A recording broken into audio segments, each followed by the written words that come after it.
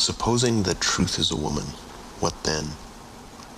Is there not ground for suspecting that all philosophers, insofar as they have been dogmatist, have failed to understand women, that the terrible seriousness and clumsy inopportunity with which they have usually paid their addresses to truth have been unskilled and unseemly methods for winning a woman?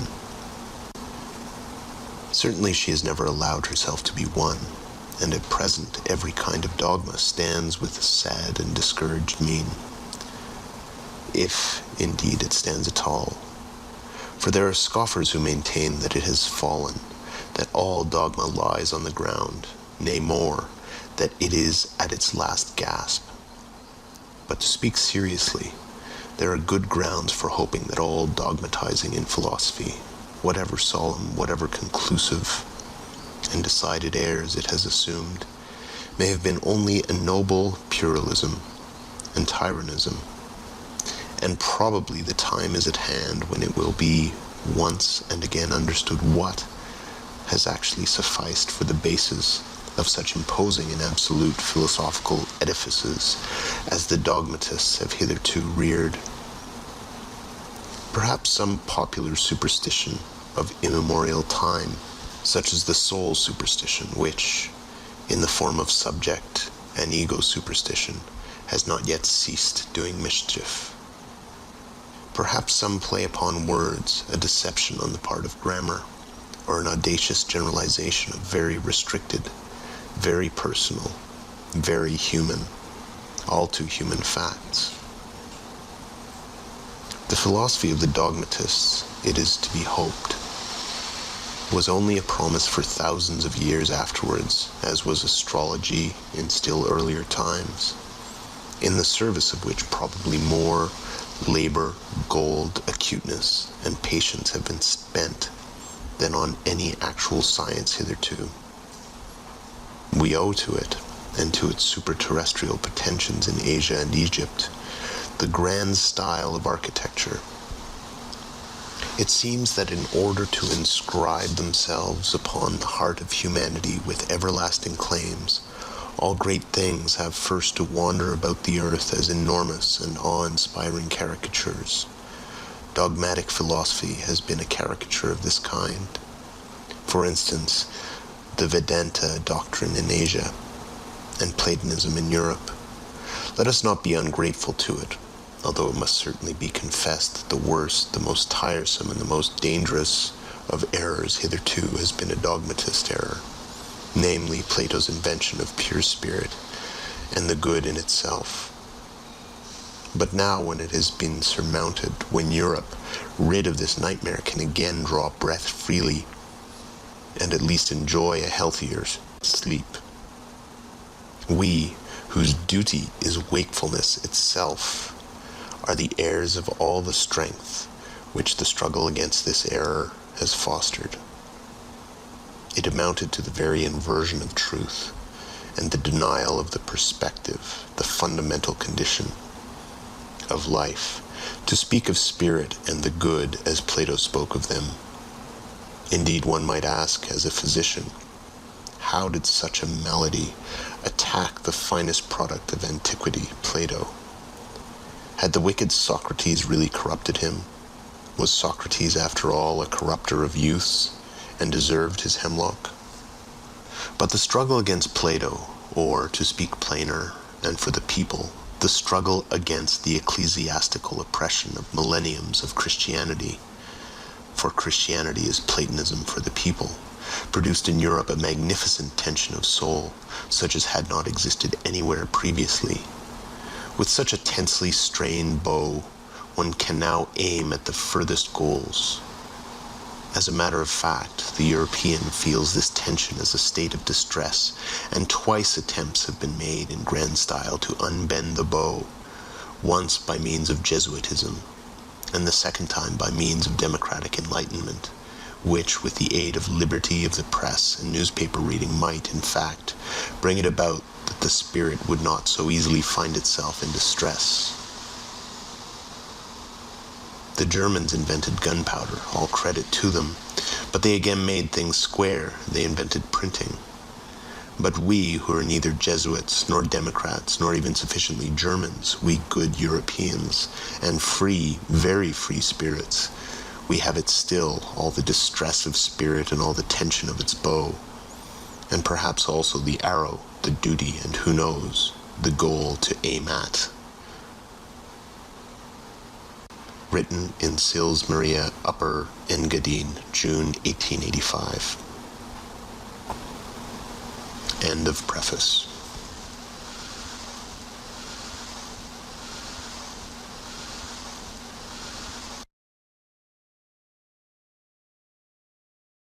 One, the will to truth, which is to tempt us to many a hazardous enterprise, the famous truthfulness of which all philosophers have hitherto spoken with respect.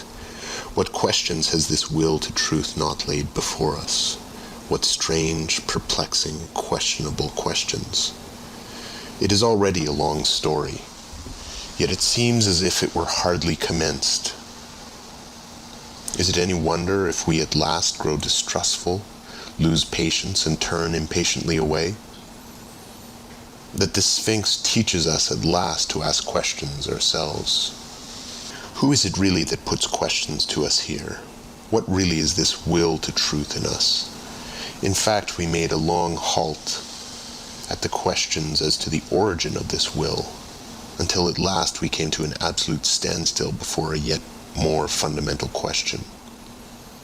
We inquired about the value of this will.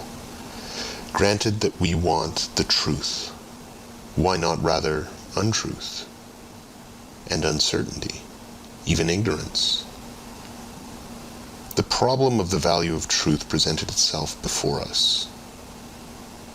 Or was it we who presented ourselves before the problem? Which of us is the Oedipus here, which the Sphinx? It would seem to be a rendezvous of questions and notes of interrogation. And could it be believed that it at last seems to us as if the problem had never been propounded before, as if we were the first to discern it, get a sight of it, and risk raising it? For there is risk in raising it, perhaps there is no greater risk. 2. How could anything originate out of its opposite? For example, truth out of error, or the will to truth out of the will to deception, or the generous deed out of selfishness, or the pure sunbright vision of the wise man out of covetousness. Such genesis is impossible. Whoever dreams of it is a fool, nay, worse than a fool. Things of the highest value must have a different origin, an origin of their own. In this transitory, seductive, illusory, paltry world, in this turmoil of delusion and cupidity, they cannot have their source, but rather in the lap of being, in the intransitory, in the concealed God, in the thing in itself. There must be their source, and nowhere else. This mode of reasoning discloses the typical prejudice by which metaphysicians of all times can be recognized. This mode of valuation is at the back of all their logical procedure. Through this belief of theirs, they exert themselves for their knowledge, for something that is in the end solemnly christened the truth. The fundamental belief of metaphysicians is the belief in antithesis of values. It never occurred even to the wariest of them to doubt here on the very threshold where doubt, however, was most necessary. Though they had made a solemn vow, de omnibus dubitandum. For it may be doubted, firstly, whether antithesis exists at all, and secondly, whether the popular valuations and antithesis of value upon which metaphysicians have set their seal are not perhaps merely superficial estimates, merely provisional perspectives, besides being probably made from some corner, perhaps from below, frog perspectives, as it were, to borrow an expression current among painters. In spite of all the value which may belong to the true, the positive, and the unselfish, it might be possible that a higher and more fundamental value for life generally should be assigned to pretense, to the will to delusion, to selfishness, and cupidity. It might even be possible that what constitutes the value of those good and respected things consists precisely in their being insidiously related, knotted, and crocheted to these evil and apparently opposed things. Perhaps even in being essentially identical with them. Perhaps. But who wishes to concern himself with such dangerous perhapses? For that investigation one must await the advent of a new order of philosophers, such as will have other tastes and inclinations, the reverse of those hitherto prevalent, philosophers of the dangerous perhaps, in every sense of the term. And to speak in all seriousness, I see such new philosophers beginning to appear. 3. Having kept a sharp eye on philosophers, and having read between their lines long enough, I now say to myself that the greater part of conscious thinking must be counted among the instinctive functions. And it is so even in the case of philosophical thinking. One has here to learn anew, as one learned anew about heredity and innateness, as little as the act of birth comes into consideration in the whole process and procedure of heredity. Just as little is being conscious, opposed to the instinctive in any decisive sense. The greater part of the conscious thinking of a philosopher is secretly influenced by his instincts and forced into definite channels. And behind all logic and its seeming sovereignty of movement, there are valuations, or to speak more plainly, physiological demands for the maintenance of a definite mode of life. For example, that the certain is worth more than the uncertain, that the illusion is less valuable than the truth.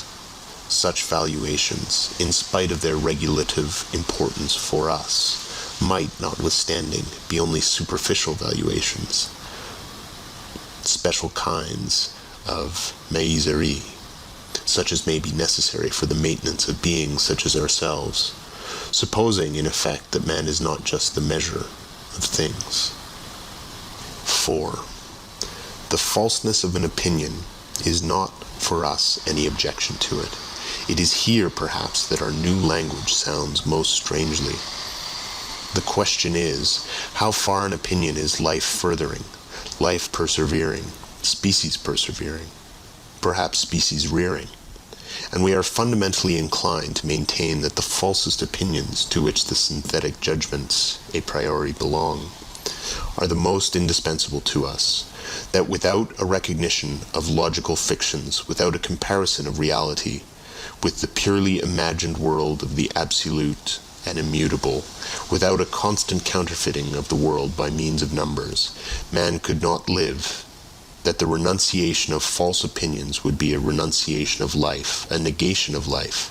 To recognize untruth as a condition of life, that is certainly to impugn the traditional ideas of value in a dangerous manner, and a philosophy which ventures to do so has thereby alone placed itself beyond good and evil.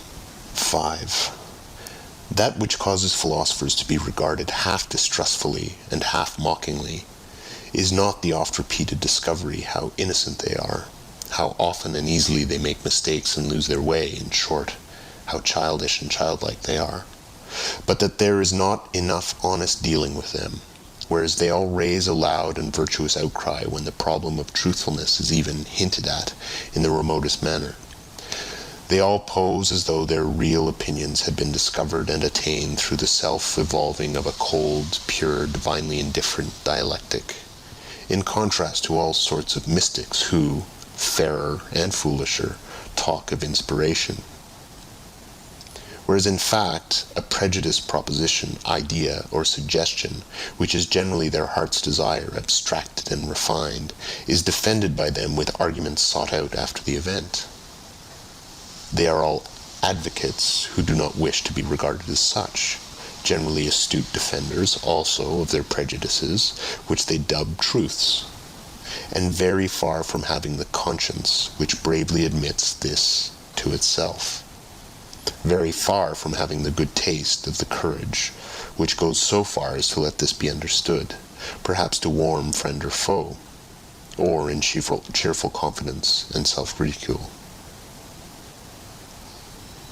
The spectacle of the Tartuffery of old Kant equally stiff and decent, with which he entices us into the dialectic byways that lead, more correctly mislead, to his categorical imperative, makes us fastidious ones smile, we who find no small amusement in spying out the subtle tricks of old moralists and ethical preachers, or, still more so, the hocus-pocus in mathematical form by means of which Spinoza has, as it were, clad his philosophy in mail and mask. In fact, the love of his wisdom, to translate the term fairly and squarely, in order thereby to strike terror at once into the heart of the assailant, who should dare to cast a glance on the invincible maiden, that Pallas Athene. How much of personal timidity and vulnerability does this masquerade of a sickly recluse betray? 6. It has gradually become clear to me what every great philosophy up till now has consisted of, namely the confession of its originator, and a species of involuntary and unconscious autobiography, and moreover that the moral or immoral purpose in every philosophy has constituted the true vital germ out of which the entire plant has always grown. Indeed, to understand how the abstrusest metaphysical assertions of a philosopher have been arrived at, it is always well and wise to first ask oneself, what morality do they, or does he, aim at? Accordingly, I do not believe that an impulse to knowledge is the father of philosophy, but that another impulse, here as elsewhere, has only made use of knowledge, and mistaken knowledge, as an instrument. But whoever considers the fundamental impulses of man with a view to determining how far they may have here acted as inspiring genii, or as demons and kobolds, will find that they have all practiced philosophy at one time or another, and that each one of them would have been only too glad to look upon itself as the ultimate end of existence and the legitimate lord over all other impulses. For every impulse is imperious, and as such attempts to philosophize. To be sure, in the case of scholars, in the case of really scientific men, it may be otherwise, better, if you will. There may really be such a thing as an impulse to knowledge, some kind of small, independent clockwork, which, when well wound up, works away industriously to that end, without the rest of the scholarly impulses taking any material part therein. The actual interests of the scholar, therefore, are generally in quite another direction. In the family, perhaps, or in money-making, or in politics. It is, in fact, almost indifferent at what point of research his little machine is placed, and whether the hopeful young worker becomes a good philologist, a mushroom specialist, or a chemist. He is not characterized by becoming this or that. In the philosopher, on the contrary, there is absolutely nothing impersonal. And above all, his morality furnishes a decided and decisive testimony as to who he is, that is to say, in what order the deepest impulses of his nature stand to each other. 7. How malicious philosophers can be, I know of nothing more stinging than the joke Epicurus took the liberty of making on Plato and Platonists. He called them Dionysiokolaches. In its original sense, and on the face of it, the word signifies flatterers of Dionysius, consequently tyrants, accessories, and lickspittles. Besides this, however, it is as much to say they are all actors. There is nothing genuine about them. For Dionysiokolax was a popular name for an actor.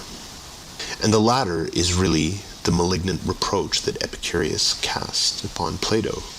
He was annoyed by the grandiose manner, the mise-en-scène style of which Plato and his scholars were masters, of which Epicurus was not a master. He, the old-school teacher of Samos, who sat concealed in his little garden at Athens, and wrote 300 books, perhaps out of rage and ambitious envy of Plato. Who knows? Greece took 100 years to find out who the garden god Epicurus really was. Did she ever find out? 8. There is a point in every philosophy at which the conviction of the philosopher appears on the scene, or, to put it in the words of the ancient mystery, aventavit asinus pulcher e fortissimus. 9. You desire to live according to nature. Oh, you noble Stoics, what fraud of words!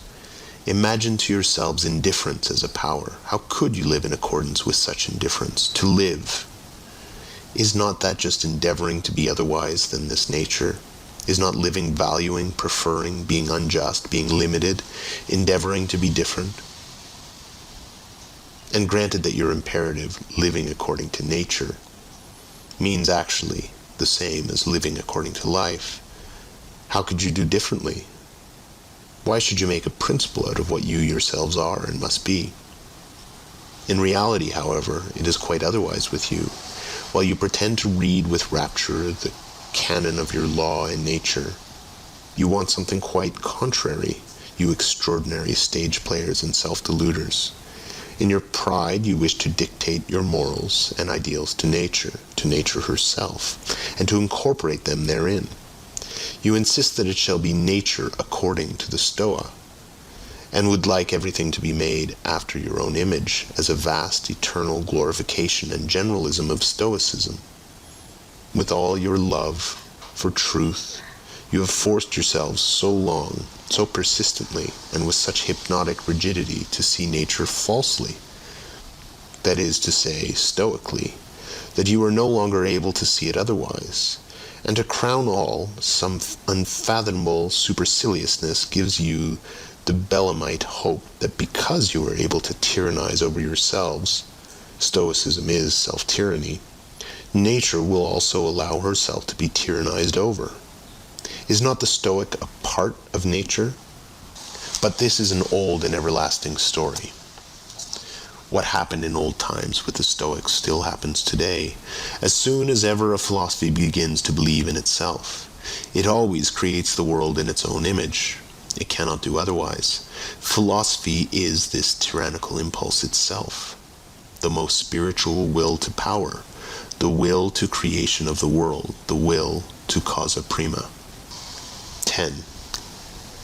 The eagerness and subtlety, I should even say craftiness, with which the problem of the real and the apparent world is dealt with at present throughout Europe, furnishes food for thought and attention, and he who hears only a will to truth in the background and nothing else cannot certainly boast of the sharpest ears.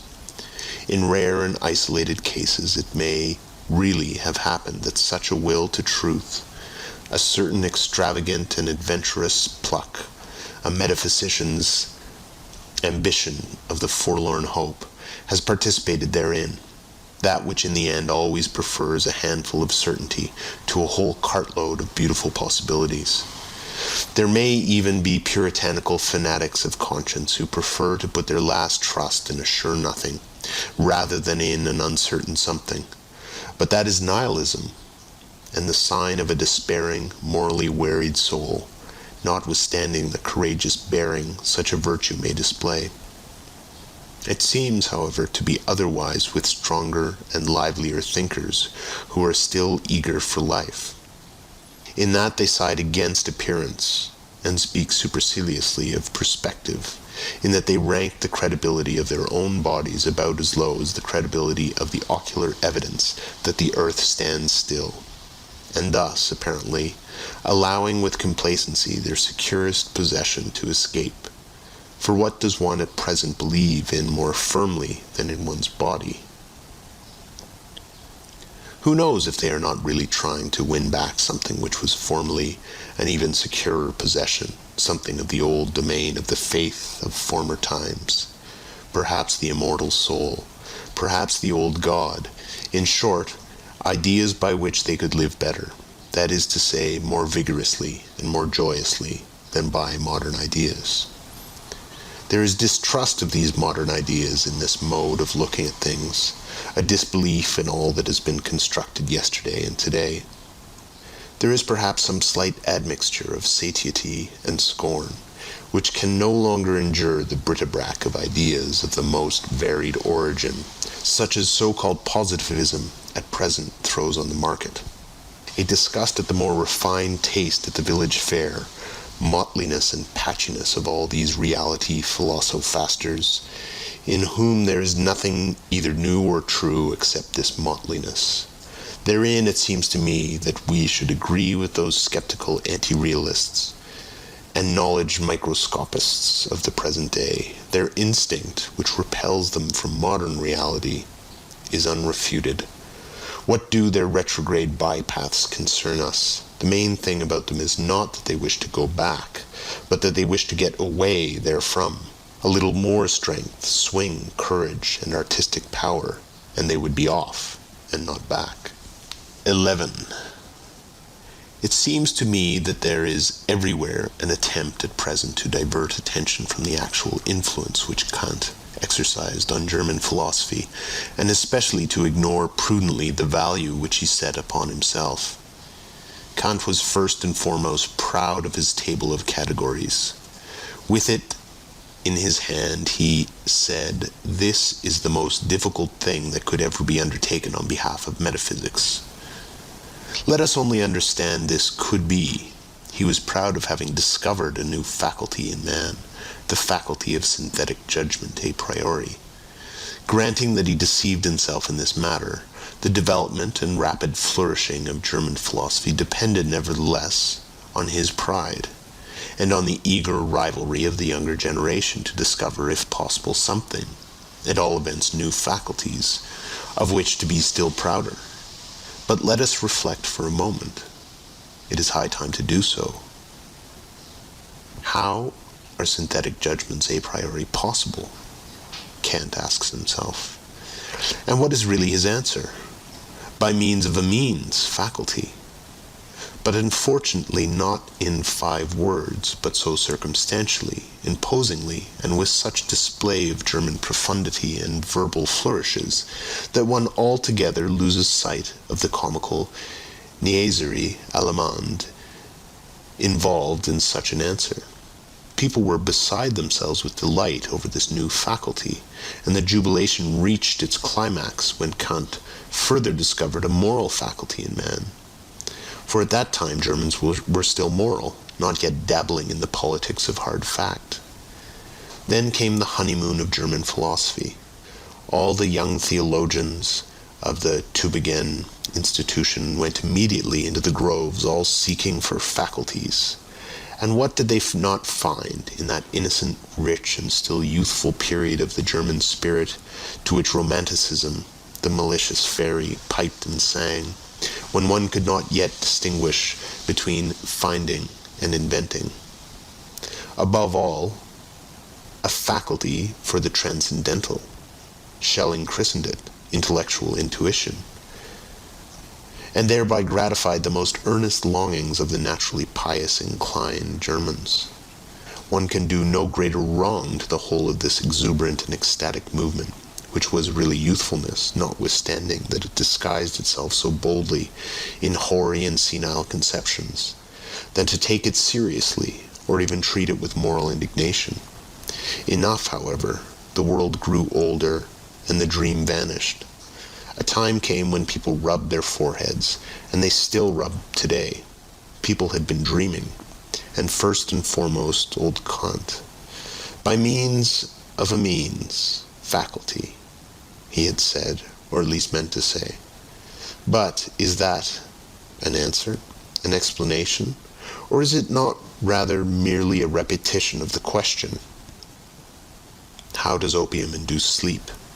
By means of a faculty, namely the virtuous dormitiva, replies the doctor in Molière. Quia est in eo vitrus dormitiva, cujus est natura sensus assupir. But such replies belong to the realm of comedy, and it is high time to replace the Kantian question, how are synthetic judgments a priori possible, by another question, why is belief in such judgments necessary? In effect, it is high time that we should understand that such judgments must be believed to be true, for the sake of the preservation of creatures like ourselves, though they still might naturally be false judgments, or, more plainly spoken, and roughly and readily, synthetic judgments a priori should not be possible at all. We have no right to them. In our mouths they are nothing but false judgments. Only, of course, the belief in their truth is necessary, as plausible belief and ocular evidence belonging to the perspective view of life. And finally, to call to mind the enormous influence which German philosophy, I hope you understand its right to inverted commas, goose feet, has exercised throughout the whole of Europe. There is no doubt that a certain virtus dormitiva had a share in it. Thanks to German philosophy, it was a delight to the noble idlers, the virtuous, the mystics, the artistes, the three-fourths Christians, and the political obscurantists of all nations to find an antidote to the still overwhelming sensualism which overflowed from the last century into this. In short, sensus asupere. 12. As regards materialistic atomism, it is one of the best refuted theories that have been advanced, and in Europe there is now perhaps no one in the learned world so unscholarly as to attach serious signification to it, except for convenient everyday use as an abbreviation of the means of expression, thanks chiefly to the Pole Boscovich. He and the Pole Copernicus have hitherto been the greatest and most successful opponents of ocular evidence.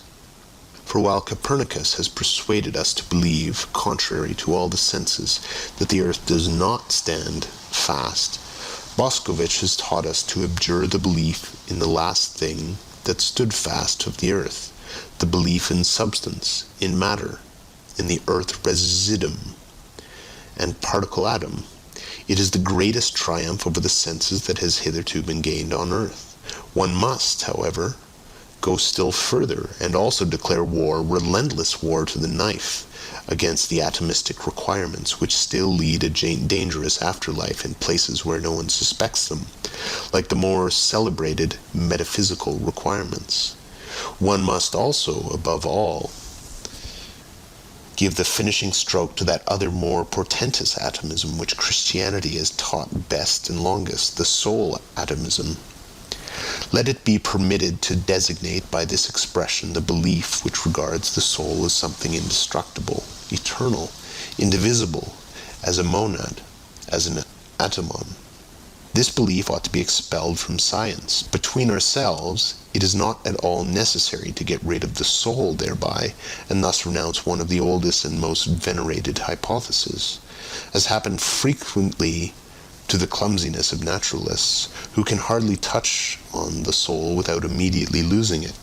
But the way is open for new acceptations and refinements of the soul hypothesis, and such conceptions as mortal soul and soul of subjective multiplicity, and soul as social structure of the instincts and passions, want henceforth to have legitimate rights in science. In that new psychologist is about to put an end to the superstitions which have hitherto flourished with almost tropical luxuriance around the idea of the soul. He is really, as it were, thrusting himself into a new desert and a new distrust.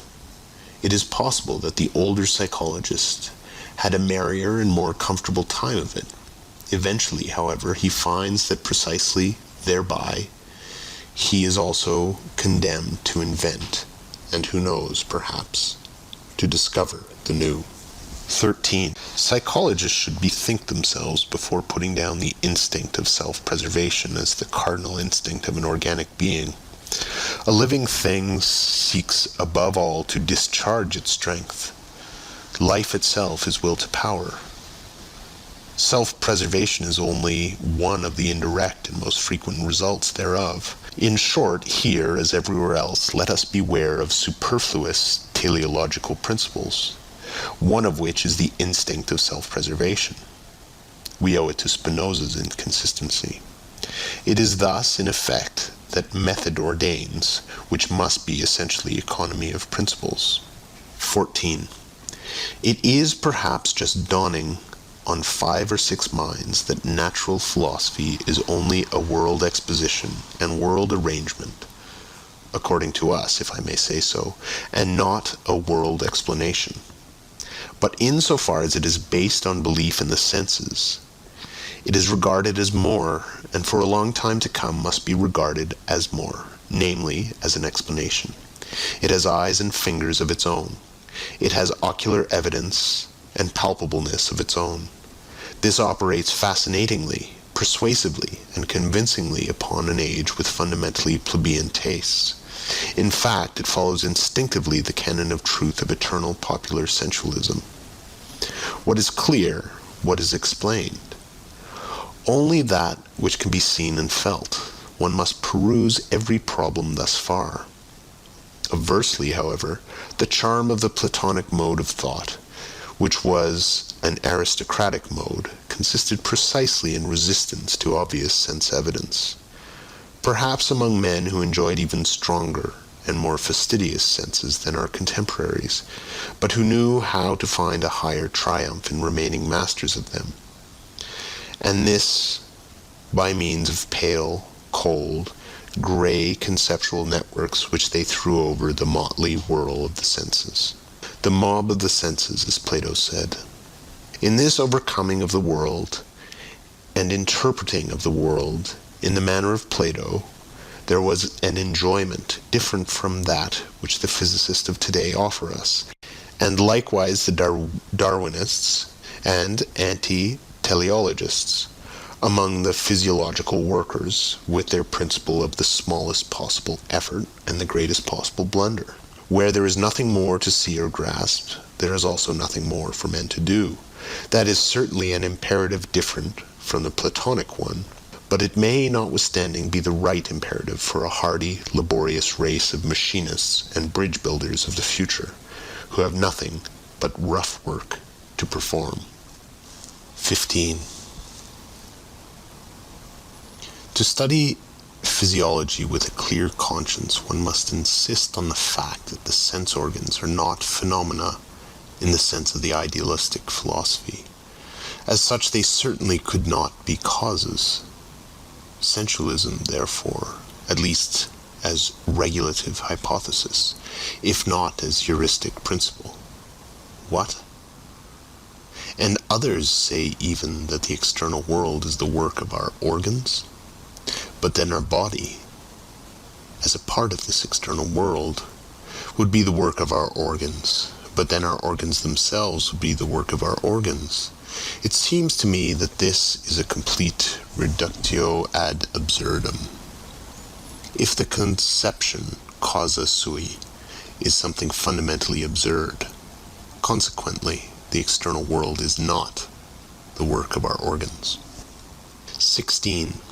There are still harmless self-observers who believe that there are immediate certainties. For instance, I think, or as a superstition of Schopenhauer puts it, I will, as though cognition here got hold of its object purely and simply as the thing in itself, without any falsification taking place either on the part of the subject or the object. I would repeat it, however, 100 times, that immediate certainty, as well as absolute knowledge and the thing in itself, involve a contradictio in adjecto. We really ought to free ourselves from the misleading significance of words. The people on their part may think that cognition is knowing all about things. But the philosopher must say to himself, when I analyze the process that is expressed in the sentence, I think, I find a whole series of daring assertions, the argumentative proof of which would be difficult, perhaps impossible. For instance, that it is I who think, that there must necessarily be something that thinks, that thinking is an activity and an operation on the part of a being who is thought of as a cause, that there is an ego, and finally, that it is already determined what is to be designated by thinking, that I know what thinking is. For if I had not already decided within myself what it is, by what standard could I determine whether that which is just happening is not perhaps willing or feeling? In short, the assertion I think assumes that I compare my state at the present moment with other states of myself which I know, in order to determine what it is. On account of this retrospective connection with further knowledge, it has, at any rate, no immediate certainty for me. in place of the immediate certainty in which the people may believe in the special case, the philosopher thus finds a series of metaphysical questions presented to him, veritable conscience questions of the intellect, to wit, whence did I get this notion of thinking? Why do I believe in cause and effect? What gives me the right to speak of an ego, and even of an ego as cause, and finally of an ego as cause of thought? He who ventures to answer these metaphysical questions at once by an appeal to a sort of intuitive perception, like the person who says, I think, and I know that this, at least, is true, actual, and certain, will encounter a smile and two notes of interrogation in a philosopher nowadays. Sir, the philosopher will perhaps give him to understand, it is improbable that you are not mistaken. But why should it be the truth? 17. With regard to the superstitions of logicians, I shall never tire of emphasizing a small terse fact which is unwillingly recognized by these credulous minds, namely that a thought comes when it wishes and not when I wish, so that it is a perversion of the facts of the case to say that the subject I is the condition of the predicate think. One thinks.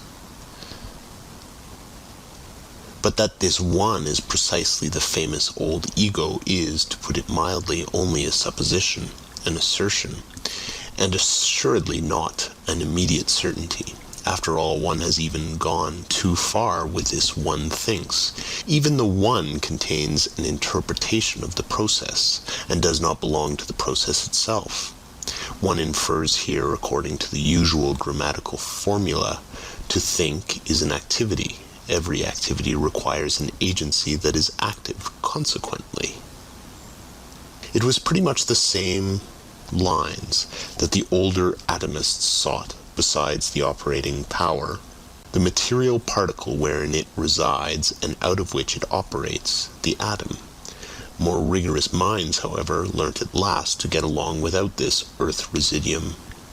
And perhaps some day we shall accustom ourselves, even from the logician's point of view, to get along without the little one, to which the worthy old ego has refined itself. 18.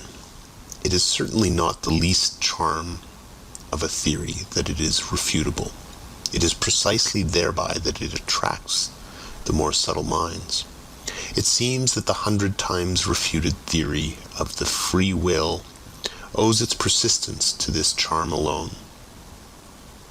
Someone is always appearing who feels himself strong enough to refute it. 19. Philosophers are accustomed to speak of the will as though it were the best known thing in the world. Indeed, Schopenhauer has given us to understand that the will alone is really known to us, absolutely and completely known, without deduction or addition. But it again and again seems to me that in this case Schopenhauer also only did what philosophers are in the habit of doing. He seems to have adopted a popular prejudice and exaggerated it. Willing seems to me to be above all something complicated, something that is a unity only in name. And it is precisely in a name that popular prejudice lurks, which has got the mastery over the inadequate precautions of philosophers in all ages. So let us for once be more cautious, let us be unphilosophical. Let us say that in all willing there is firstly a plurality of sensations, namely the sensation of the condition away from which we go, the sensation of the condition towards which we go, the sensation of this from and towards itself, and then besides an accompanying muscular sensation which, even without our putting in motion arms and legs, commences its action by force of habit, directly we will anything. Therefore, just as sensations, and indeed many kinds of sensations, are to be recognized as ingredients of the will, so, in the second place, thinking is also to be recognized. In every act of the will there is a ruling thought. And let us not imagine it possible to sever this thought from the willing, as if the will would then remain over. In the third place, the will is not only a complex of sensation and thinking, but it is, above all, an emotion, and in fact the emotion of the command. That which is termed freedom of the will is essentially the emotion of supremacy in respect to him who must obey. I am free, he must obey.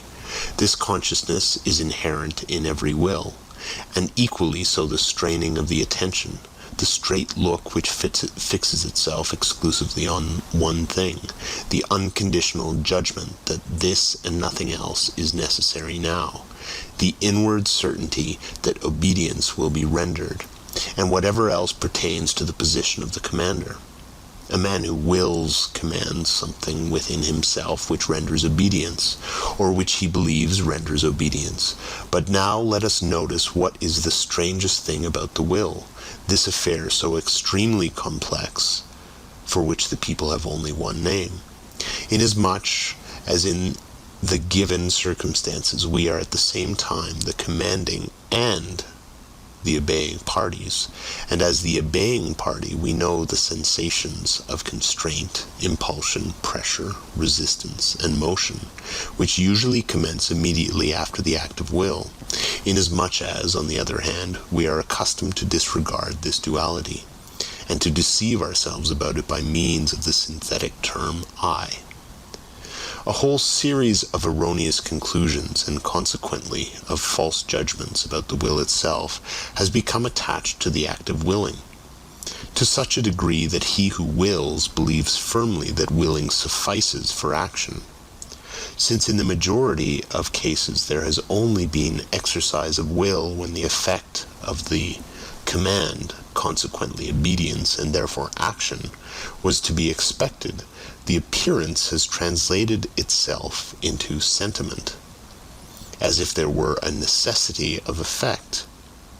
In a word, he who wills believes with a fair amount of certainty that will and action are somehow one.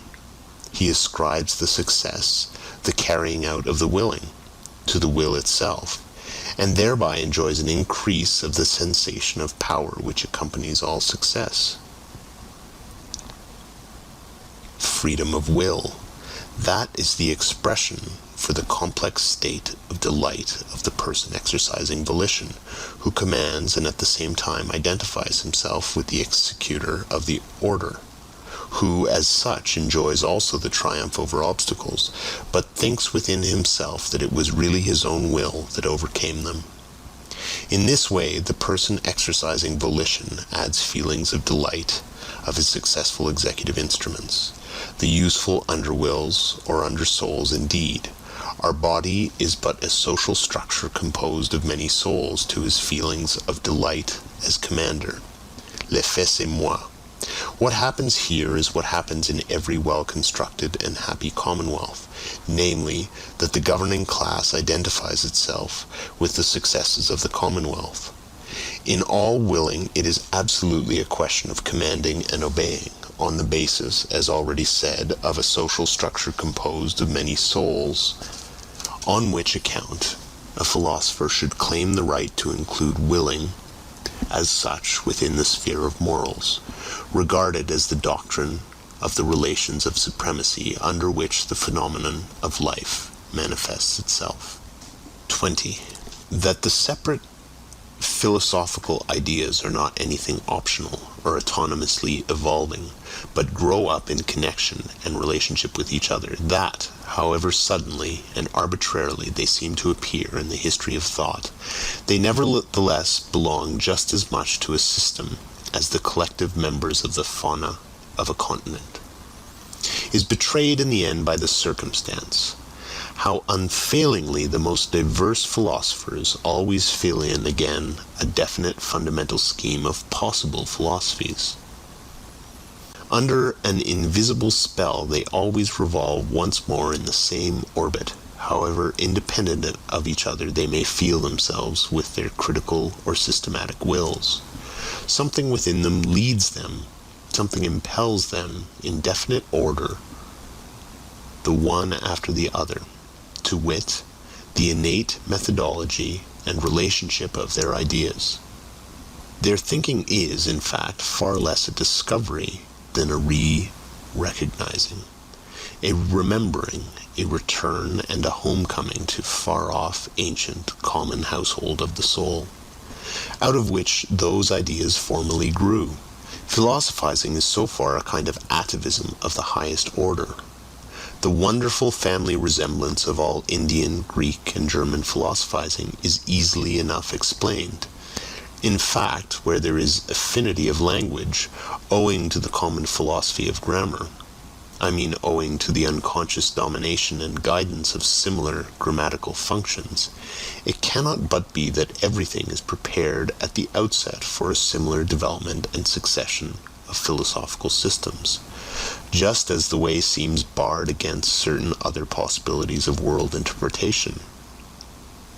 It is highly probable that philosophers within the domain of the Ural-Altaic languages, where the conception of the subject is least developed, look otherwise into the world, and will be found on paths of thought different from those of the Indo-Germans and Mussulmans. The spell of certain grammatical functions is ultimately also the spell of physiological valuations and racial conditions. So much by way of rejecting Locke's superficiality with regard to the origin of ideas. 21. The causa sui is the best self-contradiction that has yet been conceived. It is a sort of logical violation and unnaturalness, but the extravagant pride of man has managed to entangle itself profoundly and frightfully with this very folly. The desire for freedom of will in the superlative, metaphysical sense, such as still holds sway, unfortunately, in the minds of the half-educated, the desire to bear the entire and ultimate responsibility for one's actions oneself, and to absolve God, the world, ancestors, chance, and society therefrom, involves nothing less than to be precisely this causa sui, and, with more than Munchausen daring, to pull oneself up into existence by the hair, out of the slough of nothingness. If any one should find out, in this manner, the crass stupidity of the celebrated conception of free will, and put it out of his head altogether, I beg of him to carry his enlightenment a step further, and also put out of his head the contrary of this monstrous conception of free will, I mean non-free will, which is tantamount to a misuse of cause and effect. One should not wrongly materialize cause and effect as the natural philosophers do, and whoever like them naturalize in thinking at present, according to the prevailing mechanical doltishness which makes the cause press and push until it effects its end. One should use cause and effect only as pure conceptions, that is to say, as conventional fictions for the purpose of designation and mutual understanding, not for explanation. In being in itself there is nothing of causal connection, of necessity, or of psychological non-freedom. There the effect does not follow the cause, there law does not obtain. It is we alone who have devised cause, sequence, reciprocity, relativity, constraint, number, law, freedom, motive, and purpose. And when we interpret and intermix this symbol world as being in itself with things, we act once more as we have always acted, mythologically. The non-free will is mythology. In real life, it is only a question of strong and weak wills. It is almost always a symptom of what is lacking in himself when a thinker, in every causal connection and psychological necessity, manifests something of compulsion, indigence, obsequiousness, oppression, and non-freedom. It is suspicious to have such feelings. The person betrays himself, and in general, if I have observed correctly, the non-freedom of the will is regarded as a problem from two entirely opposite standpoints, but always in a profoundly personal manner. Some will not give up their responsibility, their belief in themselves, the personal right to their merits, At any price, the vain races belong to this class. Others, on the contrary, do not wish to be answerable for anything, or blamed for anything, and owing to an inward self-contempt, seek to get out of the business, no matter how.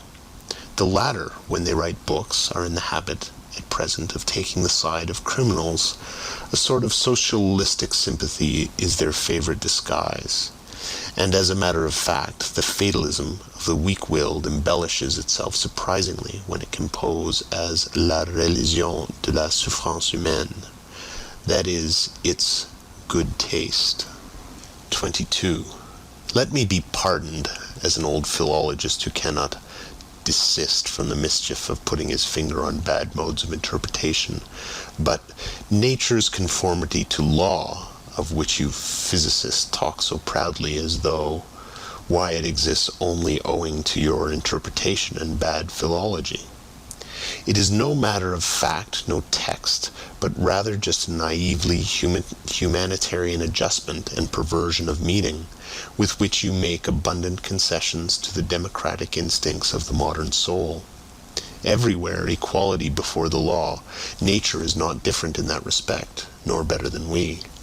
A fine instance of secret motive, in which the vulgar antagonism to everything privileged and autocratic, likewise a second and more refined atheism, in which a vulgar antagonism to everything privileged and autocratic, likewise a second and more refined atheism, is once more disguised. Ni Dieu, ni maître. That also is what you want, and therefore cheers for natural law. Is it not so? But, as has been said, that is interpretation, not text. And somebody might come along who, with opposite intentions and modes of interpretation, could read out of the same nature, and with regard to the same phenomena, just the tyrannically inconsiderate and relentless enforcement of the claims of power, an interpreter who should so place the unexceptionalness and unconditionalness of all will to power before your eyes, that almost every word, and the word tyranny itself, would eventually seem unsuitable, or, like a weakening and softening metaphor, as being too human, and who should nevertheless end by asserting the same about this world as you do, namely, that it has a necessary and calculable course, not, however, because laws obtain in it, but because they are absolutely lacking, and every power affects its ultimate consequences every moment, granted that this also is only interpretation. And you will be eager enough to make this objection? Well, so much the better. 23. All psychology hitherto has run aground on moral prejudices and timidities. It has not dared to launch out into the depths, in so far as it is allowable to recognize in that which has hitherto been written, evidence of that which has hitherto been kept silent. It seems as if nobody had yet harbored the notion of psychology as the morphology and development doctrine of the will to power, as I conceive of it. The power of moral prejudices has penetrated deeply into the most intellectual world, the world apparently most indifferent and unprejudiced, and has obviously operated in an injurious, obstructive, blinding, and distorting manner. A proper physiopsychology has to contend with unconscious antagonism in the heart of the investigator. It has the heart against it even a doctrine of the reciprocal conditionalness of the good and the bad impulses, causes as refined immorality, distress, and aversion in a still strong and manly conscience, still more so a doctrine of the derivation of all good impulses from bad ones. If, however, a person should regard even the emotions of hatred, envy, covetousness, and imperiousness as life-conditioning emotions, as factors which must be present fundamentally and essentially in the general economy of life, which must, therefore, be further developed if life is to be further developed, he will suffer from such a view of things as from seasickness. And yet this hypothesis is far from being the strangest and most painful in this immense and almost new domain of dangerous knowledge, and there are, in fact, 100 good reasons why everyone should keep away from it who can do so. On the other hand, if one has once drifted hither with one's bark, well, very good. Now let us set our teeth firmly. Let us open our eyes and keep our hand fast on the helm. We sail away right over morality. We crush out, we destroy, perhaps, the remains of our own mortality by daring to make our voyage thither. But what do we matter? Never yet did a profounder world of insight reveal itself to daring travelers and adventurers. And the psychologist who thus makes a sacrifice, it is not the sacrificio del intelletto, on the contrary, will at least be entitled to demand in return that psychology shall once more be recognized as the queen of the sciences, for whose service and equipment the other sciences exist. For psychology is once more the path to the fundamental problems. End of chapter 1.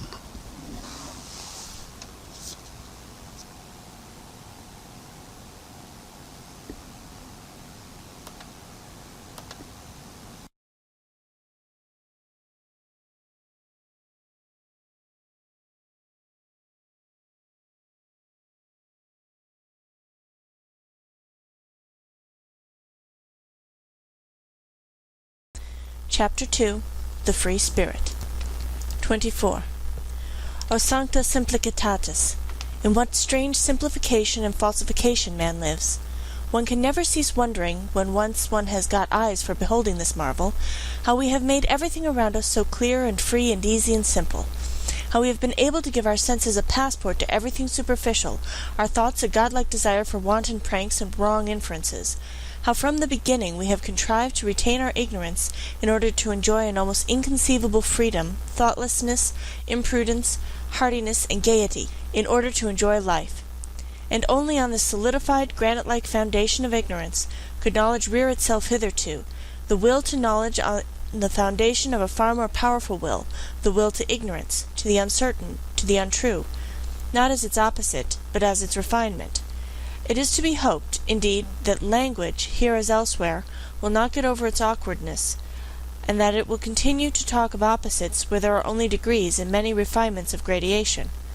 It is equally to be hoped that the incarnated Tartuffery of morals, which now belongs to our unconquerable flesh and blood, will turn the words round in the mouths of us discerning ones.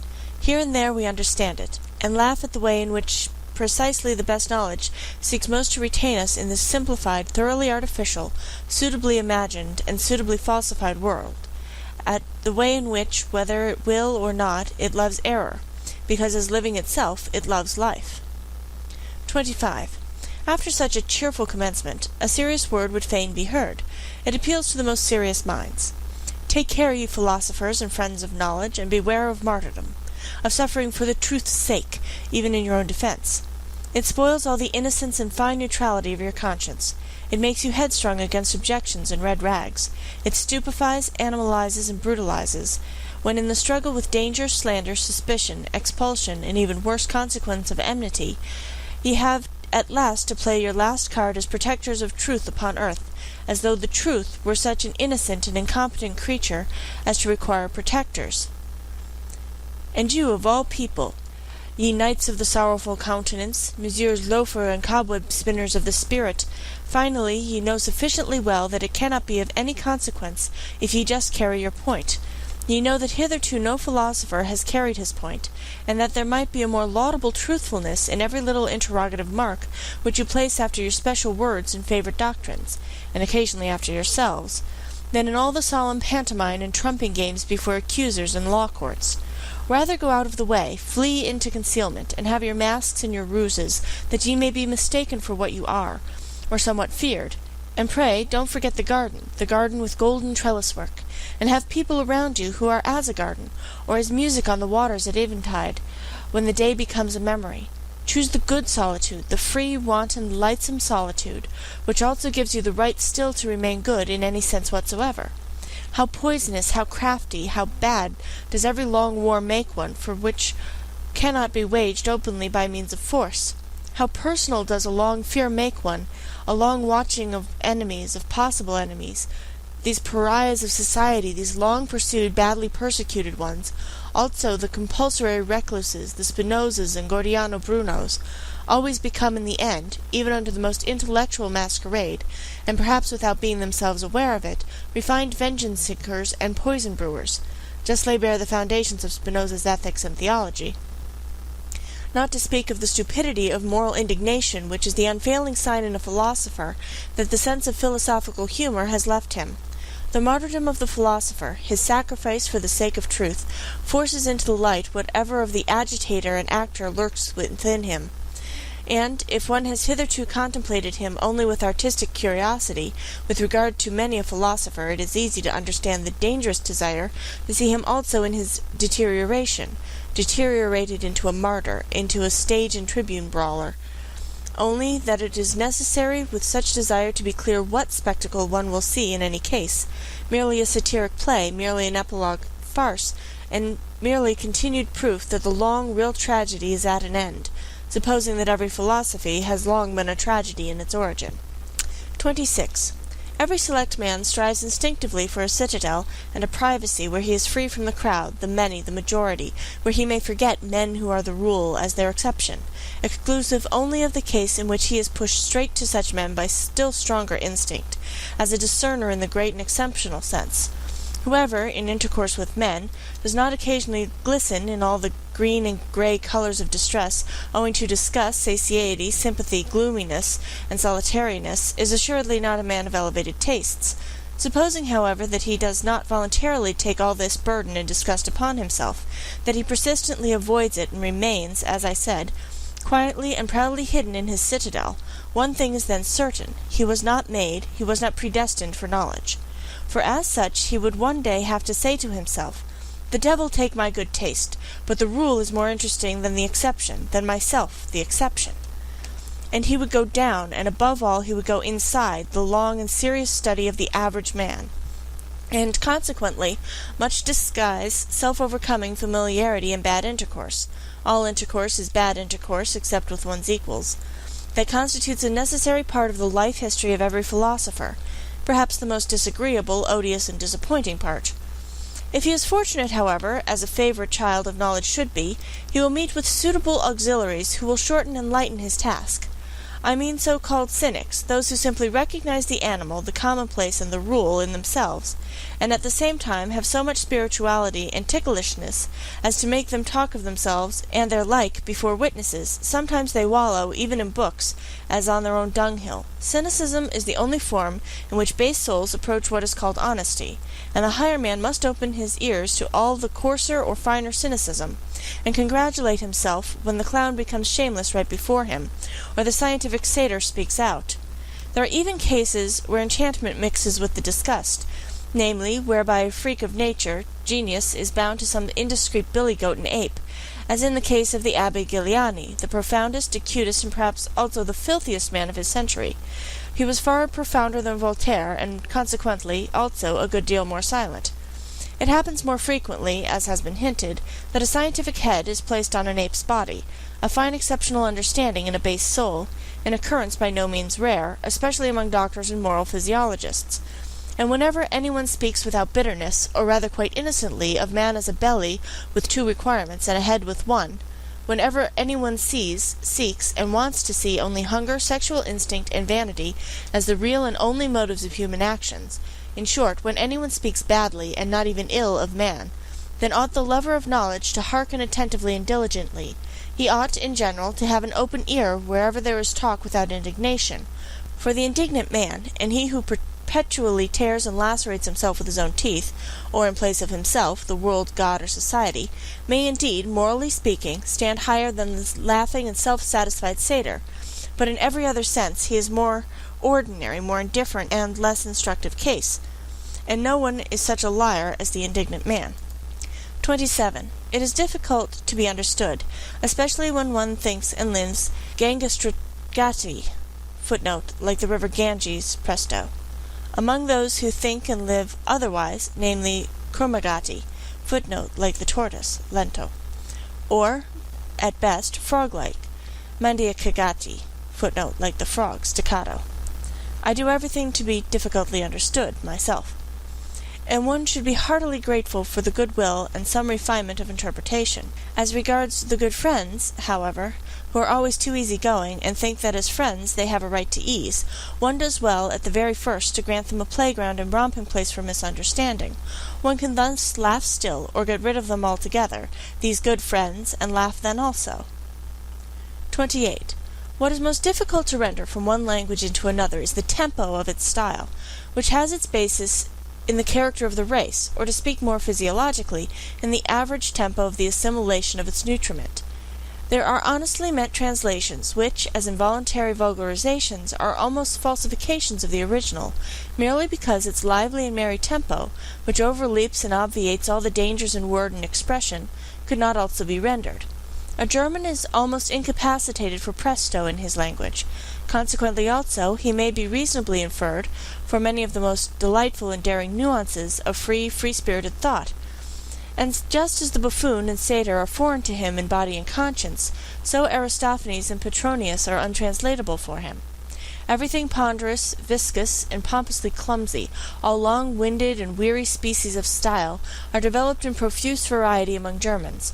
Pardon me for stating the fact that even Goethe's prose, in its mixture of stiffness and elegance, is no exception, as a reflection of the good old time to which it belongs, and an expression of German taste at a time when there was still a German taste, which was a rococo taste in moribus et artibus. Lessing is an exception, owing to his histrionic nature, which understood much, and was versed in many things. He who was not the translator of Bayle to no purpose, who took refuge willingly in the shadow of Diderot and Voltaire, and still more willingly among the Roman comedy writers. Lessing loved also free-spiritism in the tempo and flight out of Germany. But how could the German language, even in the prose of Lessing, imitate the tempo of Machiavelli, who in his Principe makes us breathe the dry, fine air of Florence, and cannot help presenting the most serious events in a boisterous allegrissimo, perhaps not without a malicious artistic sense of the contrast he ventures to present, long, heavy, difficult, dangerous thoughts, and a tempo of the gallop and of the best wantonest humor? Finally, who could venture on a German translation of Petronius, who, more than any great musician hitherto, was a master of presto in invention, ideas, and words? What matter in the end about the swamps of the sick, evil world, or of the ancient world, when, like him, one has the feet of the wind, the rush, the breath, the emancipating scorn of a wind which makes everything healthy by making everything run? And with regard to Aristophanes, that transfiguring, complementary genius, for whose sake one pardons all Hellenism for having existed, provided one has understood in its full profundity all that there requires pardon and transfiguration, there is nothing that has caused me to meditate more on Plato's secrecy and sphinx-like nature, than the happily preserved petit fait that under the pillow of his deathbed there was found no Bible, nor anything Egyptian, Pythagorean, or Platonic, but a book of Aristophanes. How could even Plato have endured life, a Greek life which he repudiated, without an Aristophanes? 29. It is the business of the very few to be independent. It is a privilege of the strong, and whoever attempts it, even with the best right, but without being obliged to do so, proves that he is probably not only strong, but also daring beyond measure. He enters into a labyrinth, he multiplies 1,000-fold the dangers which life in itself already brings with it, not the least of which is that no one can see how and where he loses his way, become isolated, and is torn piecemeal by some minotaur of conscience. Suppose such a one comes to grief, it is so far from the comprehension of men that they neither feel it nor sympathize with it, and he can no longer go back. He cannot even go back to the sympathy of men. 30. Our deepest insights must and should appear as follies, and under certain circumstances as crimes, when they come unauthorizedly to the ears of those who are not disposed and predestined for them.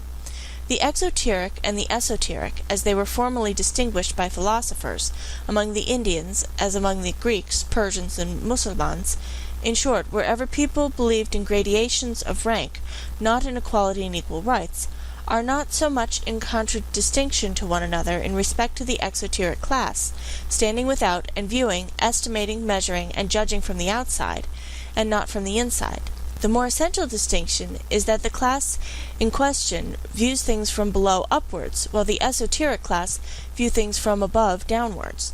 There are heights of the soul from which tragedy itself no longer appears to operate tragically, and if all the woe in the world were taken together, who would dare to decide whether the sight of it would necessarily seduce and constrain to sympathy, and thus to a doubling of the woe?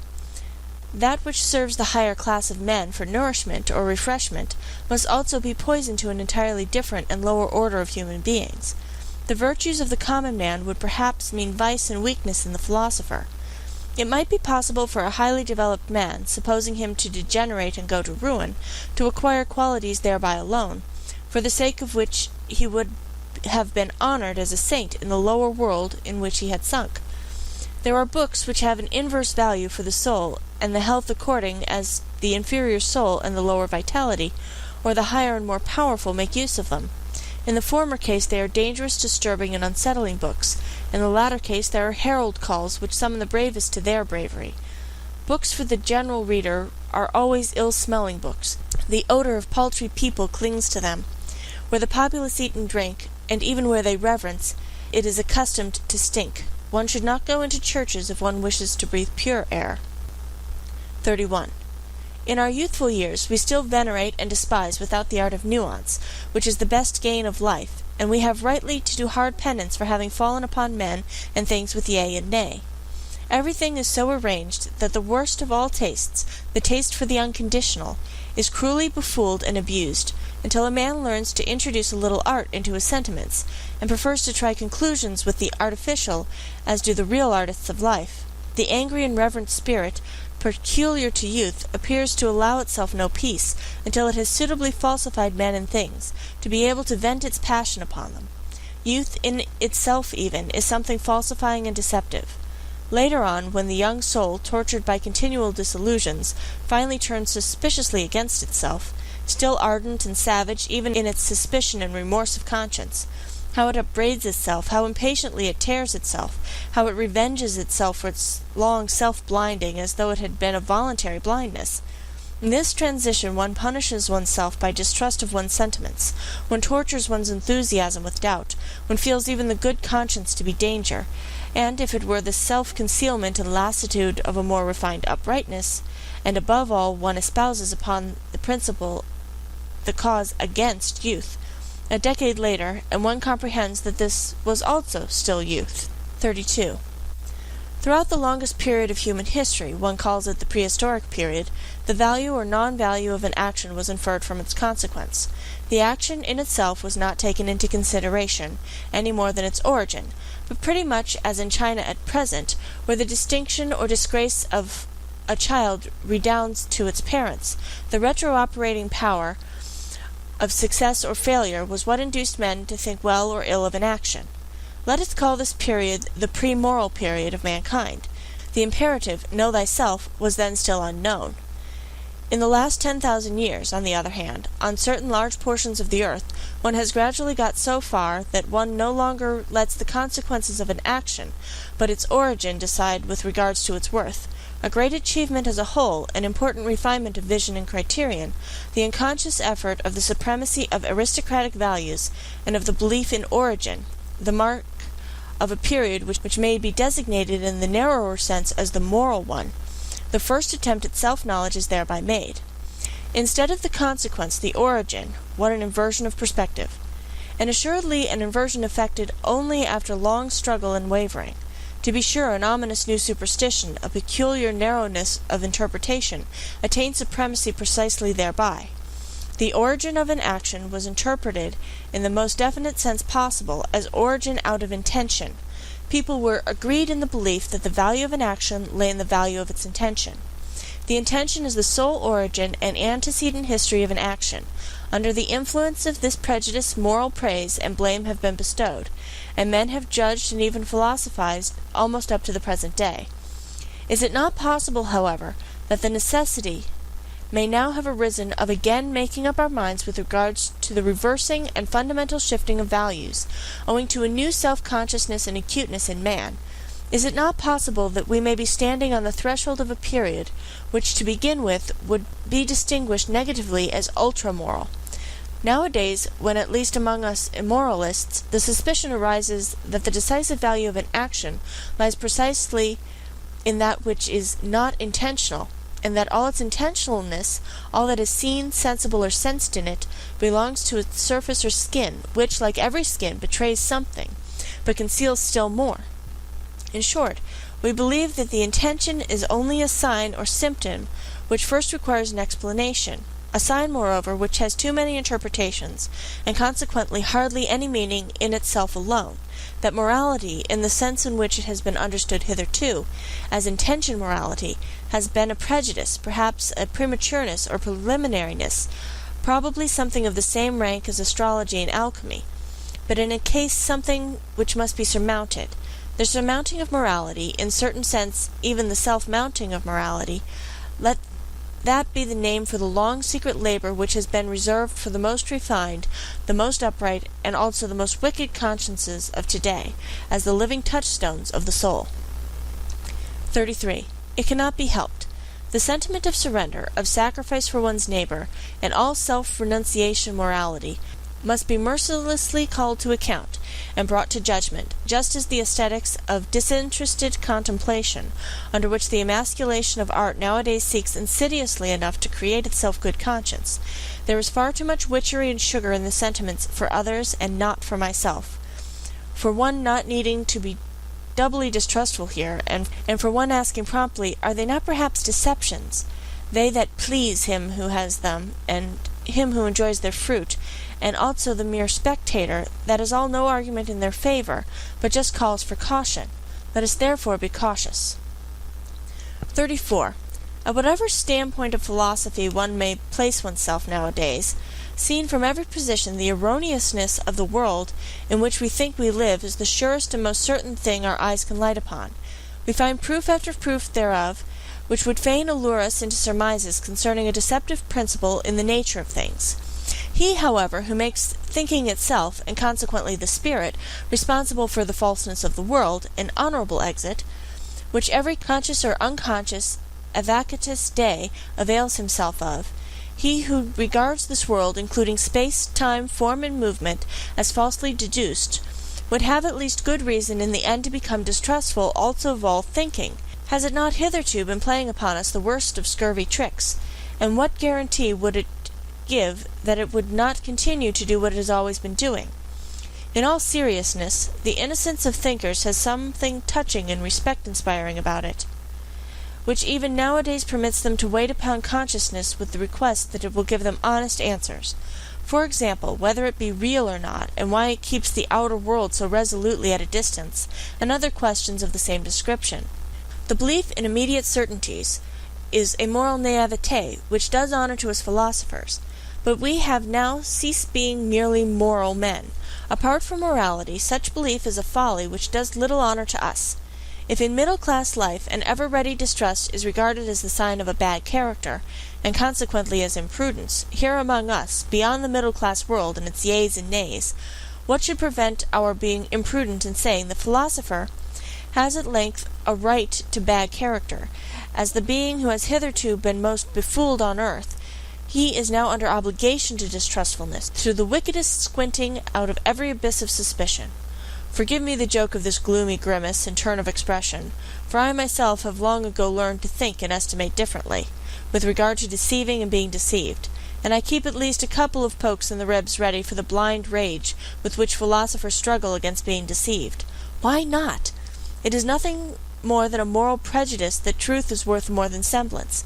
It is, in fact, the worst proof supposition in the world. So much must be conceded. There could have been no life at all except on the basis of perspective estimations and semblances. And if, with the virtuous enthusiasm and stupidity of many philosophers, one wished to do away altogether with the seeming world, well, granted, you could do that, at least nothing of your truth would thereby remain. Indeed, what is it that forces us in general to the supposition that there is an essential opposition of true and false? Is it not enough to suppose degrees of seemingness, and as it were lighter and darker shades and tones of semblances, different values, as the painters say? Why might not the world which concerns us be a fiction? And to anyone who suggested, but to a fiction belongs an originator, might it not be bluntly replied, why? May this belong also belong to the fiction? Why is it not at length permitted to be a little ironical towards the subject, just as towards the predicate and object? Might not the philosopher elevate himself above faith and grammar? All respect to governesses, but is it not time that philosophy should renounce governess faith? 35. O Voltaire, O humanity, O idiocy! There is something ticklish in the truth, and the search for the truth, and if man goes about it too humanely, il n'y cherche ne vrai qui pour faire le bien. I wager he finds nothing. 36. Supposing that nothing else is given as real but our world of desires and passions, that we cannot sink or rise to any other reality but just that of our impulses, for thinking is only a relation of these impulses to one another, are we not permitted to make the attempt and to ask the question whether this which is given does not suffice, by means of our counterparts, for the understanding of the so-called mechanical or material world? I do not mean as an illusion, a semblance, a representation, in the Berkeleyan and Schopenhauerian sense, but as possessing the same degree of reality as our emotions themselves, as a more primitive form of the world of emotions, in which everything still lies locked in a mighty unity, which afterwards branches off and develops itself in organic processes, naturally also, refines and debilitates, as a kind of instinctive life in which all organic functions, including self-regulation, assimilation, nutrition, secretion, and change of matter, are still synthetically united with one another, as a primary form of life. In the end, is it not only permitted to make this attempt, it is commanded by the conscience of logical method, not to assume several kinds of causality, so long as the attempt to get along with a single one has not been pushed to its furthest extent, to absurdity, if I may be allowed to say so. That is morality of method, which one may not repudiate nowadays. It follows from its definition, as mathematicians say. The question is ultimately whether we recognize the will as operating, whether we believe in the causality of this will. If we do so, and fundamentally our belief in this is just our belief in causality itself, we must make an attempt to posit hypothetically the causality of the will as the only causality. Will can naturally only operate on will, and not on matter, not on nerves, for instance. In short, the hypothesis must be hazarded whether will does not operate on will wherever effects are recognized, and whether all mechanical action, inasmuch as power operates therein, is not the power of will, the effect of will. Granted, finally, that we succeeded in explaining our entire instinctive life as the development and ramification of one fundamental form of will, namely the will to power, as my thesis puts it. Granted that all organic functions could be traced back to this will to power, and that the solution of this problem of generation and nutrition, it is one problem, could also be found therein. One would thus have acquired the right to define all active force unequivocally as will to power. The world seen from within, the world defined and designated according to its intelligible character, it would simply be will to power and nothing else. 37. What? Does not that mean, in popular language, God is disproved, but not the devil? On the contrary, my friends, and who the devil also compels you to speak popularly. 38. As happened finally in all the enlightenment of modern times, with the French Revolution, that terrible farce, quite superfluous when judged close to hand, into which, however, the noble and visionary spectators of all Europe have interpreted from a distance their own indignation and enthusiasm so long and passionately, until the text has disappeared under the interpretation, so a noble posterity might once more misunderstand the whole of the part, and perhaps only thereby make its aspect endurable. Or rather, has not this already happened? Have we not ourselves been that noble posterity? And, in so far as we now comprehend this, is it not thereby already past? 39. Nobody will very readily regard a doctrine as true merely because it makes the people happy or virtuous, excepting perhaps the amiable idealists, who are enthusiastic about the good, true, and beautiful, and let all kinds of motley, coarse, and good-natured desirabilities swim about promiscuously in their pond. Happiness and virtue are no arguments. It is willingly forgotten, however, even on the part of thoughtful minds, that to make unhappy and to make bad are just as little counter-arguments. A thing could be true, although it were the highest degree injurious and dangerous. Indeed, the fundamental constitution of existence might be such that one is succumbed by a full knowledge of it, so that the strength of a mind might be measured by the amount of truth it could endure, or speak more plainly by the extent to which it required truth attenuated, veiled, sweetened, dampened, and falsified. But there is no doubt for the discovery of certain portions of truth, the wicked and unfortunate are more favorably situated, and have greater likelihood of success, not to speak of the wicked who are happy, a species about whom moralists are silent. Perhaps severity and craft are more favorable conditions for the development of strong, independent spirits and philosophers than the gentle, refined, yielding good nature, and habit of taking things easily, which are prized, and rightly prized in a learned man. Presupposing always, to begin with, that the term philosopher be not confined to the philosopher who writes books, or even introduces his philosophy into books. Stendhal furnishes a last feature of the portrait of the free-spirited philosopher, for which the sake of German taste I will not omit to underline, for it is opposed to German taste. Pour être très bon philosophie, says this last great psychologist, il faut être sec, clair sans illusion, un banquier qui fait fortune, et une partie du caractère requis pour faire des couvertures en philosophie, c'est-à-dire pour voir clair dans ce qui est. 40.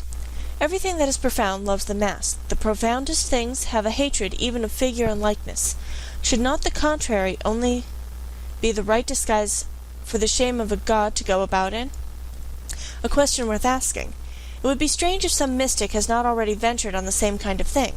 There are proceedings of such a delicate nature that it is well to overwhelm them with a coarseness and make them unrecognizable.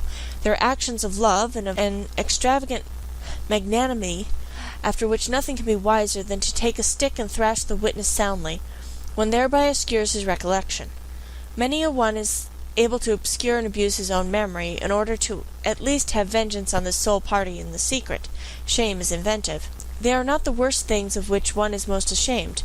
There is not only deceit behind a mask, there is so much goodness and craft. I could imagine that a man with something costly and fragile to conceal would roll through life clumsily and rotundly, like an old green, heavily hooped wine cask, the refinement of his shame requiring it to be so. A man who has depths in his shame meets his destiny and his delicate decisions upon paths which few ever reach, and with regard to the existence of which his nearest and most intimate friends may be ignorant. His mortal danger conceals itself from their eyes, and equally so his regained security. Such a hidden nature, which instinctively employs speech for silence and concealment, and is inexhaustible in evasion of communication, desires and insists that a mask of himself shall occupy his place in the hearts and heads of his friends, and supposing he does not desire it, his eyes will some day be opened to the fact that there is nevertheless a mask of him there, and that it is well to be so. Every profound spirit needs a mask. Nay, more, around every profound spirit there continually grows a mask, owing to the constantly false, that is to say, superficial interpretation of every word he utters, every step he takes, every sign of life he manifests. 41. One must subject oneself to one's own tests that one is destined for independence and command, and do so at the right time. One must not avoid one's tests, although they constitute perhaps the most dangerous game one can play, and are in the end tests made only before ourselves and before no other judge. Not to cleave any person, but even the dearest. Every person is a prison and also a recess. Not to cleave to a fatherland, be it even the most suffering and necessitous, it is even less difficult to detach one's heart from a victorious fatherland. Not to cleave to sympathy, be it even for higher men, in whose peculiar torture and helplessness chance has given us an insight. Not to cleave to a science, though it tempt one with the most valuable discoveries, apparently specially reserved for us. Not to cleave to one's own liberation, to the voluptuous distance and remoteness of the bird, which always flies further aloft in order to seem more under it, the danger of the flyer. Not to cleave to our own virtues, nor become as a whole victim to any of our specialties, to our hospitality, for instance, which is the danger of dangers for highly developed and wealthy souls, who deal prodigally, almost indifferently with themselves, and push the virtue of liberality so far that it becomes a vice. One must know how to conserve oneself, the best test of independence. 42. A new order of philosophers is appearing. I shall venture to baptize them by a name not without danger. As far as I understand them, as far as they allow themselves to be understood, for it is their nature to wish to remain something of a puzzle, these philosophers of the future might rightly, perhaps also wrongly, claim to be designated as tempters. This name itself is after all only an attempt, or, if it be preferred, a temptation. 43.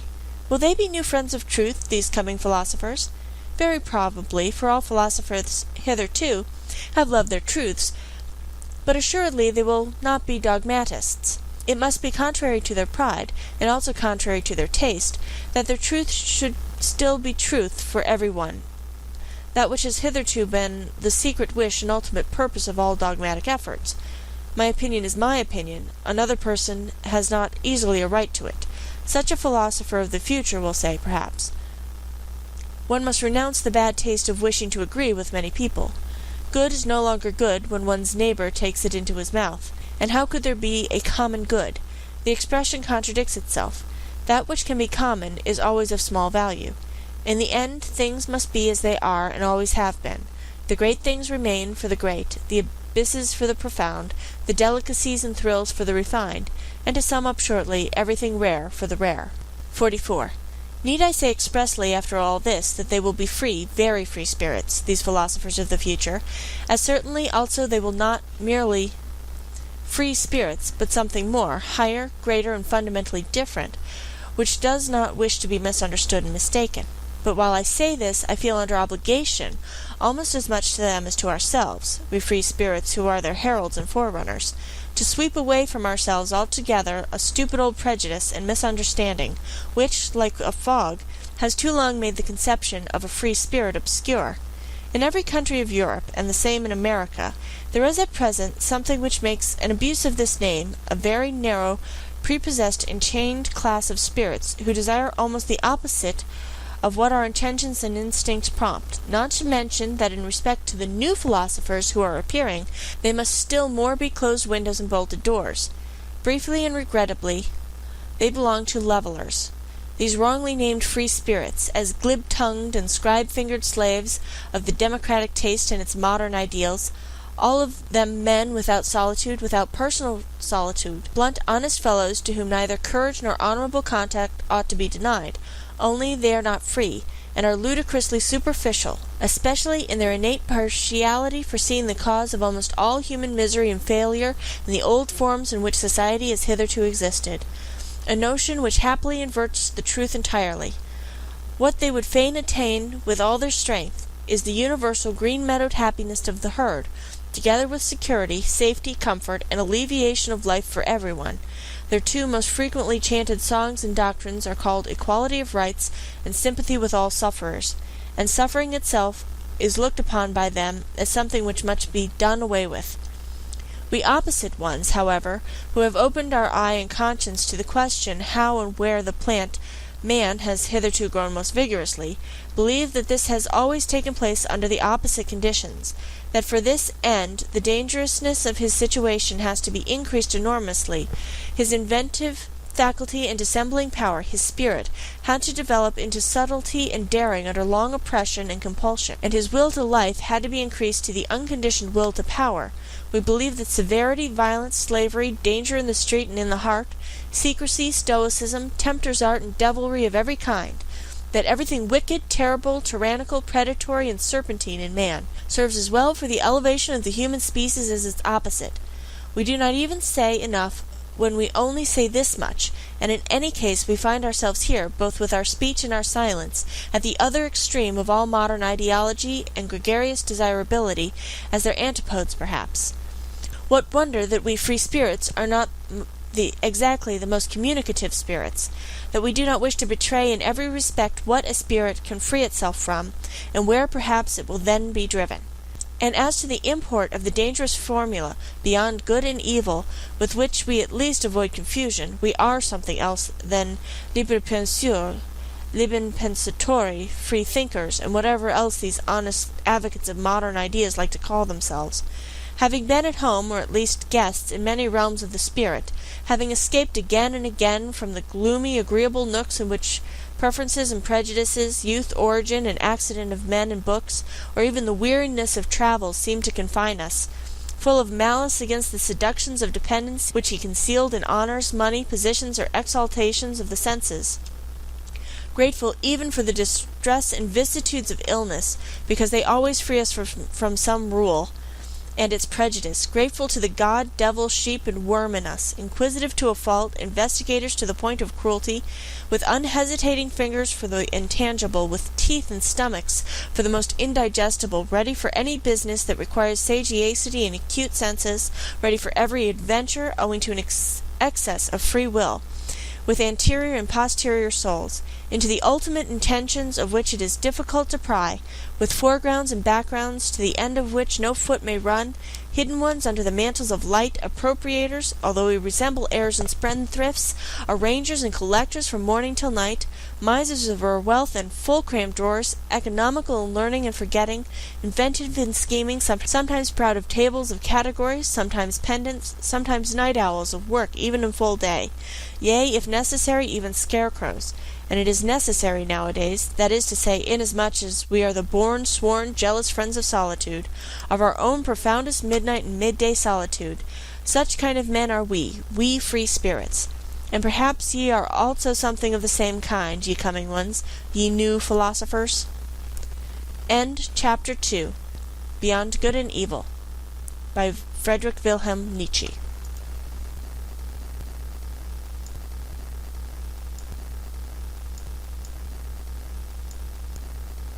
Chapter 3.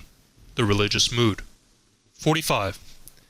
The human soul and its limits, the range of a man's inner experiences, hitherto attained, the heights, depths, and distances of these experiences, the entire history of the soul up to the present time, and its still unexhausted possibilities. This is the preordained hunting domain for a born psychologist and lover of a big hunt. But how often must he say despairingly to himself, "A single individual, alas, only a single individual, in this great forest, this virgin forest." So he would like to have some hundreds of hunting assistants and fine-trained hounds that he could send into the history of the human soul to drive his game together. In vain, again and again, he experiences, profoundly and bitterly, how difficult it is to find assistants and dogs for all the things that directly excite his curiosity. The evil of sending scholars into new and dangerous hunting domains, where courage, sagacity, and subtlety in every sense are required, is that they are no longer serviceable just when the big hunt and also the great danger commences. It is precisely then that they lose their keen eye and nose.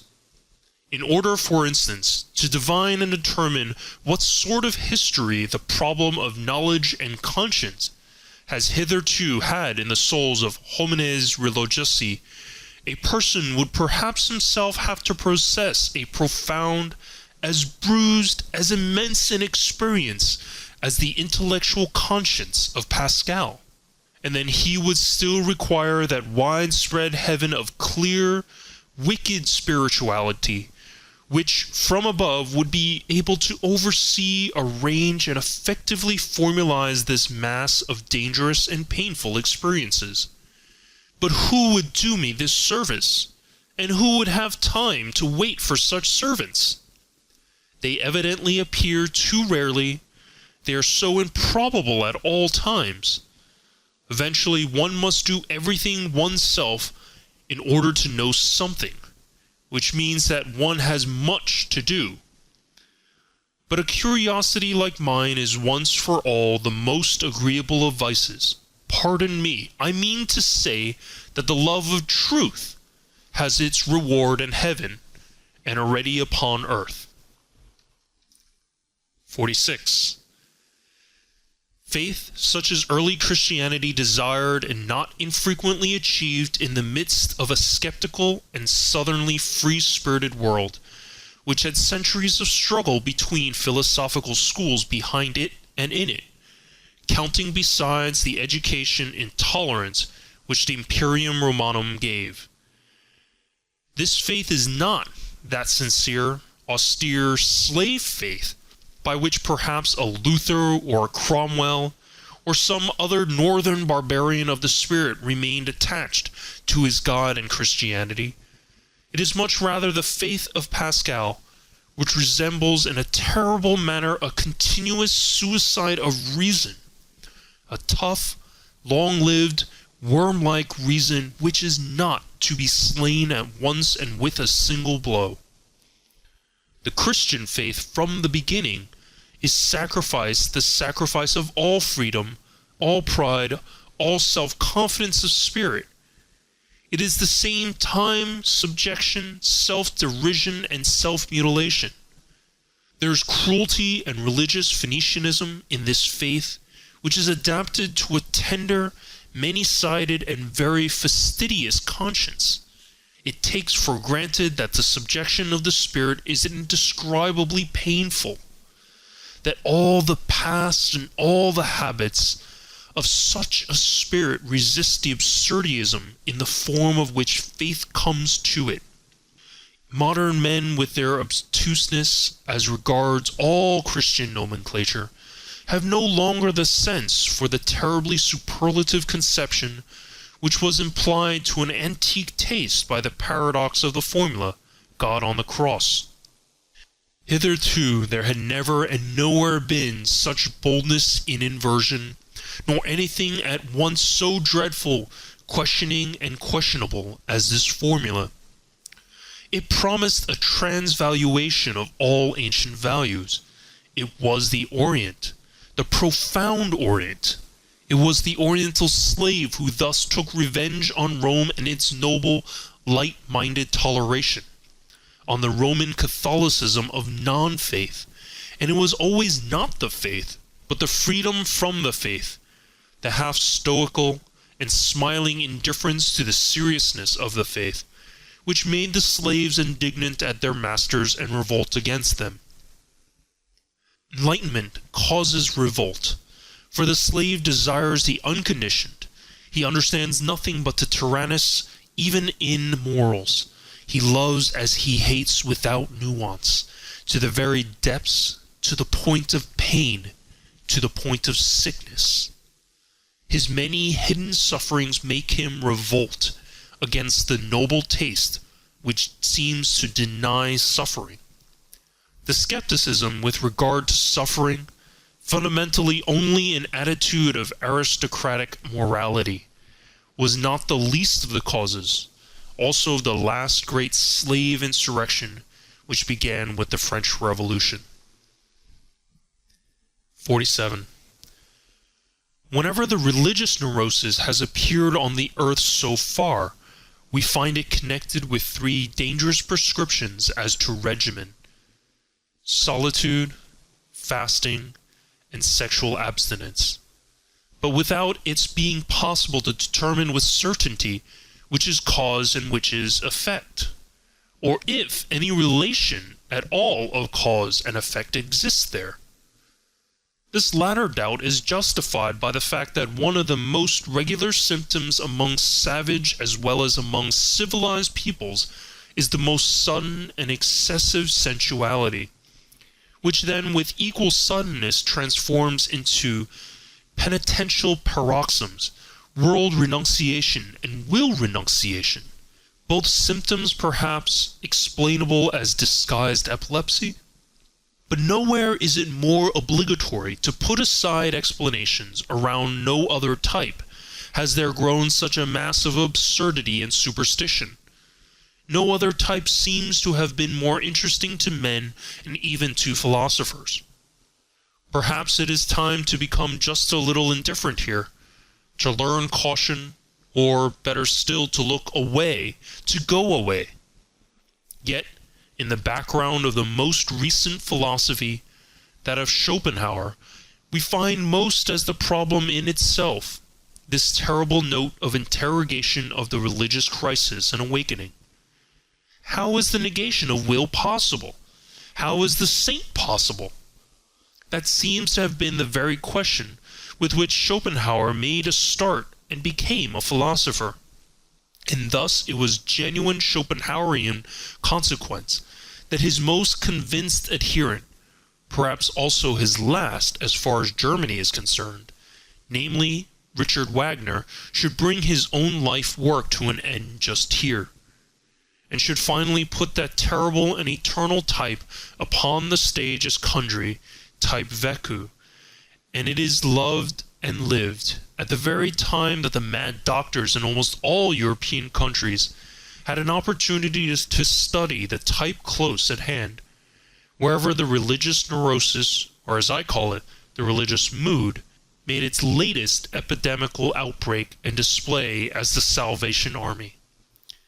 If it be in question, however, as to what has been so extremely interesting to men of all sorts, in all ages, and even to philosophers, in the whole phenomenon of the saint, it is undoubtedly the appearance of the miraculous therein, namely the immediate succession of opposites, of states of the soul regarded as morally antithetical. It was believed here to be self-evident that the bad man was all at once turned into a saint, a good man. The hitherto existing psychology was wrecked at this point. Is it not possible it may have happened principally because psychology had placed itself under the dominion of morals, because it believed in oppositions of moral values, and saw, read, and interpreted these oppositions into the text and facts of the case? What? Miracle? Only an error of interpretation? A lack of philology? 48. It seems that the Latin races are far more deeply attached to their Catholicism than we Northerners are to Christianity generally, and that consequently unbelief in Catholic countries means something quite different from what it does among Protestants, namely, a sort of revolt against the spirit of the race, while with us it is rather a return to the spirit, or non-spirit of the race. We Northerners undoubtedly derive our origin from barbarous races. Even as regards our talents for religion, we have poor talents for it. One may make an exception in the case of the Celts, who have theretofore furnished also the best soil for Christian infection in the north. The Christian ideal blossomed forth in France as much as ever the pale sun of the north would allow it. How strangely pious for our taste are still these later French skeptics, wherever there is any Celtic blood in their origin. How Catholic, how un-German does Auguste Comte's sociology seem to us, with the Roman logic of its instincts. How Jesuitical that amiable and shrewd Cicerone of Port Royal, Saint Beuve, in spite of all his hostility to Jesuits, and even Ernest Renan. How inaccessible to us Northerners does the language of such a Renan appear, in whom every instant the merest touch of religious thrill throws his refined, voluptuous, and comfortable couching soul off its balance. Let us repeat after him these fine sentences, and what wickedness and haughtiness is immediately aroused by way of answer in our probably less beautiful but harder souls, that is to say, in our more German souls. Disons donc carrément que la religion est un produit de l'homme normal, que l'homme est le plus dans le vrai quand il est, le plus religieux et le plus assuré d'un destin infini. C'est quand il est bon qu'il vote, que la vertu corresponde à un ordre éternel, c'est quand il contemple les choses d'une manière d'estresse qu'il trouve l'amour révolte et absurde. Comment ne pas supposer que c'est dans ces mondes laquelle l'homme voit le mieux? These sentences are so extremely antipodal to my ears and habits of thought that in my first impulse of rage on finding them I wrote on the margin, le nasire religieux par excellence, until in my later rage I even took a fancy to them. These sentences with their truth absolutely inverted. It is so nice and such a distinction to have one's own antipodes. 49. That which is so astonishing in the religious life of the ancient Greeks is the irrestrainable stream of gratitude which it pours forth. It is a very superior kind of man who takes such an attitude towards nature and life. Later on, when the populace got the upper hand in Greece, fear became so rampant also in religion, and Christianity was preparing itself. 50. The passion for God, there are churlish, honest-hearted, and importune kinds of it. Like that of Luther, the whole of Protestantism lacks the southern delicatezza. There is an oriental exaltation of the mind in it, like that of an undeservedly favored or elevated slave, as in the case of St. Augustine, for instance, who lacks in an offensive manner all nobility in bearing and desires. There is a feminine tenderness and sensuality in it, which modestly and unconsciously longs for an unio mystica et physica, as in the case of Madame de Guyon. In many cases it appears, curiously enough, as the disguise of a girl's or a youth's puberty. Here and there, even in the hysteria of an old maid, also as her last ambition. The Church has frequently canonized the woman in such a case. 51. The mightiest men have hitherto always bowed reverently before the saint, as the enigma of self-subjugation and utter voluntary privation.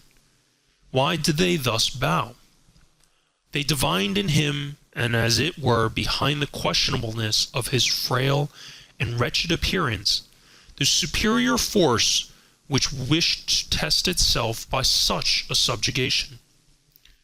The strength of will in which they recognized their own strength and love of power, and knew how to honor it. They honored something in themselves when they honored the saint. In addition to this, the contemplation of the saint suggested to them a suspicion. Such an enormity of self-negation and anti-naturalness will not have been coveted for nothing. They have said inquiringly, there is perhaps a reason for it, some very great danger, about which the ecstatic might wish to be more accurately informed through his secret interlocutors and visitors. In a word, the mighty ones of the world learned to have a new fear before him. They divined a new power, a strange, still unconquered enemy. It was the will to power, which obliged them to halt before the saint. They had to question him. 52. In the Jewish Old Testament, the book of divine justice, there are men, things, and sayings on such an immense scale that Greek and Indian literature has nothing to compare with it. One stands with fear and reverence before those stupendous remains of what man was formerly, and one has sad thoughts about old Asia and its little outpushed peninsula Europe, which would like, by all means, to figure before Asia as the progress of mankind. To be sure, he who himself only a slender, tame house animal, and knows only the wants of a house animal, like our cultured people of today, including the Christians of cultured Christianity, need neither be amazed nor even sad amid those ruins. The taste for the Old Testament is a touchstone with respect to great and small. Perhaps he will find that the New Testament, the book of grace, still appeals more to his heart. There is much of the odor of the genuine, tender, stupid bedesman and petty soul in it. To have bound up this New Testament, a kind of rococo of taste in every respect, along with the Old Testament, into one book as the Bible, as the book in itself, is perhaps the greatest audacity and sin against the spirit which literary Europe has upon its conscience. 53. Why atheism nowadays? The Father in God is thoroughly refuted. Equally so the judge, the rewarder, also his free will. He does not hear, and even if he did, he would not know how to help. The worst is that he seems incapable of communicating himself clearly. Is he uncertain? This is what I have made out, by questioning and listening at a variety of conversations, to be the cause of the decline of European theism. It appears to me that though the religious instinct is in vigorous growth, it rejects the theistic satisfaction with profound distrust. 54. What does all modern philosophy do? Since Descartes, and indeed more in defiance of him than on the basis of his procedure, an attentat has been made on the part of all philosophers on the old conception of the soul, under the guise of a criticism of the subject and predicate conception, that is to say, an attentat on the fundamental presupposition of Christian doctrine. Modern philosophy, as an epistemological skepticism, is secretly or openly anti-Christian, although, for keener ears be it said, by no means anti-religious. Formerly, in effect, one believed in the soul as one believed in grammar and the grammatical subject. One said I is the condition, think is the predicate, and is conditioned. To think is an activity for which one must suppose a subject as cause. The attempt was then made with marvelous tenacity and subtlety to see if one could not get out of this net, to see if the opposite was not perhaps true. Think, the condition, and I, the conditioned. I, therefore, only a synthesis which has been made by thinking itself. Kant really wished to prove that, starting from the subject. The subject could not be proved, nor the object either. The possibility of an apparent existence of the subject, and therefore of the soul, may not always have been strange to him. The thought that once an immense power on earth, as the vendetta philosophy. 55. There is a great ladder of religious cruelty, with many rounds, but 3 of these are the most important. Once on a time men sacrificed human beings to their God, and perhaps just those they loved the best. To this category belong the firstling sacrifices of all primitive religions, and also the sacrifice of the Emperor Tiberius in the Mithra grotto on the island of Capri, that most terrible of all Roman anachronisms. Then, during the immoral epoch of mankind, they sacrificed their God the strongest instincts they possessed, their nature. This festal joy shines in the cruel glances of ascetics and anti-natural fanatics.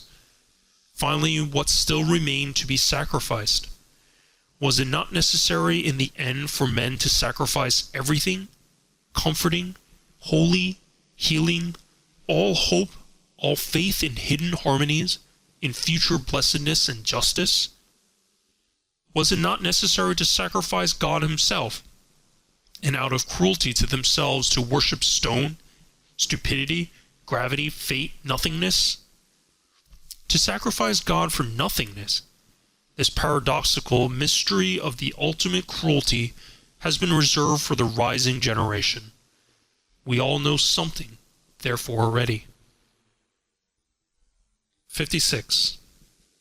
Whoever, like myself, prompted by some enigmatical desire, has long endeavored to go to the bottom of the question of pessimism, and free it from the half-Christian, half-German narrowness and stupidity in which it has finally presented itself to this century, namely, in the form of Schopenhauer's philosophy. Whoever, with an Asiatic and super-Asiatic eye, has actually looked inside and into the most world-renouncing of all possible modes of thought, beyond good and evil, and no longer, like Buddha and Schopenhauer, under the dominion and delusion of morality, whoever has done this has perhaps just thereby, without really desiring it, opened his eyes to behold the opposite ideal. The ideal of the most world-approving, exuberant, and vivacious man, who has not only learnt to compromise and arrange with that which was and is, but wishes to have it again as it was and is, for all eternity, insatiably calling out da capo, not only to himself, but to the whole piece and play, and not only the play, but actually to him who requires the play, and makes it necessary, because he always requires himself anew, and makes himself necessary. What? And this would not be circulus vicius Deus? 57. The distance, and as it were the space around man, grows with the strength of his intellectual vision and insight. His world becomes profounder, new stars, new enigmas, and notions are ever coming into view. Perhaps everything on which the intellectual eye has exercised its acuteness and profundity has just been an occasion for its exercise, something of a game, something for children and childish minds. Perhaps the most solemn conceptions have caused the most fighting and suffering.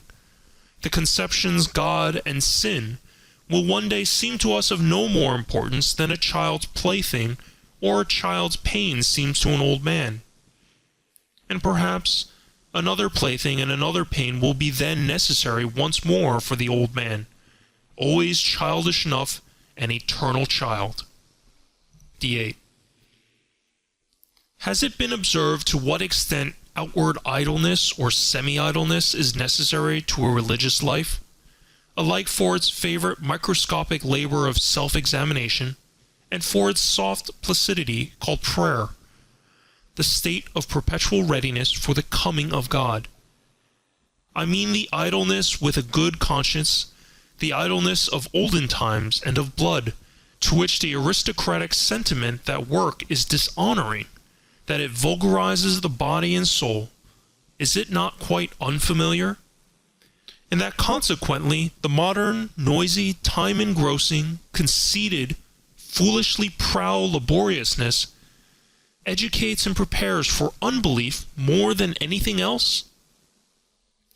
Among these, for instance, who are at present living apart from a religion in Germany, I find freethinkers of diversified species and origin, but above all a majority of those in whom laboriousness from generation to generation was dissolved the religious instincts, so that they no longer know what purpose religions serve, and only note their existence in the world with a kind of dull astonishment. They feel themselves already fully occupied, these good people, be it by their business or by their pleasures, not to mention the fatherland, and the newspapers and their family duties. It seems that they have no time whatever left for religion, and above all, it is not obvious to them whether it is a question of a new business or a new pleasure, for it is impossible, they say to themselves, that people should go to church merely to spoil their tempers.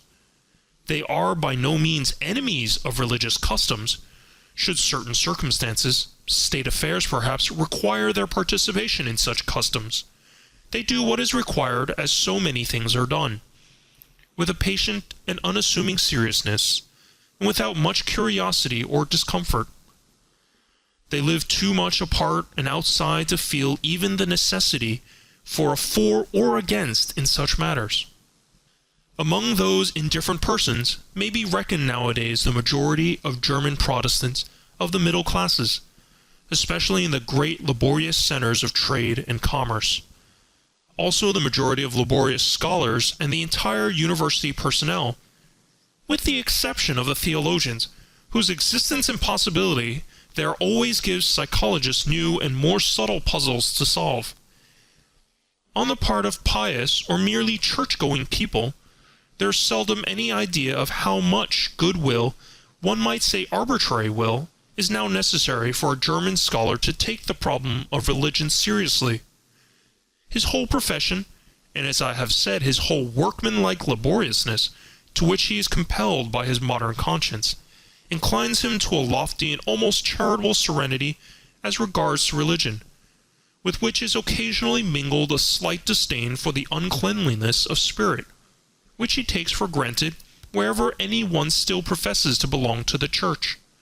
It is only with the help of history, not through his own personal experience, therefore, that the scholar succeeds in bringing himself to a respectful seriousness, and to a certain timid difference in presence of religions. But even when his sentiments have reached the stage of gratitude towards them, he has not personally advanced one step nearer to that which still maintains itself as church or as piety. Perhaps even the contrary. The practical indifference to religious matters in the midst of which he has been born and brought up usually sublimates itself in his case into circumspection and cleanliness, which shuns contact with religious men and things. And it may just be the depth of his tolerance and humanity which prompts him to avoid the delicate trouble which tolerance itself brings with it. Every age has its own divine type of naivete, for the discovery of which other ages may envy it. And how much naivete, adorable, childlike, and boundlessly foolish naivete, is involved in this belief of the scholar in his superiority, in the good conscience of his tolerance, in the unsuspecting, simple certainty with which his instinct treats the religious man as a lower and less valuable type, beyond, before, and above which he himself has developed, he, the little arrogant dwarf and mob man, the sedulously alert, head and hand drudge of ideas, of modern ideas. 59. Whoever has seen deeply into the world has doubtless divined what wisdom there is in the fact that men are superficial. It is their preservative instinct that teaches them to be flighty, lightsome, and false. Here and there one finds a passionate and exaggerated adoration of pure forms, in philosophers as well as in artists. It is not to be doubted that whoever has need of the cult of the superficial, to that extent, has at one time or another made an unlucky dive beneath it. Perhaps there is even an order of rank with respect to those burnt children, the born artists who find the enjoyment of life only in trying to falsify its image, as if taking wearisome revenge on it. One might guess to what degree life has disgusted them, by the extent to which they wish to see its image falsified, attenuated, ultrified, and deified. One might reckon that homines religiosi among the artists as their highest rank. It is the profound, suspicious fear of an incurable pessimism which compels whole centuries to fasten their teeth into a religious interpretation of existence. The fear of the instinct which divines a truth might be attained too soon, before man has become strong enough, hard enough, artist enough. Piety, the life in God, regarded in this light, would appear as the most elaborate and ultimate product of the fear of truth, as artist adoration and artist intoxication in presence of the most logical of all falsifications, as the will to the inversion of truth to untruth at any price. Perhaps there has hitherto been no more effective means of beautifying man than piety. By means of it, man can become so artful, so superficial, so iridescent, and so good that his appearance no longer offends. Paragraph 60.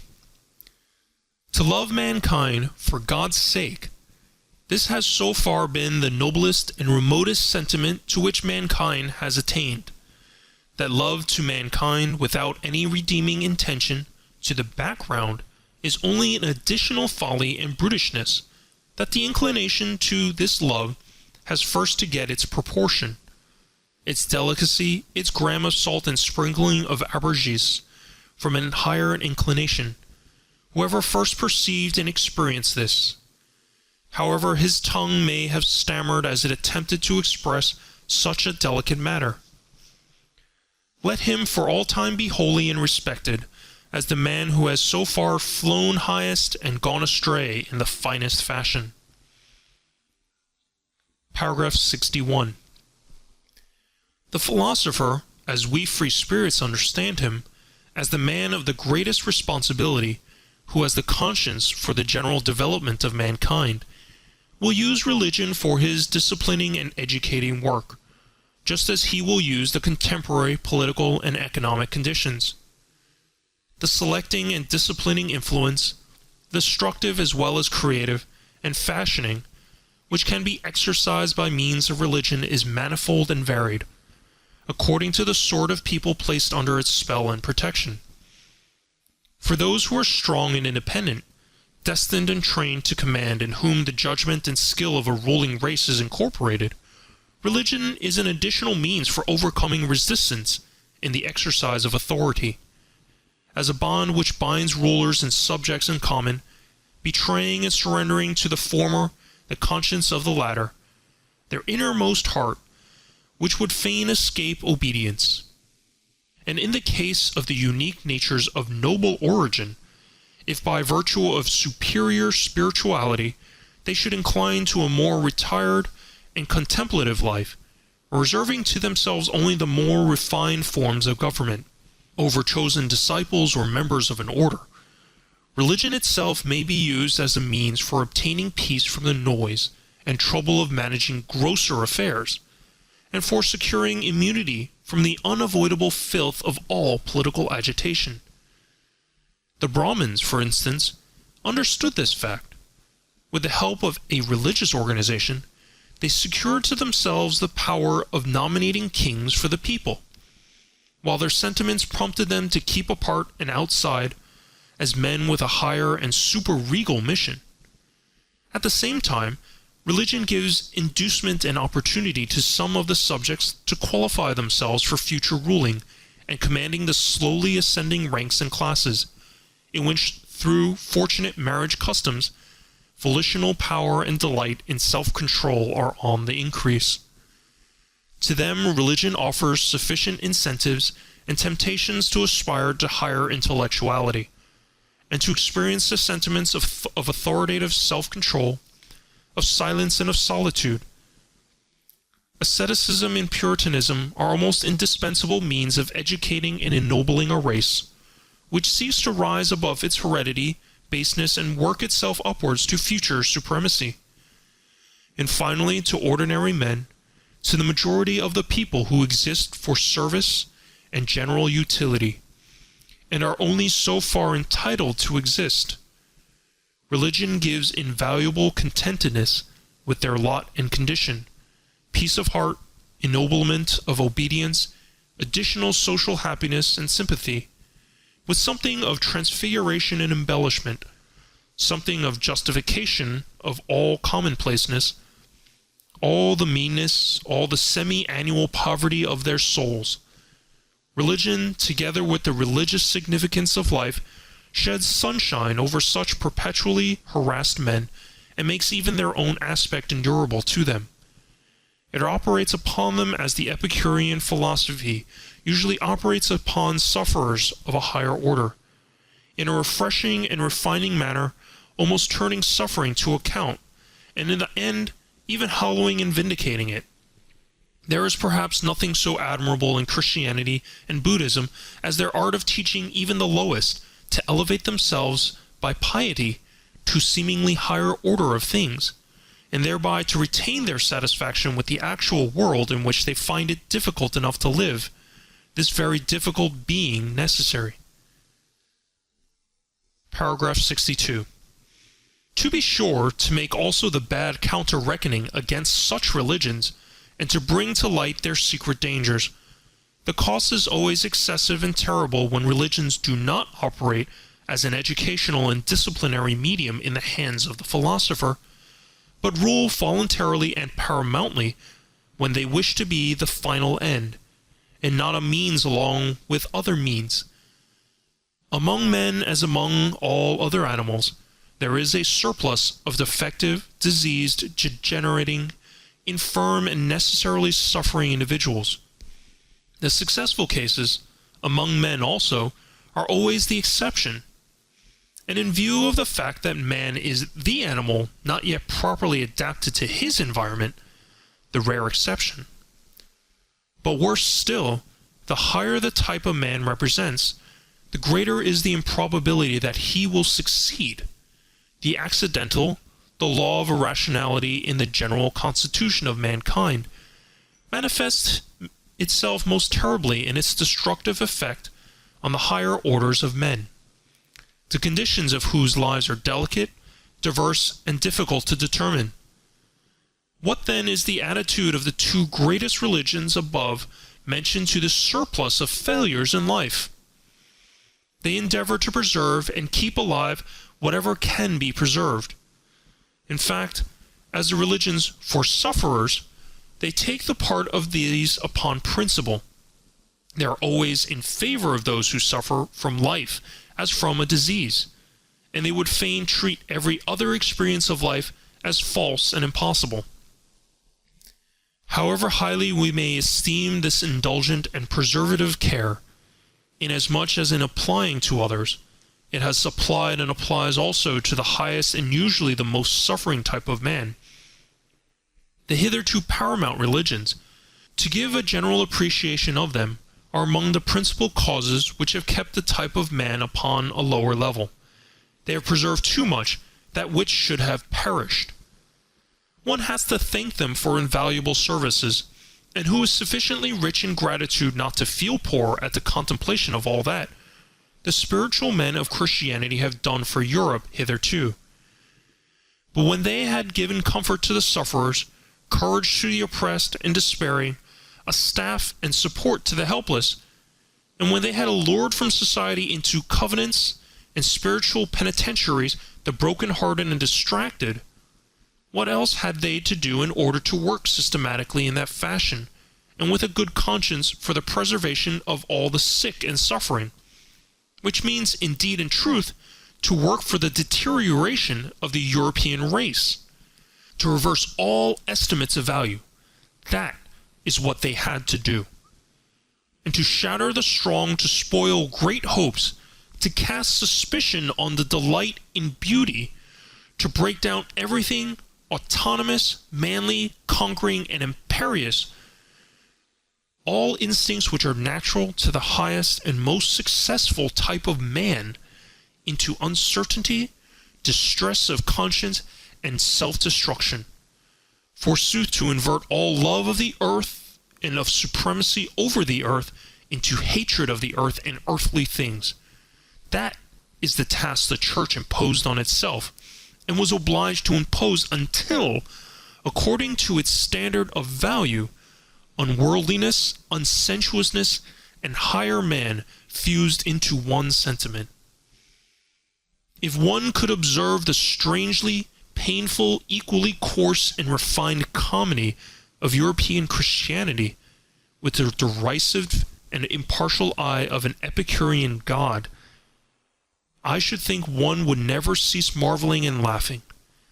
Does it not actually seem that some single will has ruled over Europe for 18 centuries in order to make a sublime abortion of man?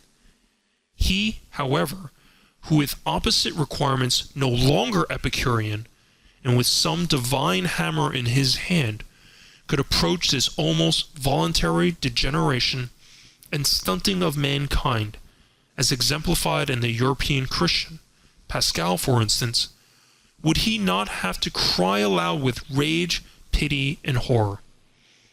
"O you bunglers, presumptuous, pitiful bunglers, what have you done? Was that a work for your hands? How you have hacked and botched my finest stone! What have you presumed to do?" I should say that Christianity has hitherto been the most portentous of presumptions. Men not great enough nor hard enough to be entitled as artists to take part in fashioning man, men not sufficiently strong and far-sighted to allow, with sublime self-constraint, the obvious law of the thousandfold failures and perishings to prevail, men not sufficiently noble to see the radically different grades of rank and intervals of rank that separate man from man, such men, with their equality before God, have hitherto swayed the destiny of Europe, until at last a dwarfed, almost ludicrous species has been produced, a gregarious animal, something obligingly sickly, mediocre, the European of the present day. End of chapter 3.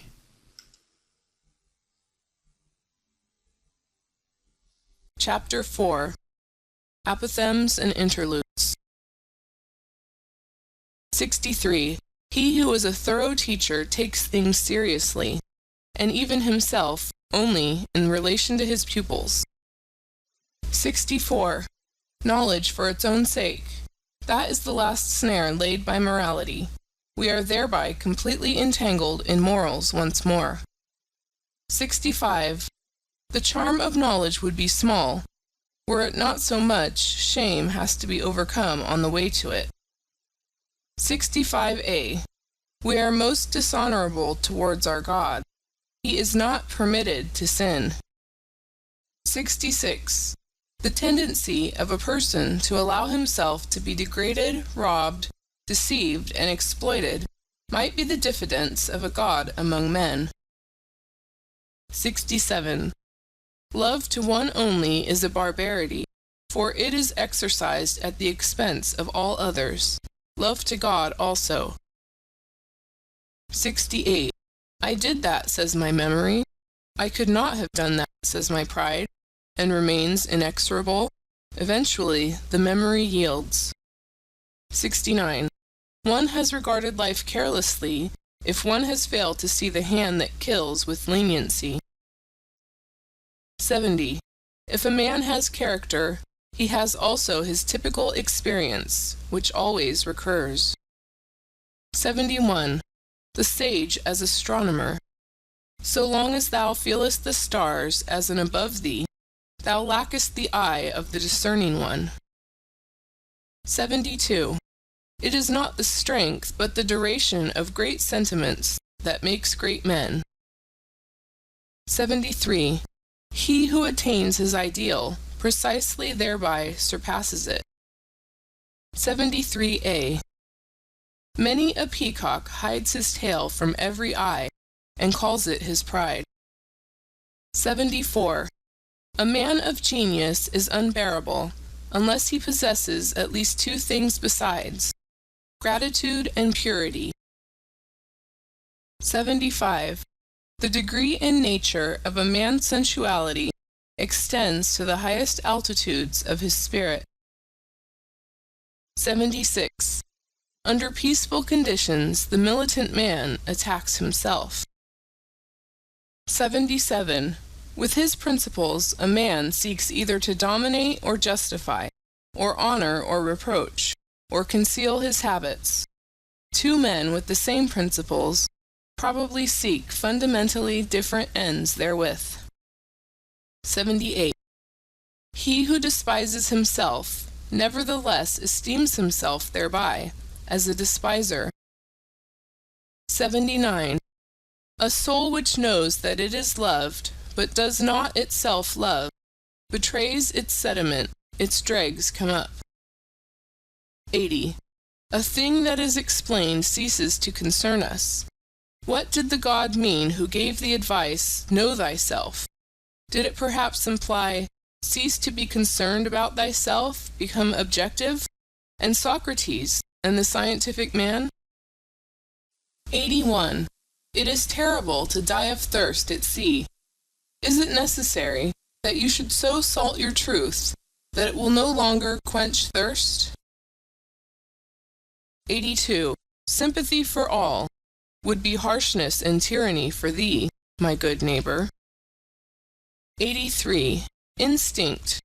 When the house is on fire, one forgets even the dinner. Yes, but one recovers it from among the ashes. 84.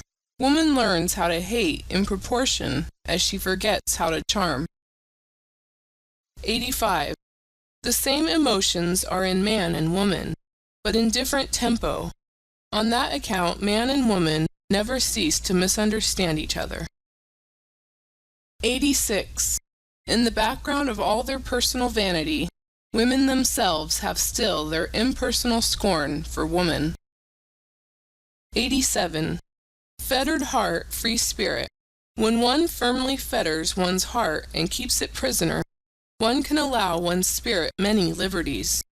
I said this once before, but people do not believe it when I say so, unless they know it already. 88.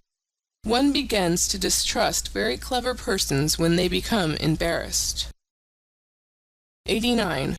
Dreadful experiences raise the question whether he who experiences them is not something dreadful also. 90. Heavy, melancholy men turn lighter, and come temporarily to their surface, precisely by that which makes others heavy, by hatred and love. 91. So cold, so icy, that one burns one's finger at the touch of him. Every hand that lays hold of him shrinks back, and for that very reason many think him red hot. 92. Who has not, at one time or another, sacrificed himself for the sake of his good name? 93. In affability there is no hatred of men, but precisely on that account a great deal too much contempt of men. 94. The maturity of man, that means to have reacquired the seriousness that one had as a child at play. 95. To be ashamed of one's immorality is a step on the ladder, at the end of which one is ashamed also of one's morality.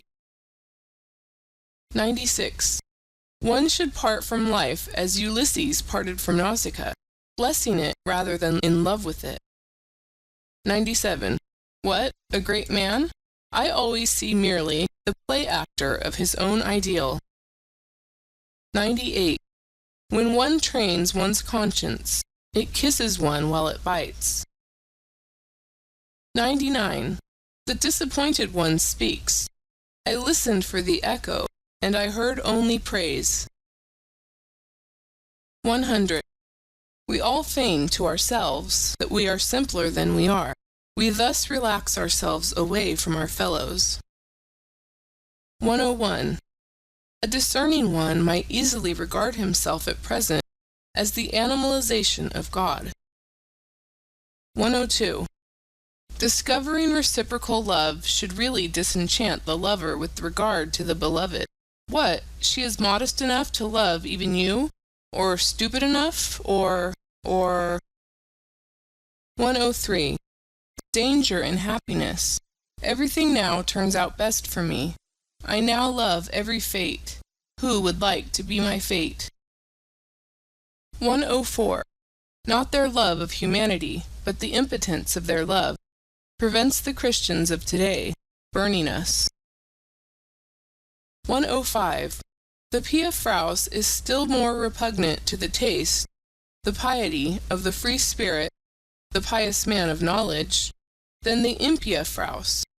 Hence the profound lack of judgment, in comparison with the Church, characteristic of the type free spirit as its non-freedom.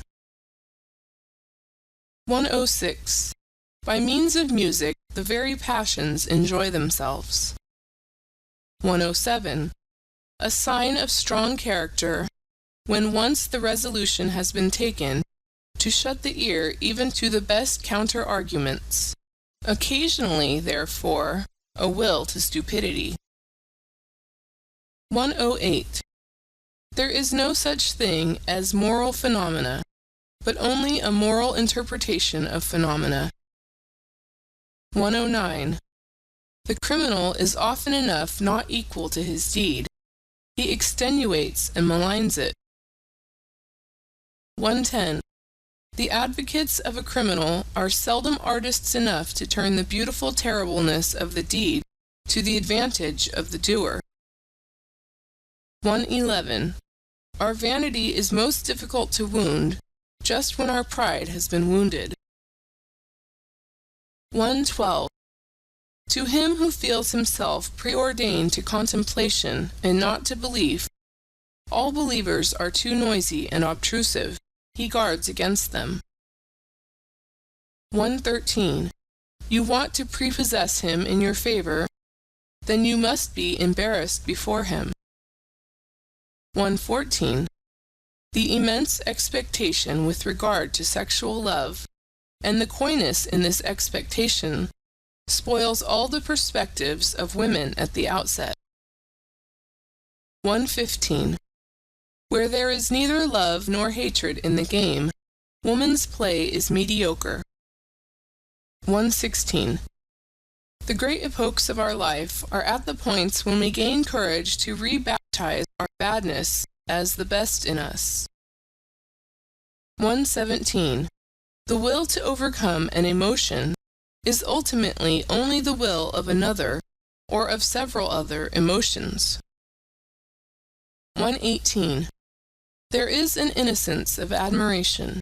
It is possessed by him to whom it has not yet occurred that he himself may be admired some day. 119. Our loathing of dirt may be so great as to prevent our cleaning ourselves, justifying ourselves. 120.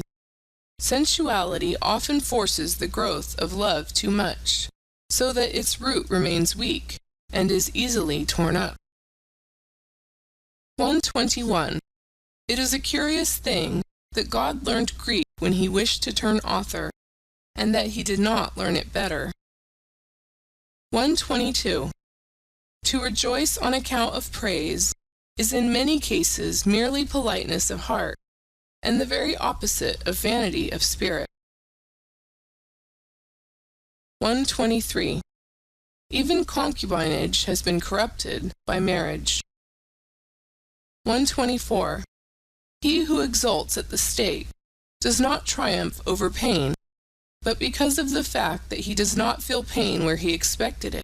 A parable. 125. When we have to change an opinion about anyone, we charge heavily to his account the inconvenience he thereby causes us. 126. A nation is a detour of nature to arrive at 6 or 7 great men, yes, and then to get round them. 127. In the eyes of all true women, science is hostile to the sense of shame. They feel as if one wished to peep under their skin with it, or worse still, under their dress and finery. 128. The more abstract the truth you wish to teach, the more must you allure the senses to it. 129. The devil has the most extensive perspectives for God. On that account he keeps so far away from him. The devil, in effect, as the oldest friend of knowledge. 130. What a person is begins to betray itself when his talent decreases, when he ceases to show what he can do. Talent is also an adornment, and adornment is also a concealment. 131. The sexes deceive themselves about each other. The reason is that in reality they honor and love only themselves, or their own ideal, to express it more agreeably.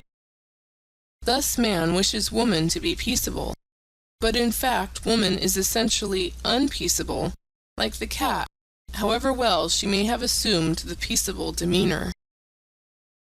132. One is punished best for one's virtues. 133. He who cannot find the way to his ideal lives more frivolously and shamelessly than the man without an ideal. 134. From the senses originate all trustworthiness, all good conscience, all evidence of truth.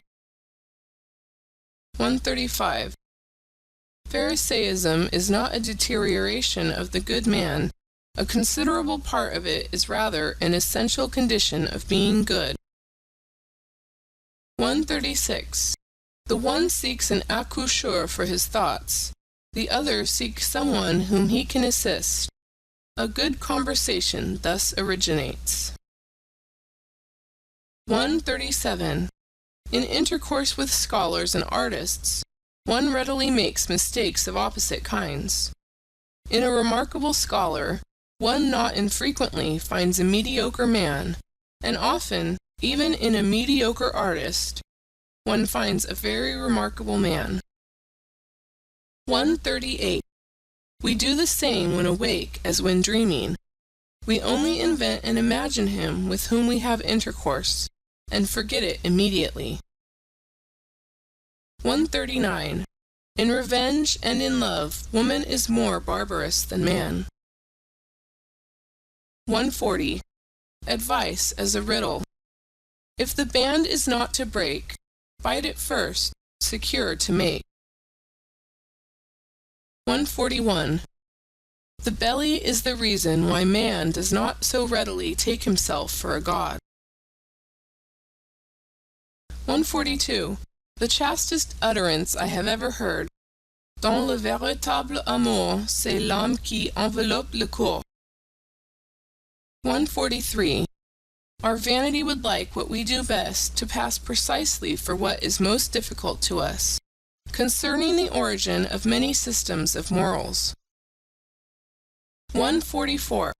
When a woman has scholarly inclinations, there is generally something wrong with her sexual nature. Barrenness itself conduces to a certain virility of taste. Man, indeed, if I may say so, is the barren animal. 145. Comparing man and woman generally, one may say that woman would not have the genius for adornment if she had not the instinct for the secondary role. 146. He who fights with monsters should be careful, lest he thereby become a monster. And if thou gaze long into an abyss, the abyss will also gaze into thee. 147. From old Florentine novels, moreover from life, buona femmina e mala femmina vuol bastone. Sacchetti, Nov. 86. 148. To seduce their neighbor to a favorable opinion, and afterwards to believe implicitly in this opinion of their neighbor. Who can do this conjuring trick so well as women? 149.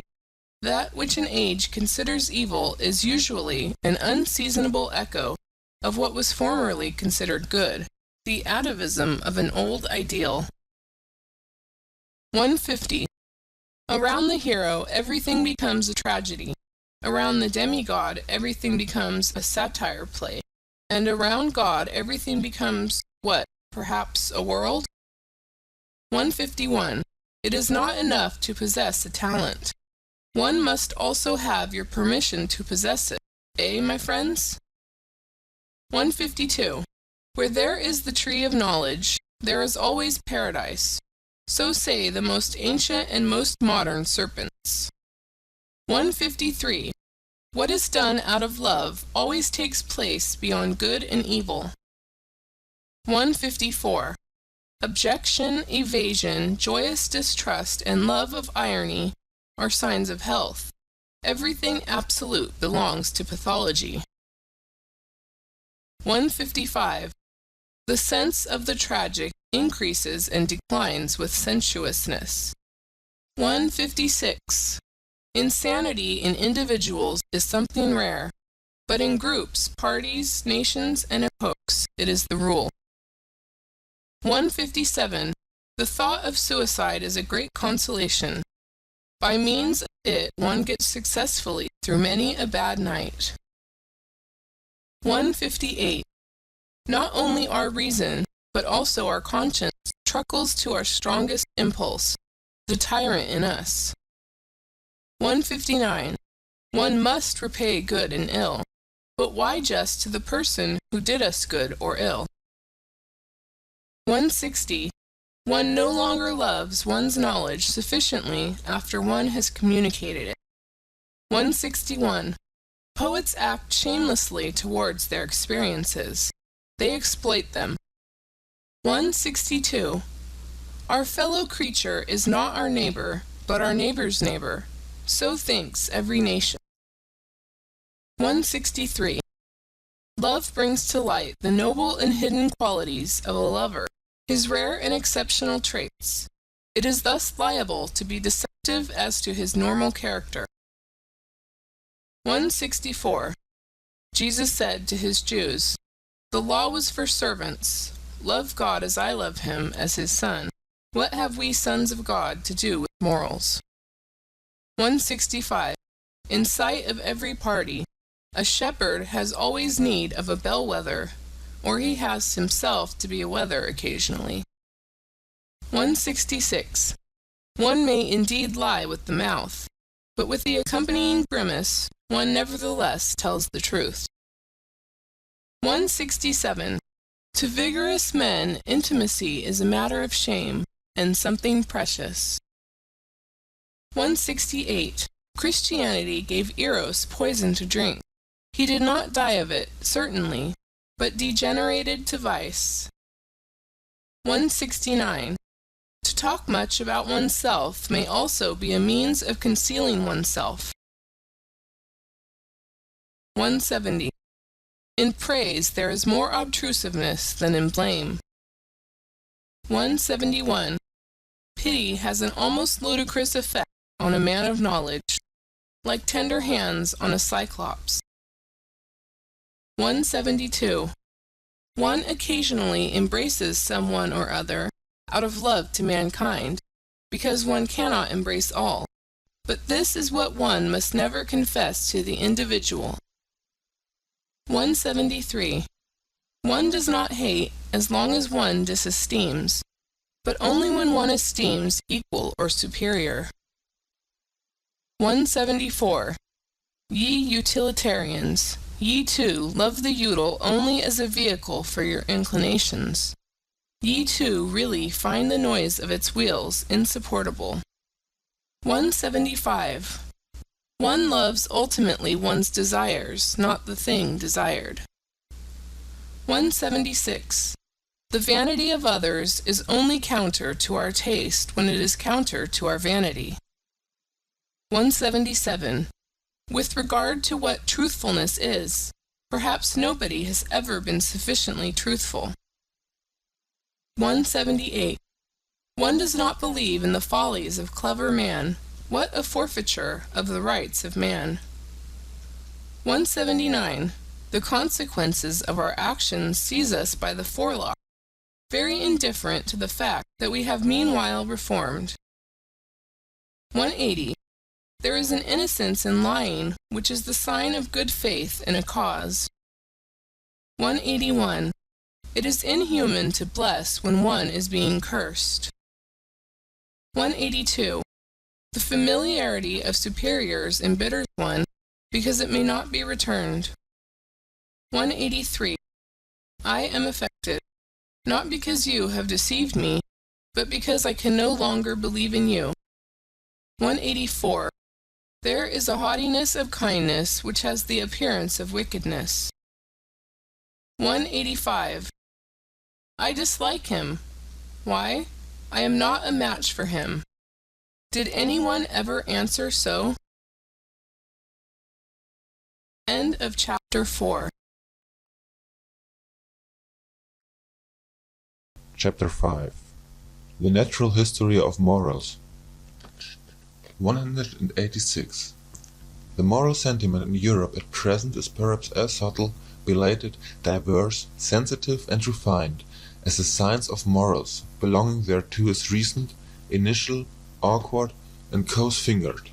An interesting contrast, which sometimes becomes incarnate and obvious in the very person of a moralist.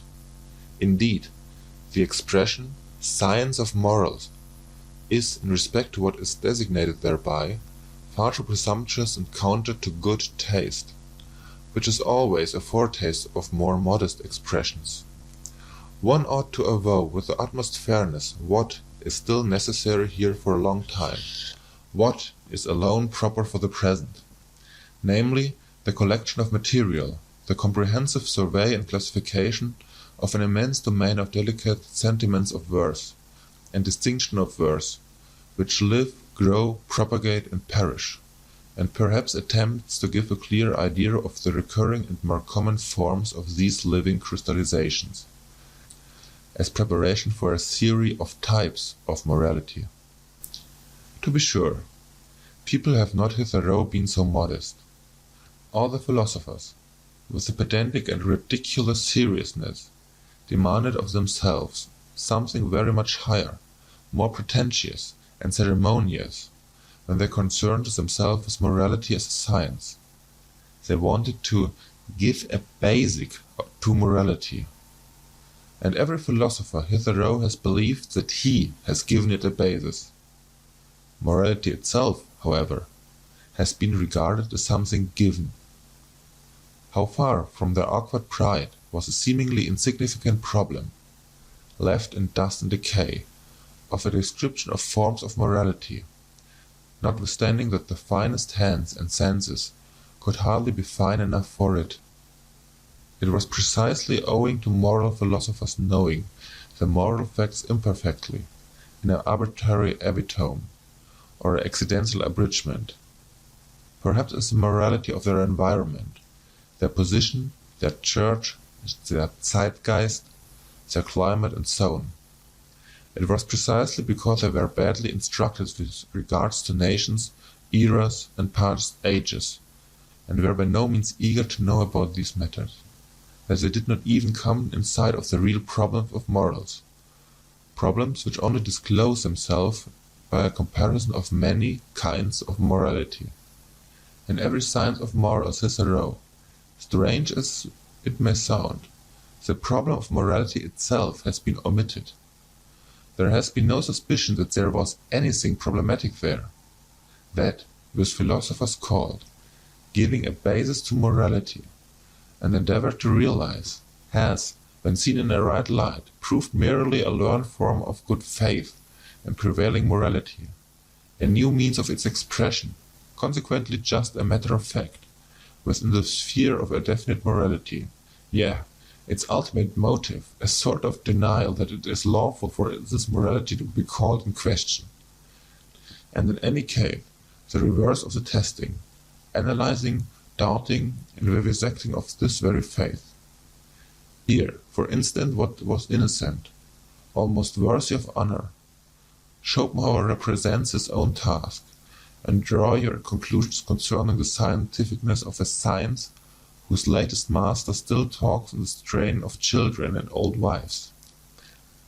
The principle, he says, page 136 of the Grundprobleme der Ethik, the axiom about the purport of which all moralists are practically agreed, neminem laede immo omnes quantum potes juva, is really the proposition which all moral teachers strive to establish, the real basis of ethics which has been thought, like the philosopher's stone, for centuries. The difficulty of establishing the proposition referred to may indeed be great. It is well known that Schopenhauer also was unsuccessful in his efforts, and whoever has thoroughly realized how absurdly false and sentimental this proposition is, in a world whose essence is will to power, may be reminded that Schopenhauer, also a pessimist, actually played the flute daily after dinner. One may read about the matter in his biography. A question by the way. A pessimist, a repudiator of God and of the world, who makes a halt at morality, who assents to morality and plays the flute to laede neminem morals, what? Is that really a pessimist? 187. Apart from the value of such assertion as there is a categorical imperative in us, one can always ask, what does such an assertion indicate about him who makes it?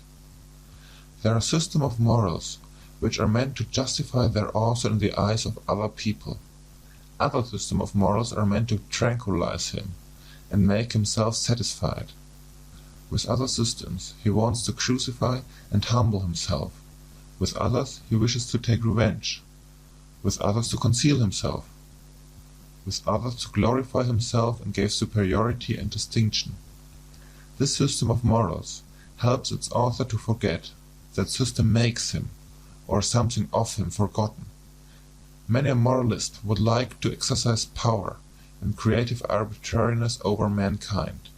Many another, perhaps Kant especially, gives us to understand by his morals that what is estimable in me is that I know how to obey, and with you it shall not be otherwise than with me. In short, systems of morals are only a sign language of the emotions. 188.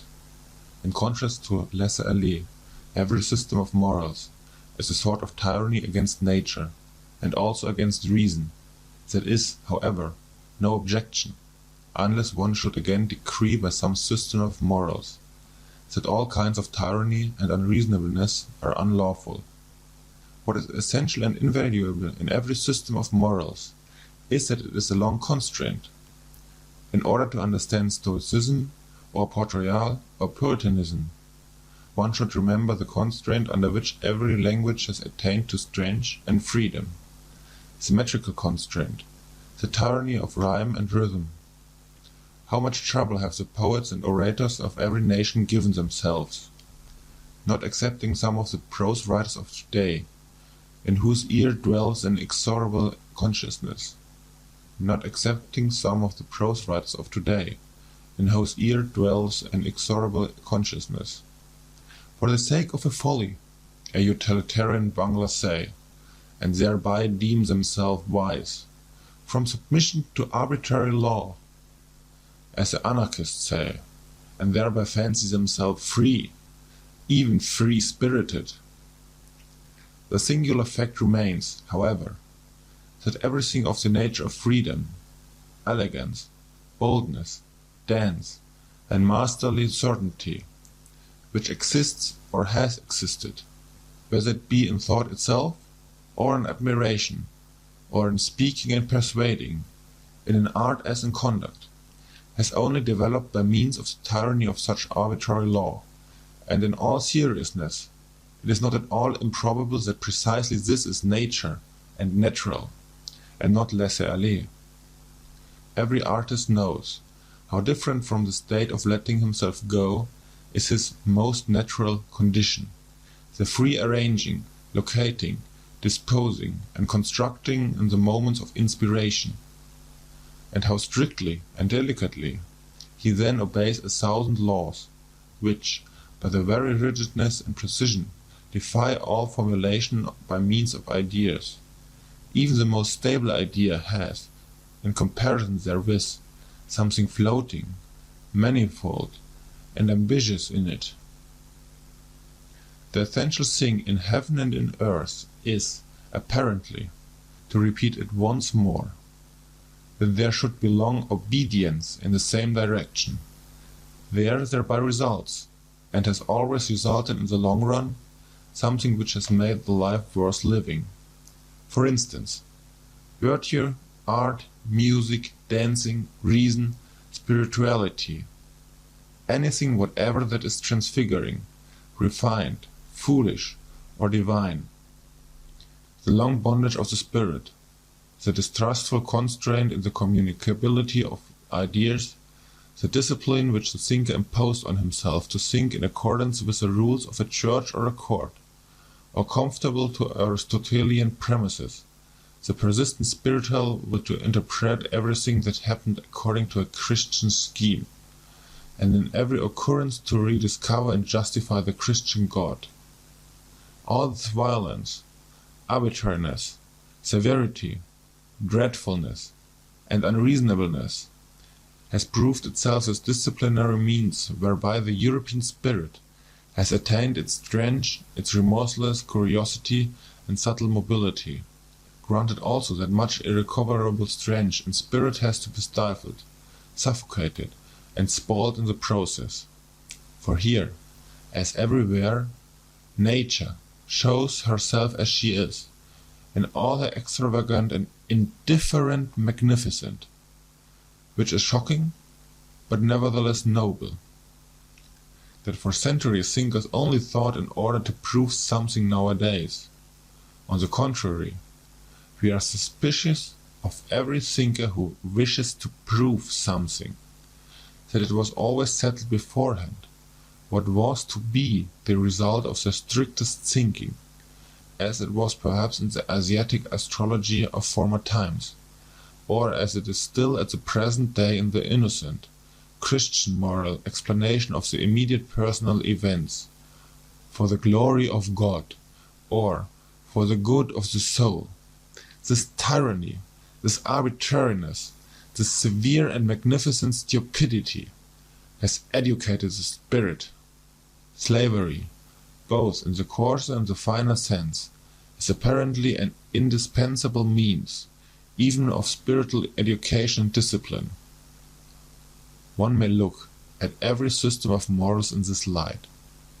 It is nature therein which teaches to hate the laissez-aller, the too great freedom, and implants the need for limited horizons, for immediate duties. It teaches the narrowing of perspectives, and thus, in a certain sense, that stupidity is a condition of life and development. You must obey someone, and for a long time, otherwise you will come to grief, and lose all respect for yourself. This seems to me the moral imperative of nature, which is certainly neither categorical, as old Kant wished, consequently the otherwise, nor does it address itself to the individual. What does nature care for the individual? But to nations, races, ages and ranks, above all, however, to the animal man generally, to mankind. 189. Industrious races find it a great hardship to be idle. It was a masterstroke of English instinct to hallow and begloom Sunday, to such an extent that the Englishman unconsciously hankers for his week, and workday again, as a kind of cleverly devised, cleverly intercalated fast, such as is also frequently found in the ancient world, although, as is appropriate in southern nations, not precisely with respect to work. Many kinds of fasts are necessary, and wherever powerful influences and habits prevail, legislators have to see that intercalary days are appointed, on which such impulses are fettered, and learn to hunger anew.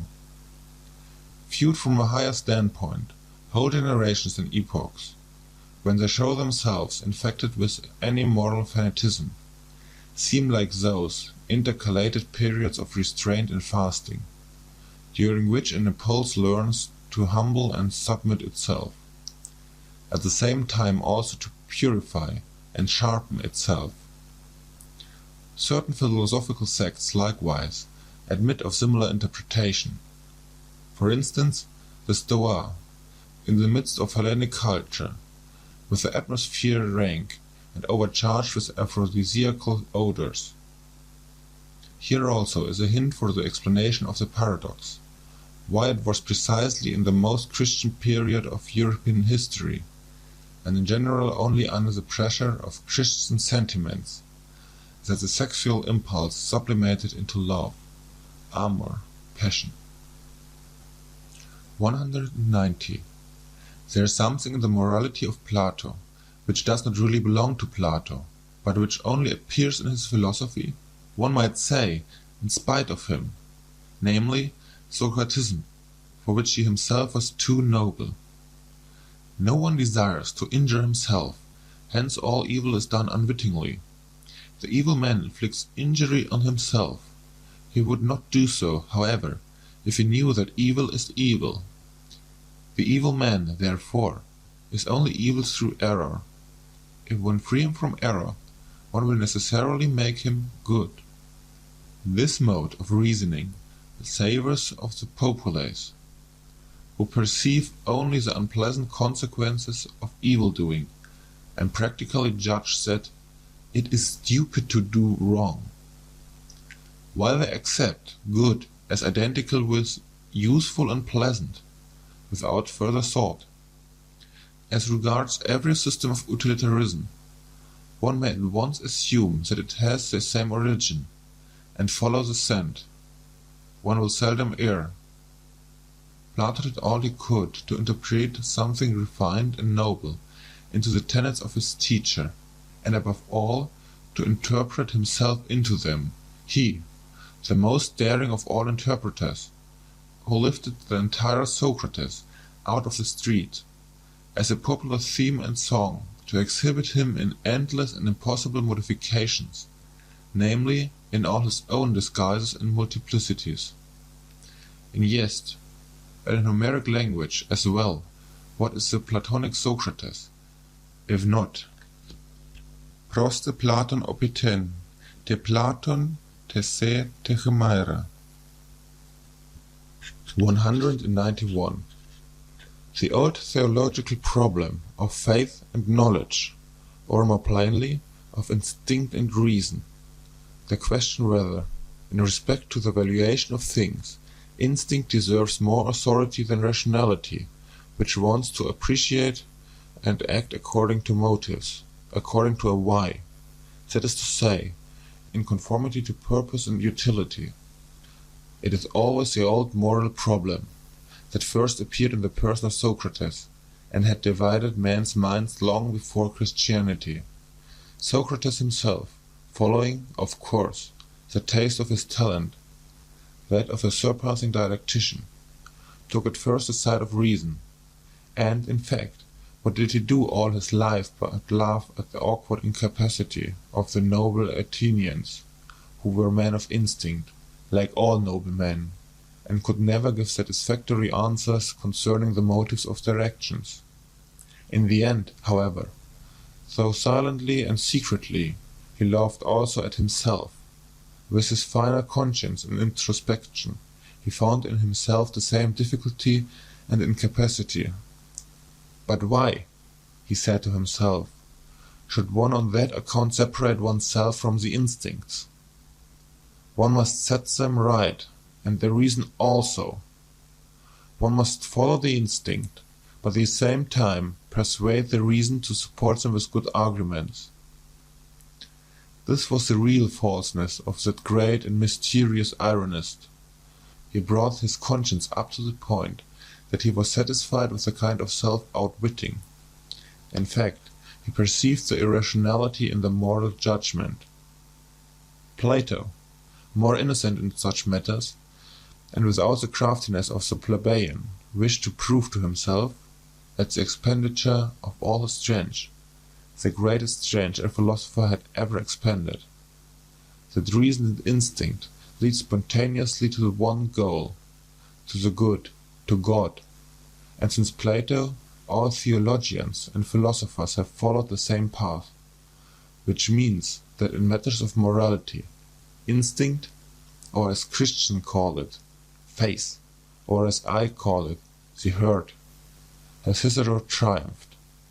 Unless one should make an exception in the case of Descartes, the father of rationalism, and consequently the grandfather of the Revolution, who recognized only the authority of reason, but reason is only a tool, and Descartes was superficial. 192. Whoever has followed the history of a single science finds in its development a clue to the understanding of the oldest and commonest processes of all knowledge and cognizance. There, as here, the premature hypothesis, the fiction, the good stupid will to believe, and the lack of distrust and patience are first developed. Our senses learn late, and never learn completely, to be subtle, reliable, and cautious organs of knowledge. Our eyes find it easier on a given occasion to produce a picture already often produced, than to seize upon the divergence and novelty of an impression. The latter requires more force, more morality. It is difficult and painful for the ear to listen to anything new. We hear strange music badly. When we hear another language spoken, we involuntarily attempt to form the sounds into words with which we are more familiar and conversant. It was thus, for example, that the Germans modified the spoken word Arqueballista into Armbrust, that means crossbow. Our senses are also hostile and averse to the new, and generally, even in the simplest procession of sensation, the emotions dominate, such as fear, love, hatred, and the passive emotion of indolence. As little as a reader nowadays reads all the single words, not to speak of syllables, of a page. He rather takes about 5 out of every 20 words at random, and guesses the probably appropriate sense to them. Just as little do we see a tree correctly and completely in respect to its leaves, branches, color, and shape. We find it so much easier to fancy the charms of a tree. Even in the midst of the most remarkable experiences, we still do just the same. We fabricate the greater part of the experience, and can hardly be made to contemplate any event, except as inventors thereof. All this goes to prove that from our fundamental nature and from remote ages we have been accustomed to lying, or, to express it more politely and hypocritically, in short, more pleasantly.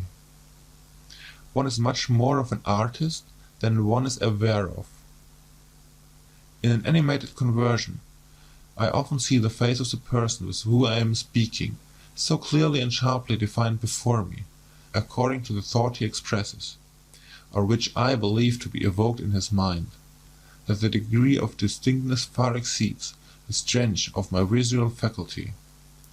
The delicacy of the play of the muscles and of the expression of the eyes must, therefore, be imagined by me. Probably the person put on quite a different expression, or none at all. 193. Quidquid luce fuit, tenebris agit, but also contrariwise. What we experience in dreams, provided we experience it often, pertains at last just as much to the general belongings of our soul as anything actually experienced. By virtue thereof, we are richer or poorer, we have a requirement more or less, and finally, in broad daylight, and even in the brightest moments of our waking life, we are ruled to some extent by the nature of our dreams.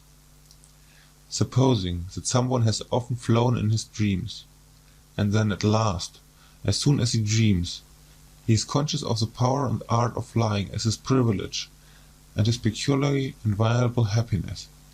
Such a person, who believes that on the slightest impulse he can actually all sorts of curves and angels, who knows the sensation of a certain divine levity, and upwards, without effort or constraint, and downwards, without ascending or lowering, without trouble. How could the man with such dream experiences and dream habits fail to find happiness differently colored and defined, even in his waking hours? How could he fail to long differently for happiness? Flight, such as is described by poets, must, when compared with his own flying, be far too earthly, muscular, violent, far too troublesome for him. 194. The difference among men does not manifest itself only in the difference of their lists of desirable things, in their regarding different good things as worth striving for, and being disagreed as to the greater or less value, the order of rank, of the commonly recognized desirable things. It manifests itself much more in what they regard as actually having and possessing a desirable thing. As regards to a woman, for instance, the control over her body and her sexual gratification serves as an amply sufficient sign of ownership and possession to the more modest man. Another, with a more suspicious and ambitious thirst for possession, sees the questionableness, the mere apparentness of such ownership, and wishes to have finer tests in order to know especially whether the woman not only gives herself to him, but also gives up for the sake what she has or would not like to have. Only then does he look upon her as possessed. A third, however, has not even here got to the limit of his distrust and his desire for possession. He asks himself whether the woman, when she gives up everything for him, does not perhaps do so far for a phantom of him. He wishes first to be thoroughly, indeed, profoundly well known. In order to be loved at all, he ventures to let himself be found out. Only then does he feel the beloved one fully in his possession, when she no longer deceives herself about him, when she loves him just as much for the sake of his devilry and concealed insatiability as for his goodness, patience, and spirituality. One man would like to possess a nation, and he finds all the higher arts of Cagliostro and Catalina suitable for his purpose. Another, with a more refined thirst of possession, sighs to himself, "One may not deceive where one desires to possess." He is irritated and impatient at the idea that a mask of him should rule in the hearts of the people. "I must, therefore, make myself known, and first of all learn to know myself."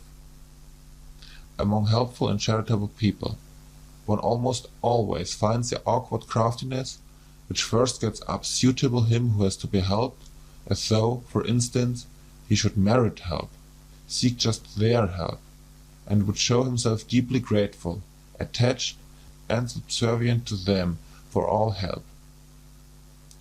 With these conceits, they take control of the needy as a property, just as in general they are charitable and helpful out of a desire for property. One finds them jealous when they are crossed or forestalled in their charity. Parents involuntarily make something like themselves out of their children. They call that education. No mother doubts at the bottom of her heart that the child she has born is thereby her property. No father hesitates about his right to his own ideas and notions of worth. Indeed, in former times fathers deemed it right to use their discretion concerning the life or death of the newly born, as among the ancient Germans. And like the father, so also do the teacher, the class, the priest, and the prince still see in every new individual an unobjectionable opportunity for new possession. The consequence is 195. The Jews, a people born for slavery, as Tacitus and the whole ancient world say of them.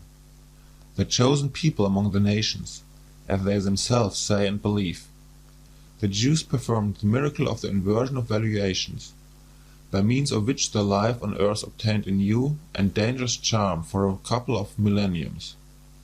Their prophets fused into one the expressions rich, godless, wicked, violent, sensual, and for the first time coined the word world as a term of reproach. In this inversion of valuations, in which is also included the use of the word poor as synonym with saint and friend, the significance of the Jewish people is to be found. It is with them that the slave insurrection in morals commences. 196. It is to be inferred that there are countless dark bodies near the sun, such as we shall never see, among ourselves. This is an allegory, and the psychologist of morals reads the whole star-writing merely as an allegorical and symbolic language in which much may be unexpressed. 197. The beast of prey and the man of prey, for instance Caesar Borgia, are fundamentally misunderstood. Nature is misunderstood.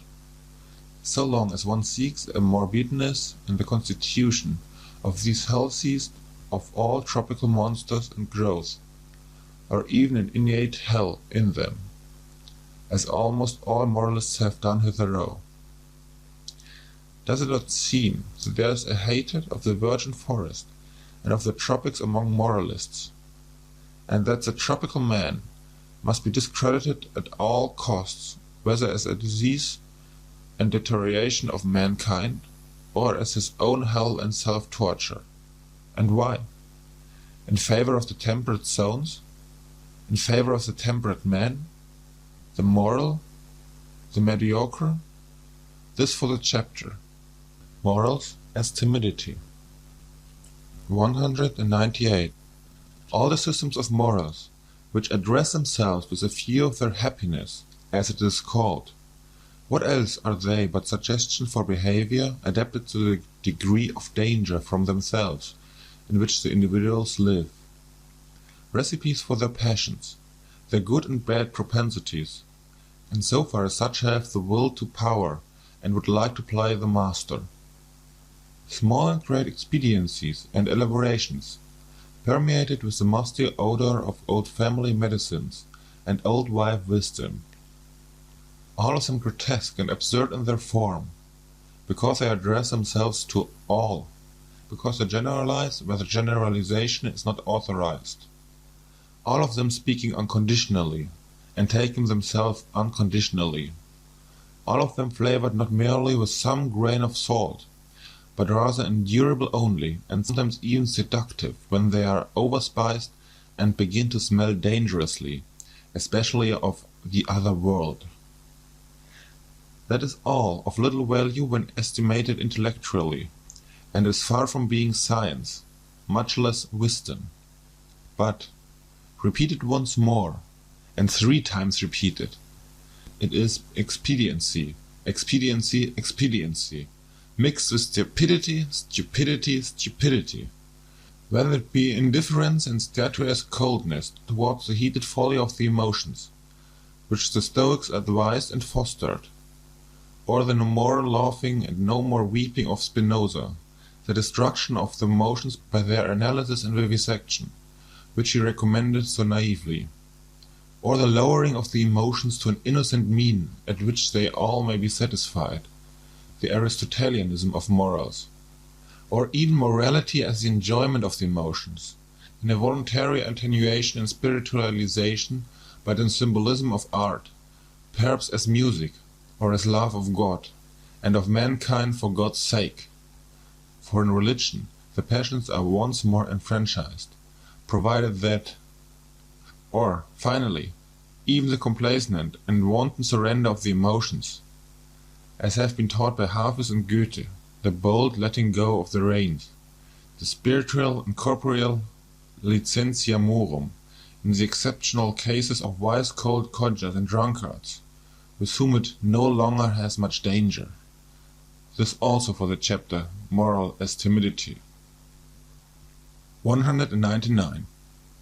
Inasmuch as in all ages, as long as mankind has existed, there have also been human herds, family alliances, communities, tribes, peoples, states, churches, and always a great number of who obey in proportion to the small number who command. In view, therefore, of the fact that obedience has been most practiced and fostered among mankind hitherto, one may reasonably suppose that, generally speaking, the need thereof is now innate in every one, as a kind of formal conscience, which gives the command, "You shall unconditionally do something, unconditionally refrain from something." In short, you shall. This need tries to satisfy itself, and to fill its form with a content, according to its strength, impatience, and eagerness.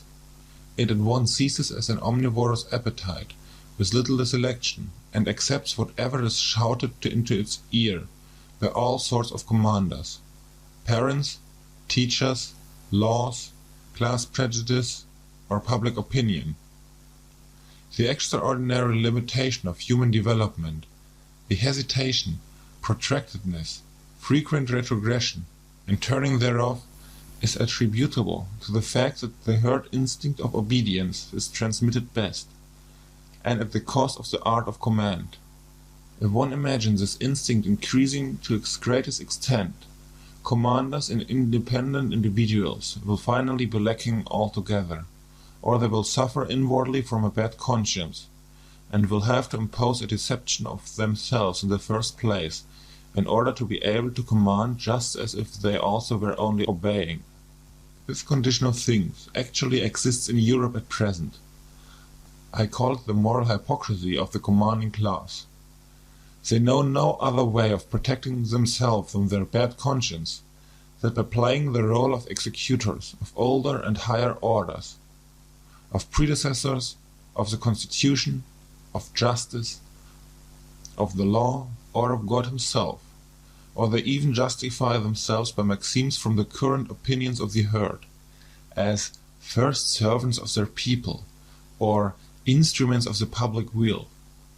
On the other hand, the gregarious European man nowadays assumes an air as if he were the only kind of man that is allowable.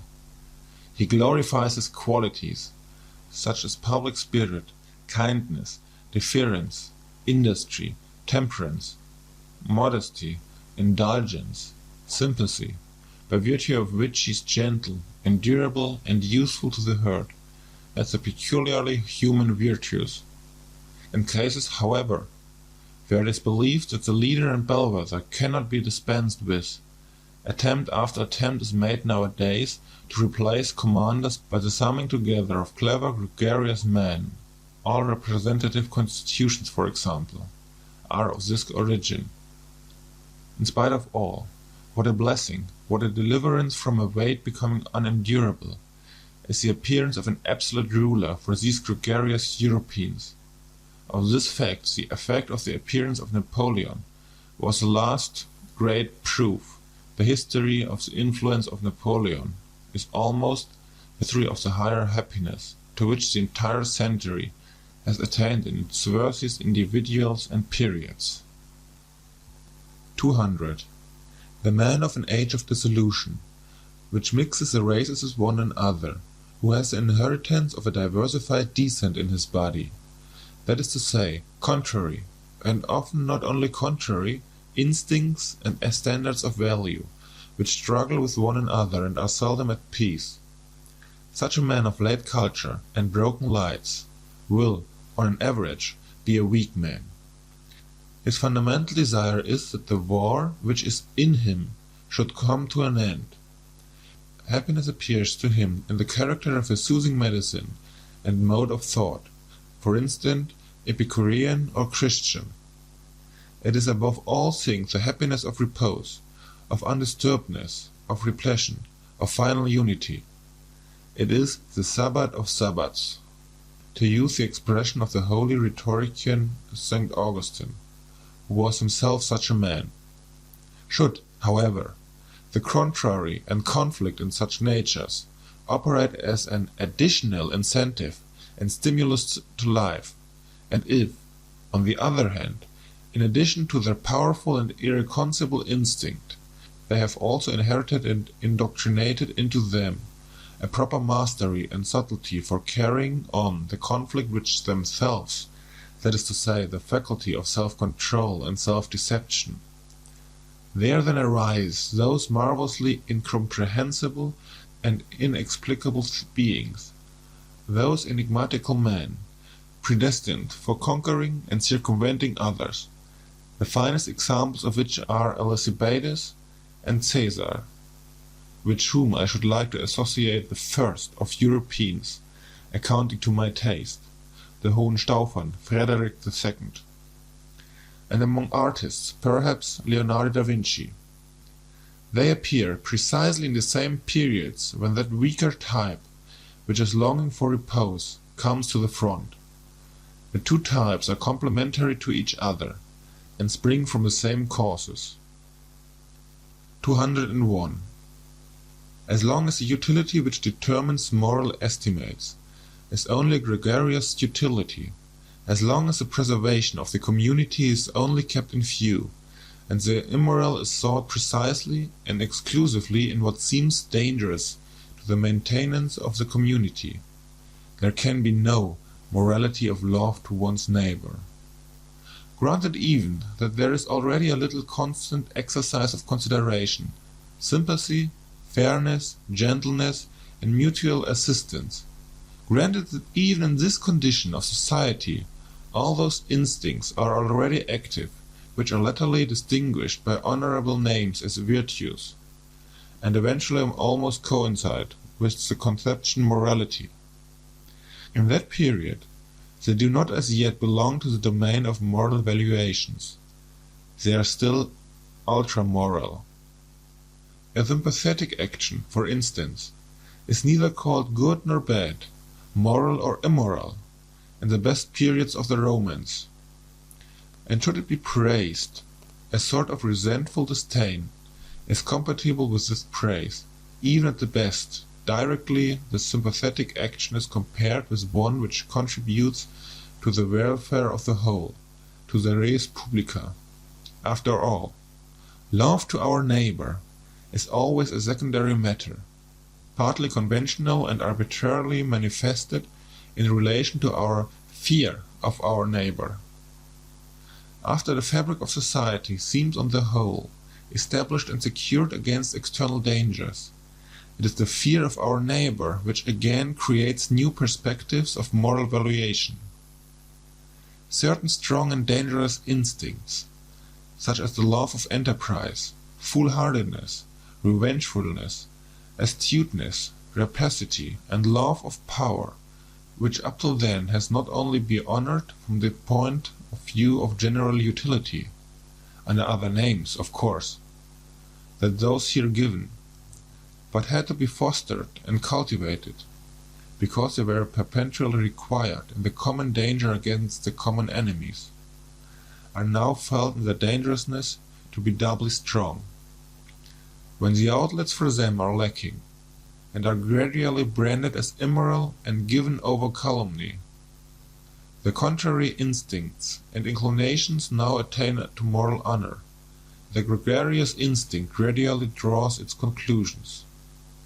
How much or how little dangerousness to the community or to equality is contained in an opinion, a condition, an emotion, a disposition, or an endowment. That is now the moral perspective. Here again fear is the mother of morals. It is by the loftiest and strongest instinct, when they break out passionately and carry the individual far above and beyond the average, and the low level of the gregarious conscience, that the self-reliance of the community is destroyed, its belief in itself, its backbone, as it were, breaks. Consequently, these very instincts will be most branded and defamed. The lofty independent spirituality, the will to stand alone, and even the cogent reason are felt to be dangerous. Everything that elevates the individual above the herd, and is a source of fear to the neighbor, is henceforth called evil. The tolerant, unassuming, self-adapting, self-equalizing disposition, the mediocrity of desires, attains to moral distinction and honor. Finally, under very peaceful circumstances, there is always less opportunity and necessity for training the feelings to severity and rigor, and now every form of severity, even injustice, begins to disturb the conscience. A lofty and rigorous nobleness and self-responsibility almost offends, and awakens distrust. The lamb, and still more, the sheep, wins respect. There is a point of diseased mellowness and effeminacy in the history of society, at which society itself takes the part of him who injures it, the part of the criminal, and does so, in fact, seriously and honestly. To punish appears to it to be somehow unfair. It is certain that the idea of punishment and the obligation to punish are then painful and alarming to people. Is it not sufficient that the criminal be rendered harmless? Why should we still punish? Punishment itself is terrible. With these questions, gregarious morality, the morality of fear, draws its ultimate conclusion. If one could at all do away with danger, the cause of fear, one would have done away with this morality at the same time. It would no longer be necessary. It would not consider itself any longer necessary. Whoever examines the conscience of the present-day European will always elicit the same imperative from its thousand moral faults and hidden recesses, the imperative of the timidity of the herd. We wish that some time or other there may be nothing more to fear. Some time or other, the will and the way thereto is nowadays called progress all over Europe. 202. Let us at once say again what we have already said 100 times, for people's ears nowadays are unwilling to hear such truth, our truth.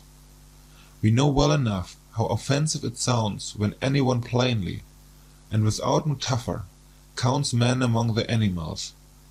But it will be accounted to us almost a crime, that it is precisely in respect to men of modern ideas that we have constantly applied the terms herd instincts, and such like expressions. What avail is it?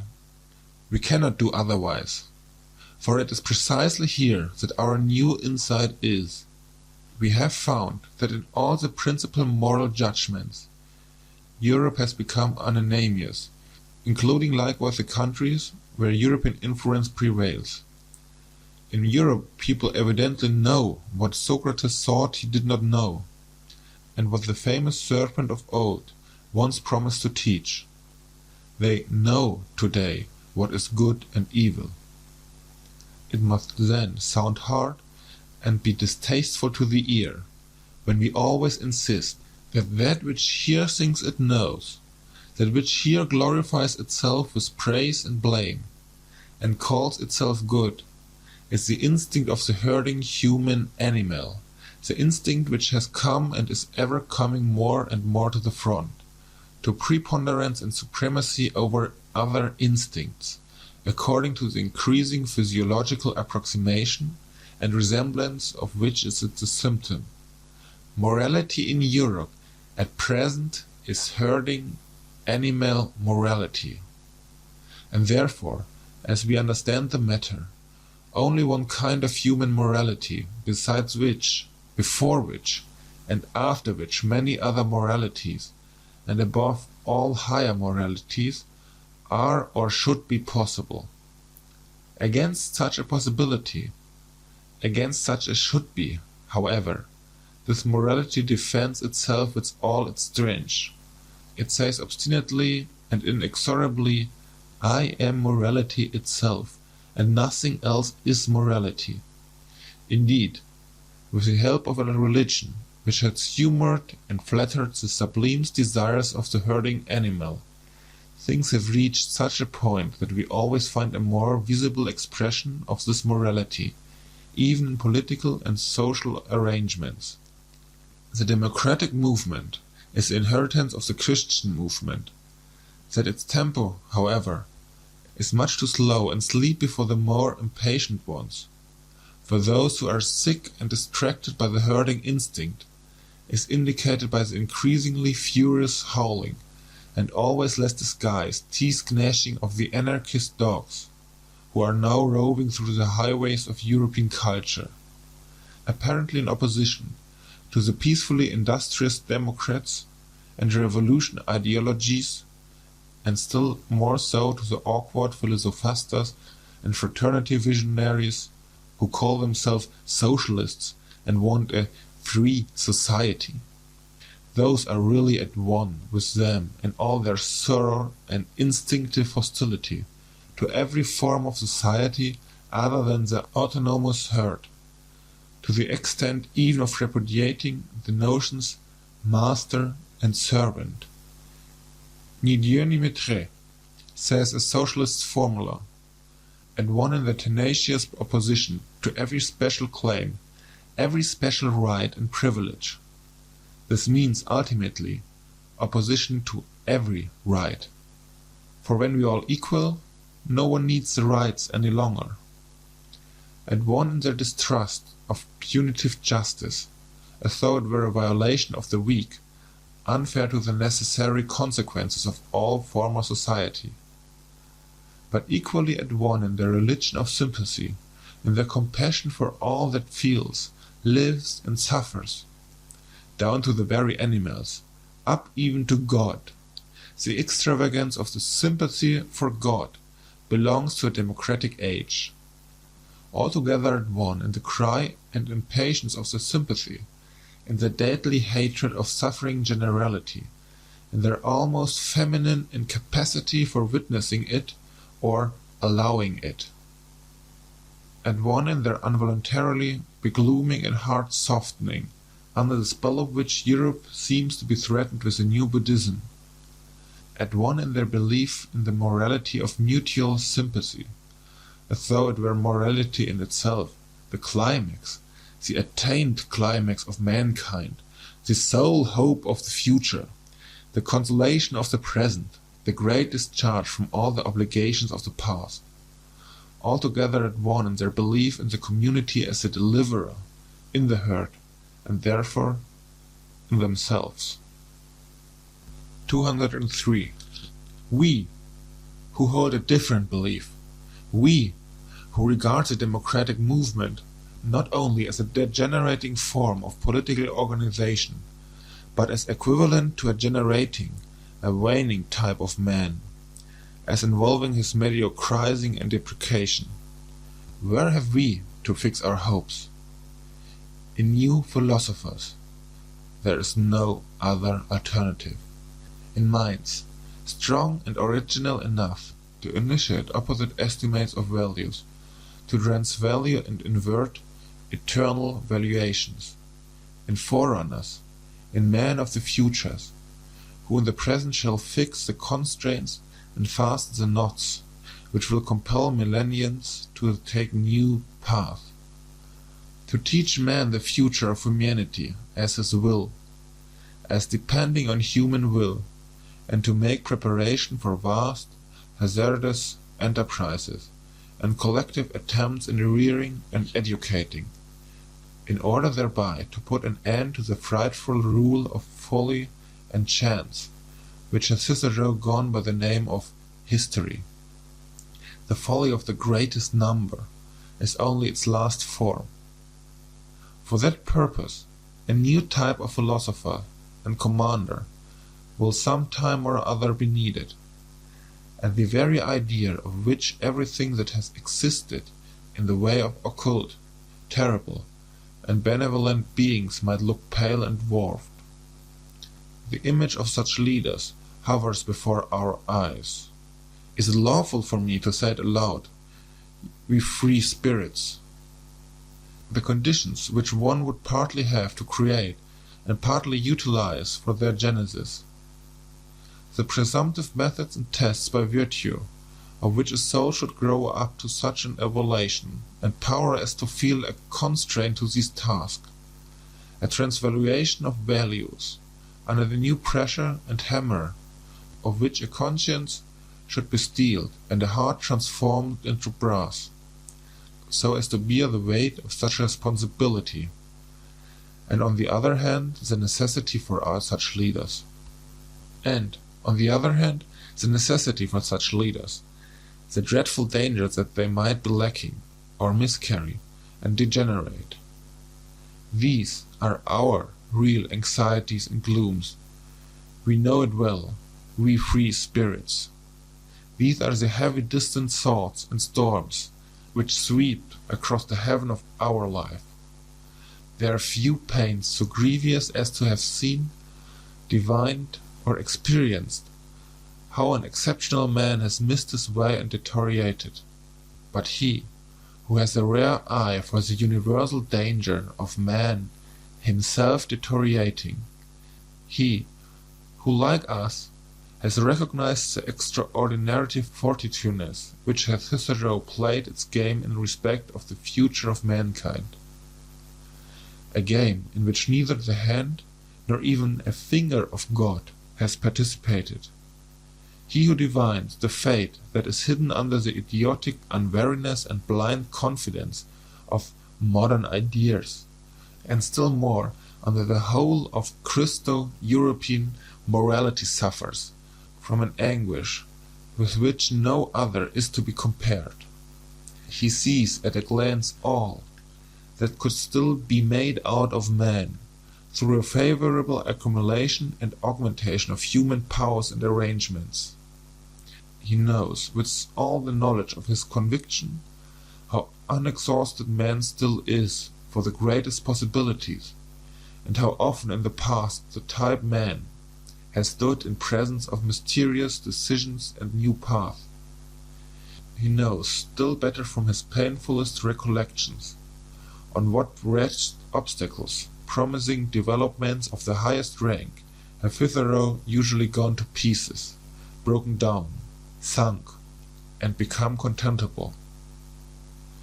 The universal degeneracy of mankind to the level of the man of the future, as idealized by the socialist fools and shallow-pates, this degeneracy and dwarfing of man to an absolutely gregarious animal, or as they call it, to a man of free society, this brutalizing of man into a pygmy with equal rights and claims, is undoubtedly possible. He who thought out this possibility to its ultimate conclusion knows another loathing unknown to the rest of mankind, and perhaps also a new mission. End of chapter 5.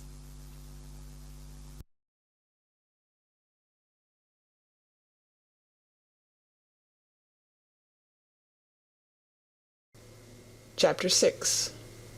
We Scholars. 204.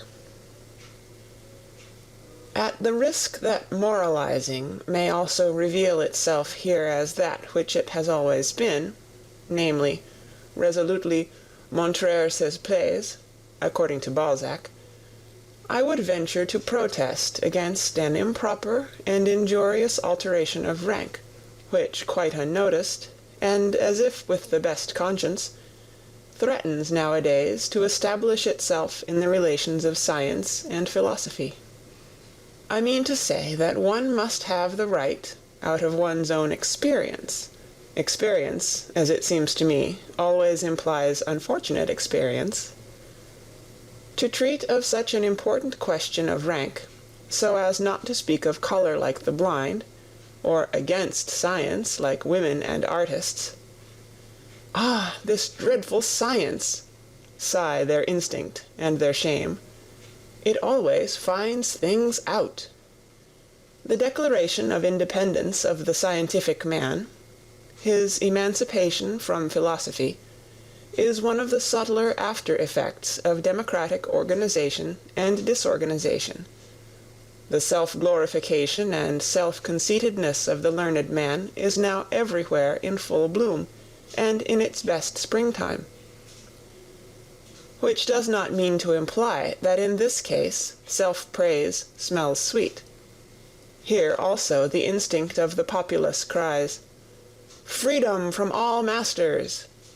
And, after science has, with the happiest results, resisted theology, whose handmaid it had been too long, it now proposes, in its wantonness and indiscretion, to lay down laws for philosophy, and in its turn to play the master. What am I saying? To play the philosopher on its own account. My memory, the memory of a scientific man, if you please, teems with the naïvetés of insolence which I have heard about philosophy and philosophers from young naturalists and old physicians, not to mention the most cultured and most conceited of all learned men, the philologists and schoolmasters, who are both the one and the other by profession. On one occasion it was the specialist and the Jack Horner who instinctively stood on the defensive against all synthetic tasks and capabilities. At another time it was the industrious worker who had got a scent of otium and refined luxuriousness in the internal economy of the philosopher, and felt himself aggrieved and belittled thereby. On another occasion it was the color-blindness of the utilitarian, who sees nothing in philosophy but a series of refuted systems, and an extravagant expenditure which does nobody any good. At another time, the fear of disguised mysticism and of the boundary adjustment of knowledge became conspicuous. At another time, the disregard of individual philosophers, which had involuntarily extended to disregard of philosophy generally.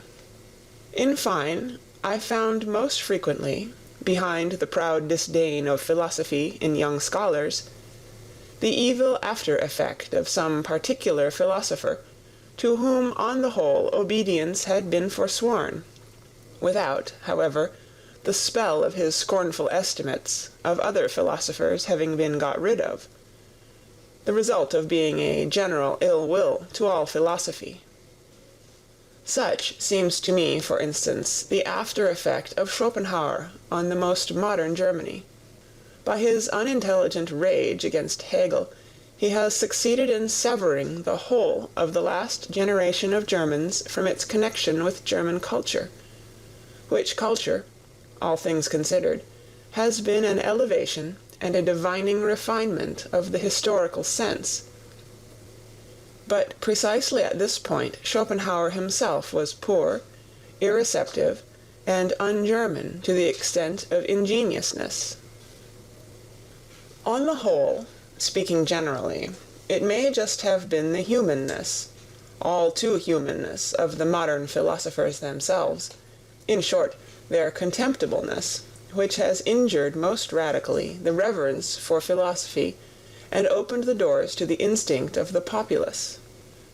Let it but be acknowledged to what an extent our modern world diverges from the whole style of the world of Heraclitus, Plato, Empedocles, and whatever else all the royal and magnificent anchorites of the spirit were called, and with what justice an honest man of science may feel himself of a better family and origin, in view of such representatives of philosophy, who, owing to the fashion of the present day, are just as much aloft as they are down below.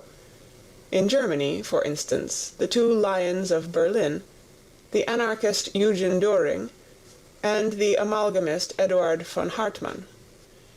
It is especially the sight of those hotchpotch philosophers who call themselves realists, or positivists, which is calculated to implant a dangerous distrust in the soul of a young and ambitious scholar. Those philosophers, at the best, are themselves but scholars and specialists. That is very evident. All of them are persons who have been vanquished and brought back again under the dominion of science, who at one time or another claimed more from themselves, without having a right to the more and its responsibility, and who now, creditably, rancorously, and vindictively, represent in word and deed disbelief in the master task and supremacy of philosophy. After all, how could it be otherwise? Science flourishes nowadays, and has the good conscience clearly visible on its countenance, while that to which the entire modern philosophy has gradually sunk, the remnant of philosophy of the present day, excites distrust and displeasure, if not scorn and pity. Philosophy reduced to a theory of knowledge, no more in fact than a diffident science of epochs and doctrine of forbearance, a philosophy that never even gets beyond the threshold, and rigorously denies itself the right to enter. That is philosophy in its last throes, an end, an agony, something that awakens pity. How could such a philosophy rule? 205. The dangers that beset the evolution of the philosopher are, in fact, so manifold nowadays that one might doubt whether this fruit could still come to maturity.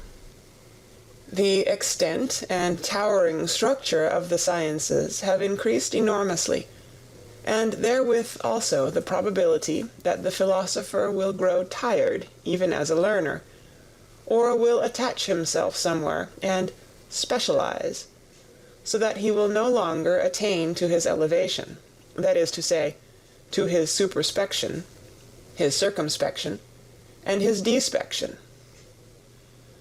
Or he gets aloft too late, when the best of his maturity and strength is past, or when he is impaired, coarsened, and deteriorated, so that his view, his general estimate of things is no longer of much importance.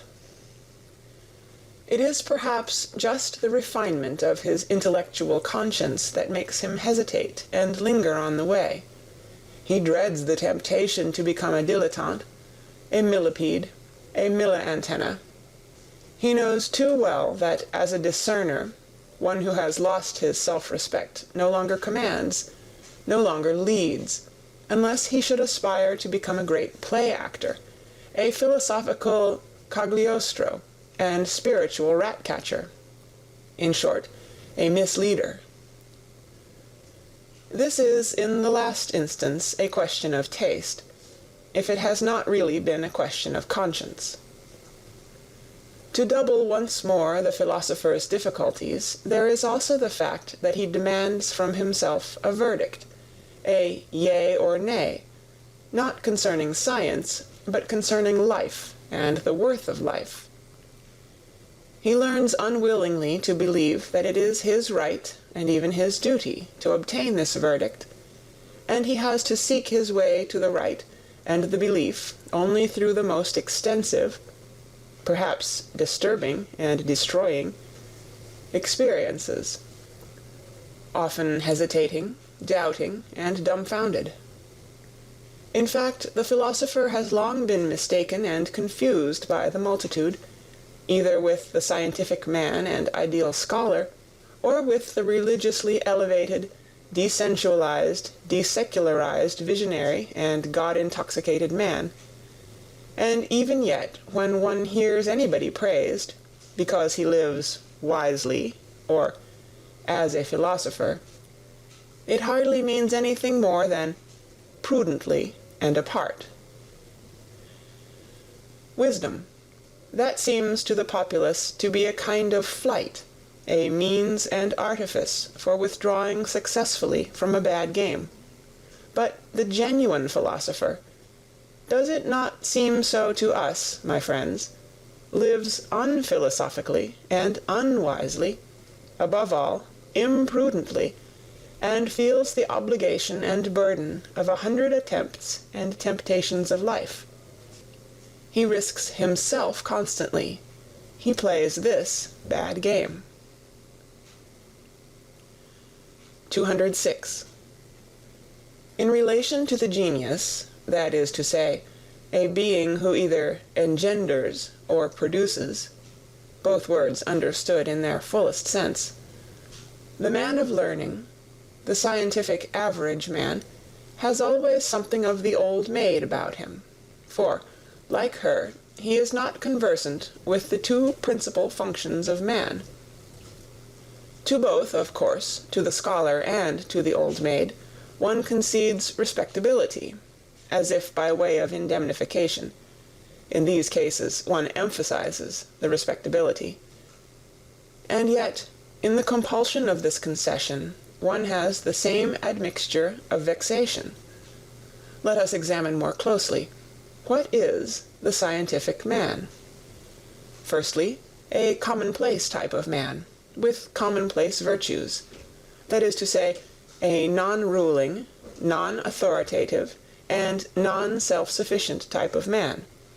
He possesses industry, patient adaptableness to rank and file, equability, and moderation in capacity and requirement. He has the instinct for people like himself, and for that which they require. For instance, the portion of independence and green meadow, without which there is no rest from labor, the claim to honor and consideration, which first and foremost presupposes recognition and recognizability, the sunshine of a good name, the perpetual ratification of his value and usefulness, with which the inward distrust which lies at the bottom of the heart of all dependent men and gregarious animals, has again and again to be overcome. The learned man, as is appropriate, has also maladies and faults of an ignoble kind. He is full of petty envy, and has a lynx eye for the weak points in those natures to whose elevations he cannot attain. He is confiding, yet only as one who lets himself go, but does not flow. And precisely before the man of the great current he stands all the colder and more reserved. His eye is then like a smooth and irresponsive lake, which is no longer moved by rapture or sympathy. The worst and most dangerous thing of which a scholar is capable results from the instinct of mediocrity of his type, from the Jesuitism of mediocrity, which labors instinctively for the destruction of the exceptional man, and endeavors to break, or still better, to relax, every bent bow. To relax, of course, with consideration, and naturally with an indulgent hand. To relax with confiding sympathy, that is the real art of Jesuitism, which has always understood how to introduce itself as the religion of sympathy. 207.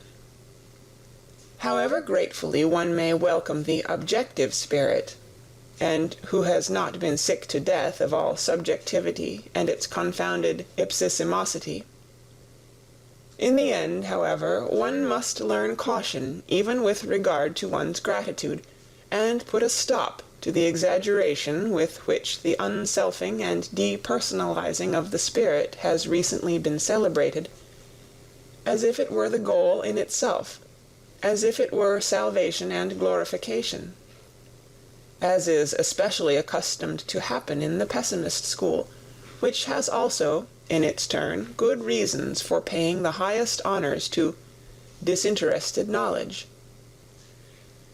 The objective man, who no longer curses and scolds like the pessimist, the ideal man of learning, in whom the scientific instinct blossoms forth fully after 1,000 complete and partial failures, is assuredly one of the most costly instruments that exist, but his place is in the hand of one who is more powerful. He is only an instrument. We may say he is a mirror. He is no purpose in himself. The objective man is in truth a mirror accustomed to prostration before everything that wants to be known, with such desires only as knowing or reflecting implies. He waits until something comes, and then expands himself sensitively, so that even the light footsteps and gliding past of spiritual beings may not be lost on his surface and film.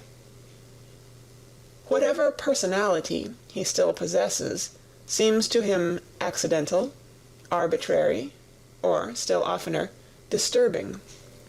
So much has he come to regard himself as the passage and reflection of outside forms and events. He calls up the recollection of himself with an effort, and not infrequently wrongly, he readily confounds himself with other persons. He makes mistakes with regard to his own needs, and here only is he unrefined and negligent. Perhaps he is troubled about the health, or the pettiness and confined atmosphere of wife and friend, or the lack of companions and society. Indeed, he sets himself to reflect on his suffering, but in vain. His thoughts already rove away to the more general case, and tomorrow he knows as little as he knew yesterday how to help himself. He does not now take himself seriously and devote time to himself. He is serene, not from lack of trouble, but from lack of capacity for grasping and dealing with his trouble. The habitual complacence with respect to all objects and experiences, the radiant and impartial hospitality with which he receives everything that comes his way, his habit of inconsiderate good nature, of dangerous indifference as to yea and nay, alas, there are enough of cases in which he has to atone for these virtues of his, and as man generally, he becomes far too easily the caput mortuum of such virtues.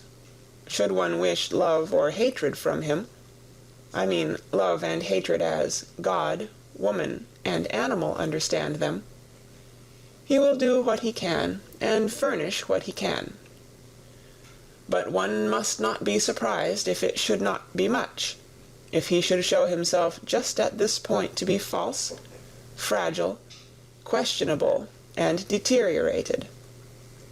His love is constrained, his hatred is artificial, and rather un tour de force, a slight ostentation and exaggeration. He is only genuine so far as he can be objective. Only in his serene totality is he still nature and natural. His mirroring and eternally self-polishing soul no longer knows how to affirm, no longer how to deny. He does not command, neither does he destroy. Je ne méprise prescrire, he says, with Leibniz. Let us not overlook nor undervalue the presque. Neither is he a model man. He does not go in advance of anyone, nor after either. He places himself generally too far off to have any reason for espousing the cause of either good or evil. If he has been so long confounded with the philosopher, with the Caesarean trainer and dictator of civilization, he has had far too much honor, and what is more essential in him has been overlooked. He is an instrument, something of a slave, though certainly the sublimest sort of slave, but nothing in himself. Presque rien. The objective man is an instrument, a costly, easily injured, easily tarnished measuring instrument and mirroring apparatus, which is to be taken care of and respected, but he is no goal, not outgoing nor upgoing, no complementary man in whom the rest of existence justifies itself, no termination, and still less a commencement, an engendering or primary cause, nothing hardy, powerful, self-centered that wants to be master, but rather only a soft, inflated, delicate, movable potter's form that must wait for some kind of content and frame to shape itself thereto. For the most part, a man without frame and content, a selfless man. Consequently, also, nothing for women, in parenthesi. 208. When a philosopher nowadays makes it known that he is not a skeptic, I hope that has been gathered from the foregoing description of the objective spirit, people all hear it impatiently. They regard him on that account with some apprehension. They would like to ask so many, many questions. Indeed, among timid hearers, of whom there are now so many, he is henceforth said to be dangerous. With his repudiation of skepticism, it seems to them as if they heard some evil-threatening sound in the distance, as if a new kind of explosive were being tried somewhere, a dynamite of the spirit, perhaps a newly discovered Russian nihiline, a pessimism bonae voluntatis, that not only denies, means denial, but, dreadful thought, practices denial. Against this kind of goodwill, a will to the veritable, actual negation of life, there is, as is generally acknowledged nowadays, no better soporific and sedative than skepticism, the mild, pleasing, lulling poppy of skepticism. And Hamlet himself is now prescribed by the doctors of the day as an antidote to the spirit and its underground noises. Are not our ears already full of bad sounds, say the skeptics, as lovers of repose, and almost as a kind of safety police? This subterranean neigh is terrible. Be still, ye pessimistic moles. The skeptic, in effect that delicate creature, is far too easily frightened. His conscience is schooled so as to start at every neigh, and even at that sharp, decided yea, and feel something like a bite thereby. Yea and nay, they seem to him opposed to morality. He loves, on the contrary, to make a festival to his virtue by a noble aloofness, while perhaps he says with Montaigne, "What do I know?" Or with Socrates, "I know that I know nothing," or "Here I do not trust myself, no door is open to me," or "Even if the door were open, why should I enter immediately?" Or, "What is the use of any hasty hypotheses? It might quite well be in good taste to make no hypotheses at all. Are you absolutely obliged to straighten at once what is crooked, to stuff every hole with some kind of oakum? Is there not time enough for that? Has not the time leisure? O ye demons, can ye not at all wait? The uncertain also has its charms. The Sphinx, too, is a Circe, and Circe, too, was a philosopher. Thus does a skeptic console himself, and in truth he needs some consolation. For skepticism is the most spiritual expression of a certain many-sided physiological temperament, which in ordinary language is called nervous debility and sickliness. It arises whenever races or classes, which have been long separated, decisively and suddenly blend with one another. In the new generation, which has inherited, as it were, different standards and valuations in its blood, everything is disquiet, derangement, doubt, and tentativeness. The best powers operate restrictively, the very virtues prevent each other growing and becoming strong. Equilibrium, ballast, and perpendicular stability are lacking in body and soul. That, however, which is most diseased and degenerated in such nondescripts is the will. They are no longer familiar with independence of decision, or the courageous feeling of pleasure in willing. They are doubtful of the freedom of the will, even in their dreams. Our present-day Europe, the scene of a senseless, precipitate attempt at a racial blending of classes, and consequently of races, is therefore skeptical in all its heights and depths, sometimes exhibiting the mobile skepticism which springs impatiently and wantonly from branch to branch, sometimes with gloomy aspect, like a cloud overcharged with interrogative signs, and often sick unto death of its will. Paralysis of will, where do we not find this cripple sitting nowadays? And yet, how bedecked oftentimes, how seductively ornamented. There are the finest gala dresses and disguises for this disease, and that, for instance, most of what places itself nowadays in the showcases as objectiveness, the scientific spirit, l'art pour l'art, and pure voluntary knowledge, is only decked-out skepticism and paralysis of will.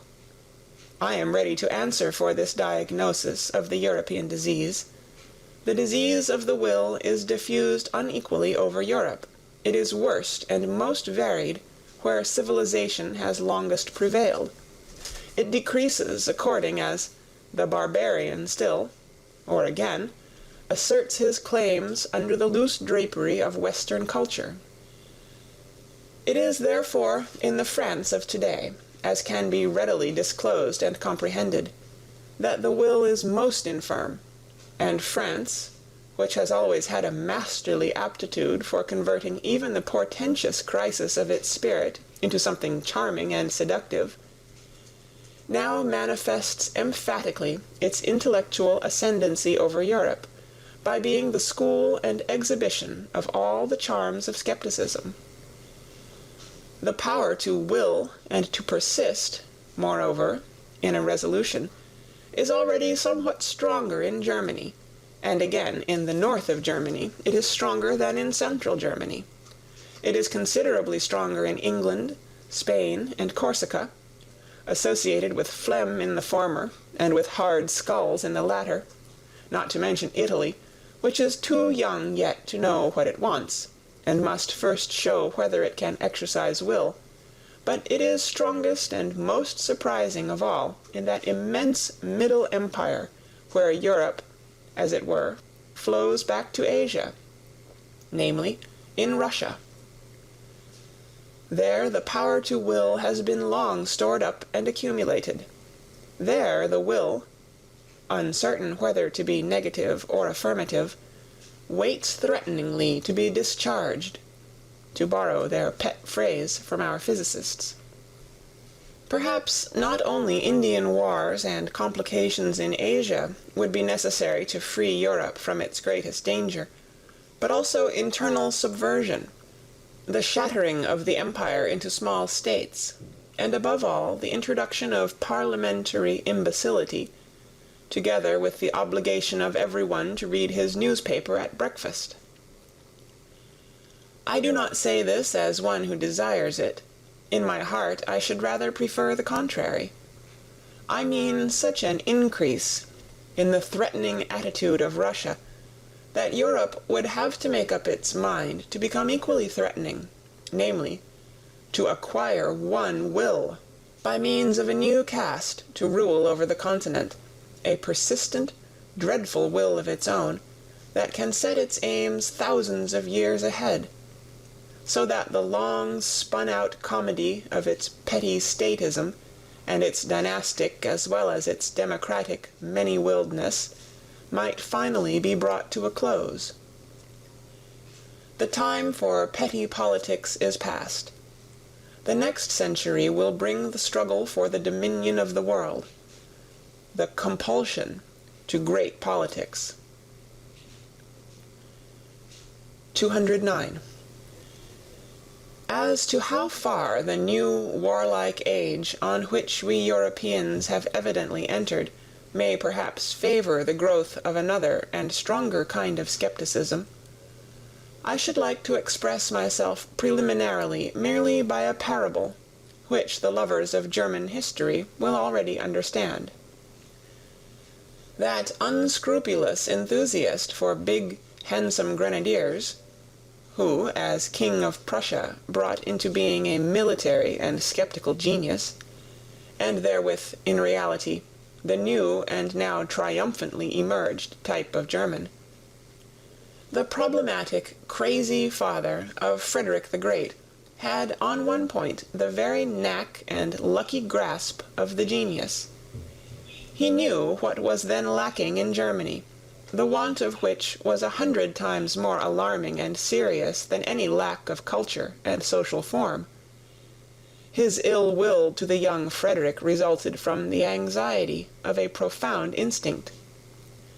Men were lacking, and he suspected, to his bitterest regret, that his own son was not man enough.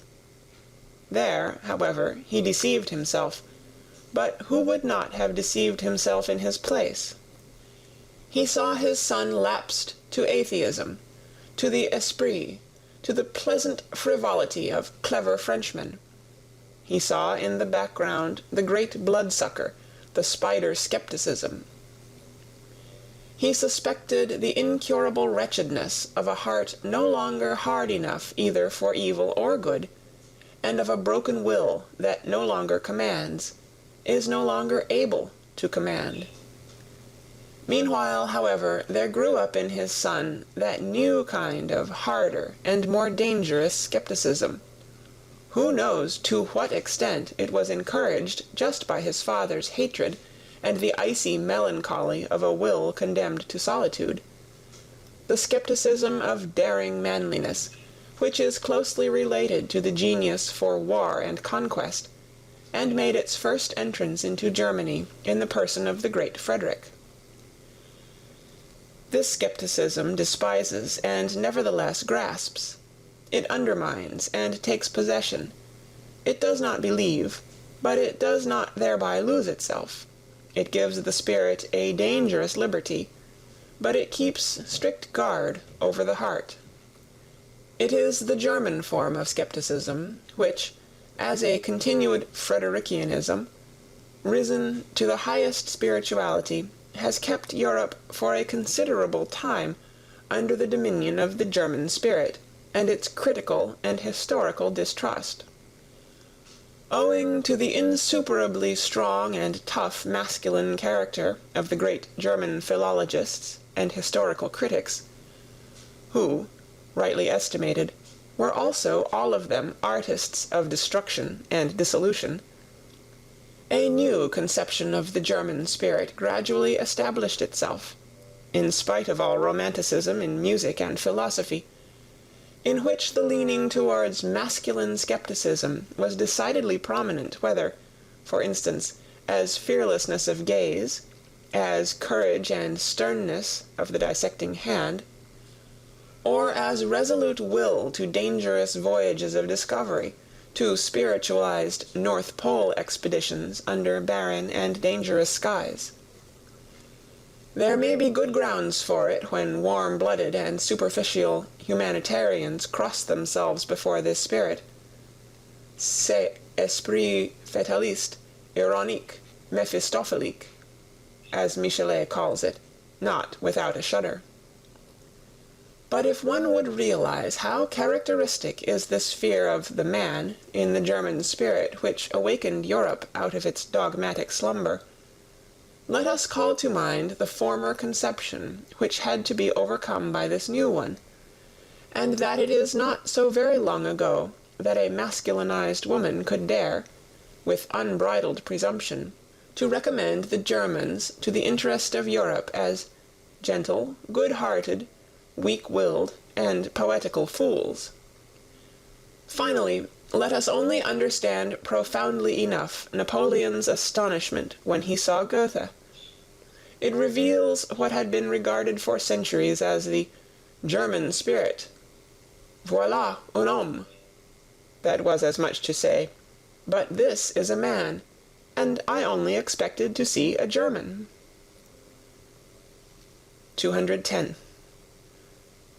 Supposing, then, that in the picture of the philosophers of the future, some trait suggests the question whether they must not perhaps be skeptics in the last-mentioned sense, something in them would only be designated thereby, and not they themselves.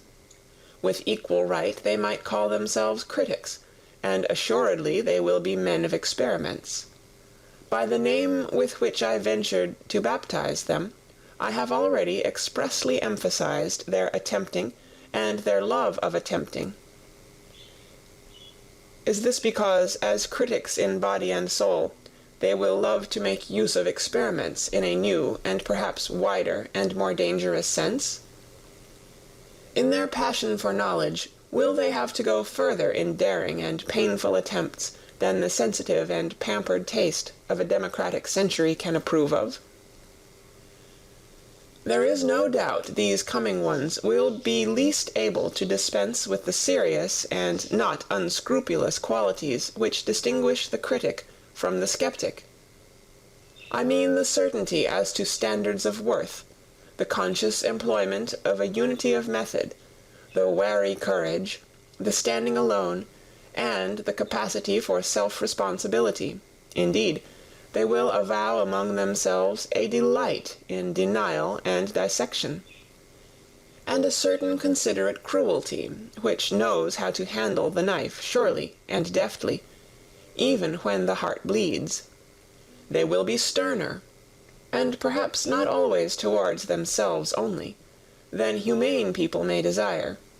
They will not deal with the truth in order that it may please them, or elevate and inspire them.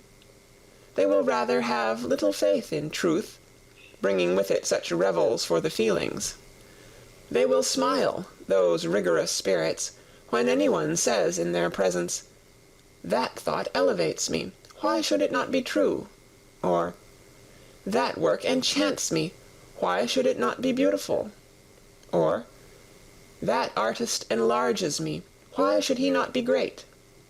Perhaps they will not only have a smile, but a genuine disgust for all that is thus rapturous, idealistic, feminine, and hermaphroditic, and if anyone could look into their inmost hearts, he would not easily find therein the intention to reconcile Christian sentiments with antique taste, or even with modern parliamentarism, the kind of reconciliation necessarily found even among philosophers in our very uncertain and consequently very conciliatory century.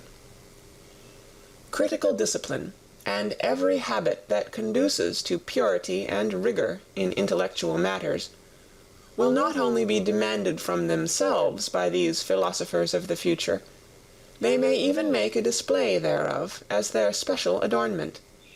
Nevertheless, they will not want to be called critics on that account. It will seem to them no small indignity to philosophy to have it decreed, as is so welcome nowadays, that philosophy itself is criticism and critical science, and nothing else whatever.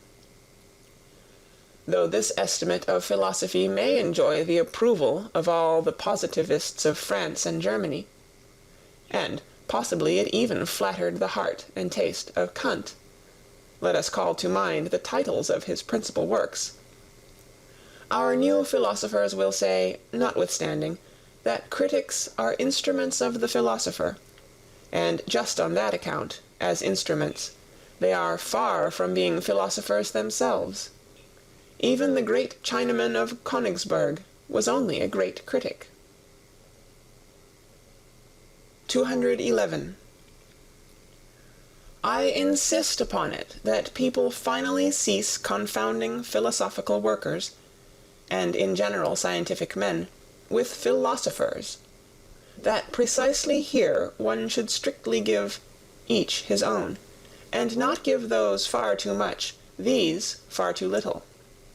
It may be necessary for the education of the real philosopher that he himself should have once stood upon all those steps upon which his servants, the scientific workers of philosophy, remain standing, and must remain standing. He himself must perhaps have been critic, and dogmatist, and historian, and besides, poet, and collector, and traveller, and riddle reader, and moralist, and seer, and free spirit, and almost everything, in order to traverse the whole range of human values and estimations, and that he may be able, with a variety of eyes and consciences, to look from a height to any distance, from a depth up to any height, from a nook into any expanse. But all these are only preliminary conditions for his task. This task itself demands something else. It requires him to create values. The philosophical workers, after the excellent pattern of Kant and Hegel, have to fix and formalize some great existing body of valuations, that is to say, former determinations of value, creations of value, which have become prevalent, and are for a time called truths, whether in the domain of the logical, the political, moral, or the artistic. It is for these investigators to make whatever has happened and been esteemed hitherto conspicuous, conceivable, intelligible, and manageable, to shorten everything long, even time itself, and to subjugate the entire past, an immense and wonderful task, in the carrying out of which all refined pride, all tenacious will, can surely find satisfaction. The real philosophers, however, are commanders and lawgivers. They say, "Thus shall it be." They determine first the whither and the why of mankind, and thereby set aside the previous labor of all philosophical workers, and all subjugators of the past. They grasp at the future with a creative hand, and whatever is and was becomes for them thereby a means, an instrument, and a hammer. Their knowing is creating, their creating is a law-giving, their will to truth is will to power. Are there at present such philosophers? Have there ever been such philosophers? Must there not be such philosophers some day? 212. It is always more obvious to me that the philosopher, as a man indispensable for the morrow and the day after the morrow, has ever found himself, and has been obliged to find himself, in contradiction to the day in which he lives. His enemy has always been the ideal of his day.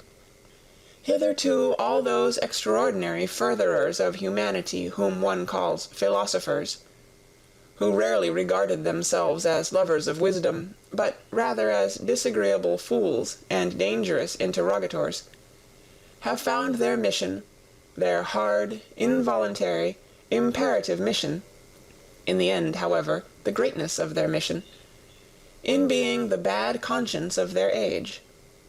In putting the vivisector's knife to the breast of the very virtues of their age, they have betrayed their own secret. It has been for the sake of a new greatness of man, a new untrodden path to his aggrandizement. They have always disclosed how much hypocrisy, indolence, self-indulgence, and self-neglect, how much falsehood was concealed under the most venerated types of contemporary morality, how much virtue was outlived. They have always said, "We must remove hence to where you are least at home." In the face of a world of modern ideas, which would like to confine everyone in a corner, in a specialty, a philosopher, if there could be philosophers nowadays, would be compelled to place the greatness of man, the conception of greatness, precisely in his comprehensiveness and multifariousness, in his all-roundness. He would even determine worth and rank according to the amount and variety of that which a man could bear and take upon himself, according to the extent to which a man could stretch his responsibility. Nowadays, the taste and virtue of the age weaken and attenuate the will. Nothing is so adapted to the spirit of the age as weakness of will.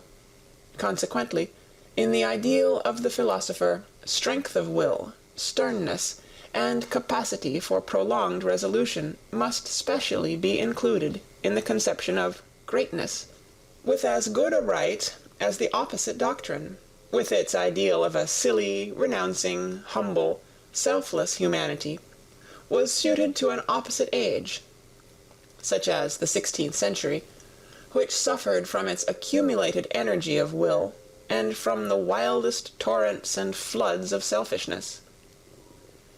In the time of Socrates, among men only of worn-out instincts, old conservative Athenians who let themselves go, for the sake of happiness, as they said, for the sake of pleasure, as their conduct indicated, and who had continually on their lips the old pompous words to which they had long forfeited the right by the life they led, irony was perhaps necessary for greatness of soul, the wicked Socratic assurance of the old physician and plebeian, who cut ruthlessly into his own flesh, as into the flesh and heart of the noble, with a look that said plainly enough, "Do not dissemble before me.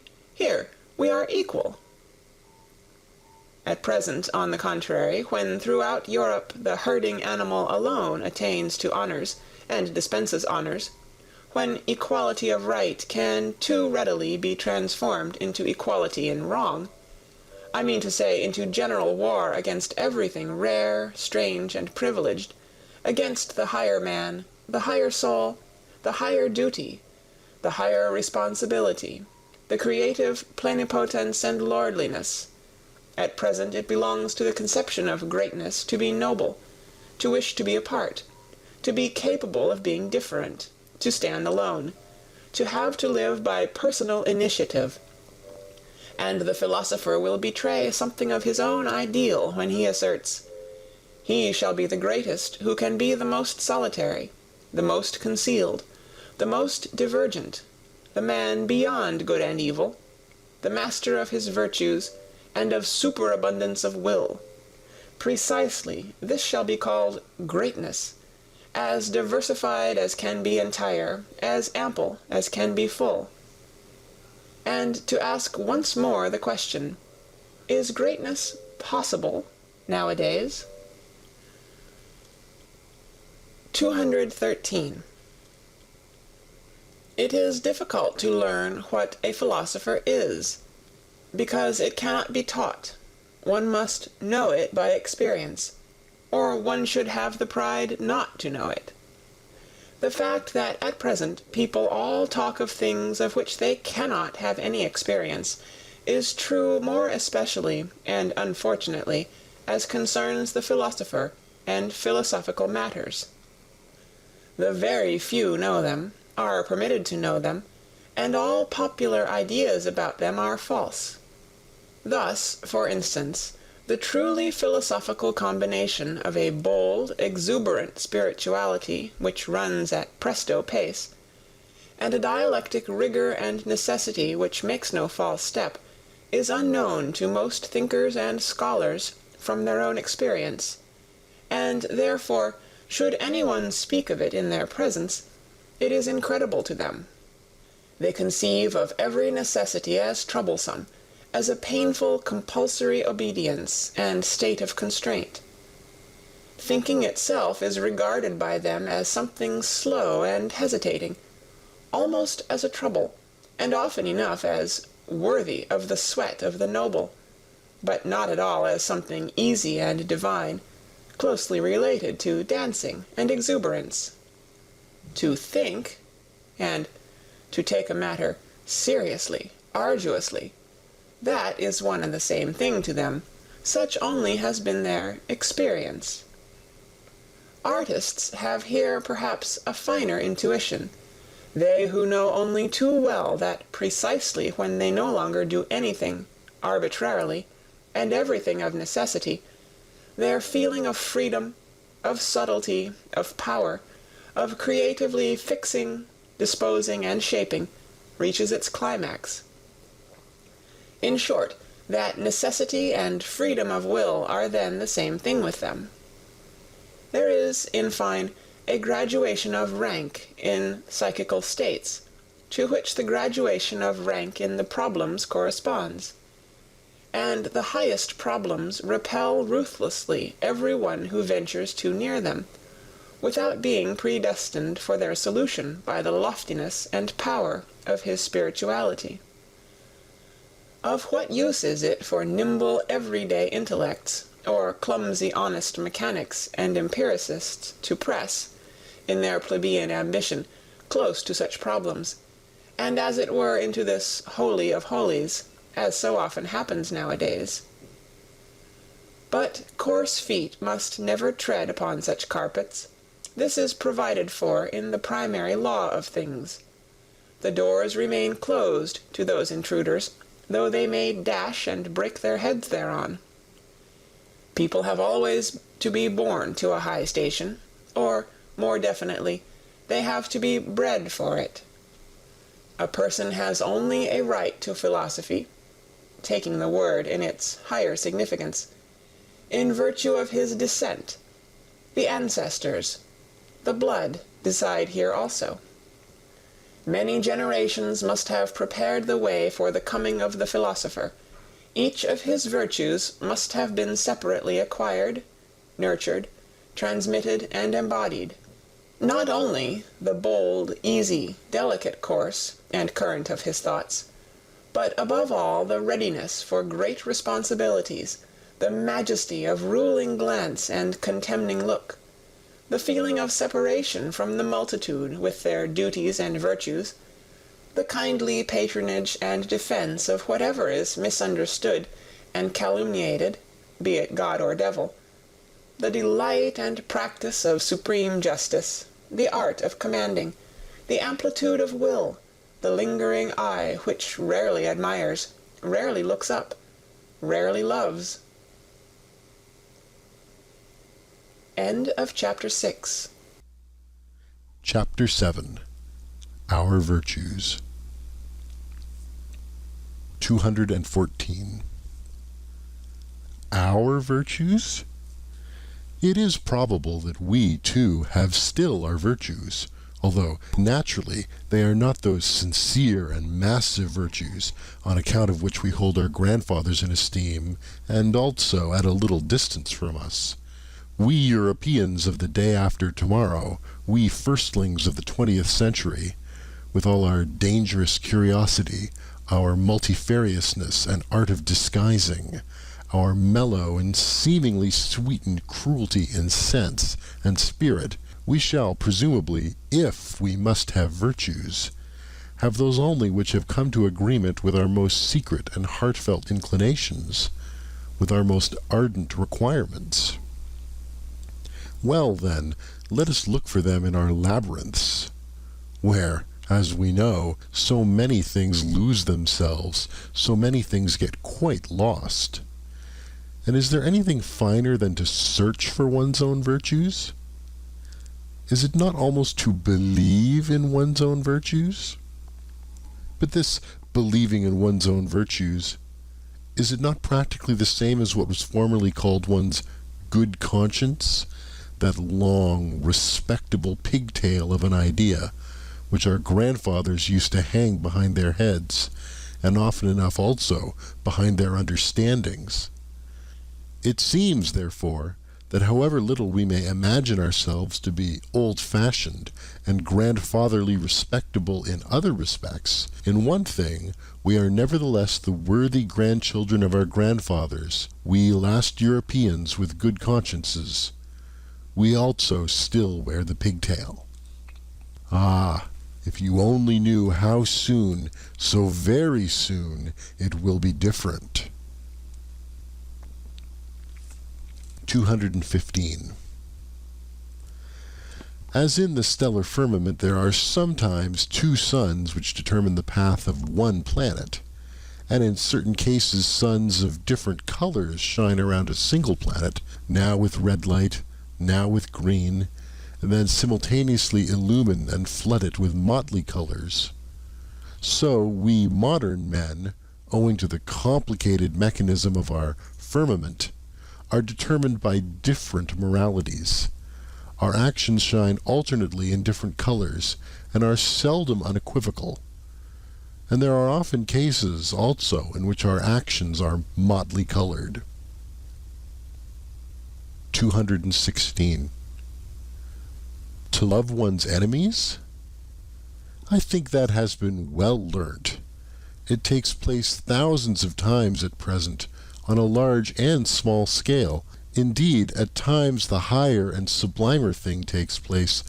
We learn to despise when we love, and precisely when we love best. All of it, however, unconsciously, without noise, without ostentation, with the shame and secrecy of goodness, which forbids the utterance of the pompous word and the formula of virtue. Morality, as attitude, is opposed to our taste nowadays. This is also an advance, as it was an advance in our fathers, that religion as an attitude finally became opposed to their taste, including the enmity and Voltairean bitterness against religion, and all that formerly belonged to freethinker pantomime. It is the music in our conscience, the dance in our spirit, to which Puritan litanies, moral sermons, and goody-goodness won't chime. 217. Let us be careful in dealing with those who attach great importance to being credited with moral tact and subtlety and moral discernment. They never forgive us if they have once made a mistake before us, or even with regard to us. They inevitably become our instinctive calumniators and detractors, even when they still remain our friends. Blessed are the forgetful, for they get the better, even of their blunders. 218.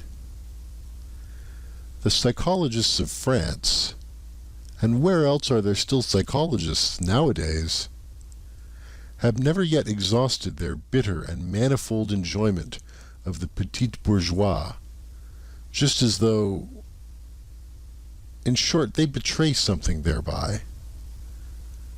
Flaubert, for instance, the honest citizen of Rouen, neither saw, heard, nor tasted anything else in the end. It was his mode of self-torment and refined cruelty.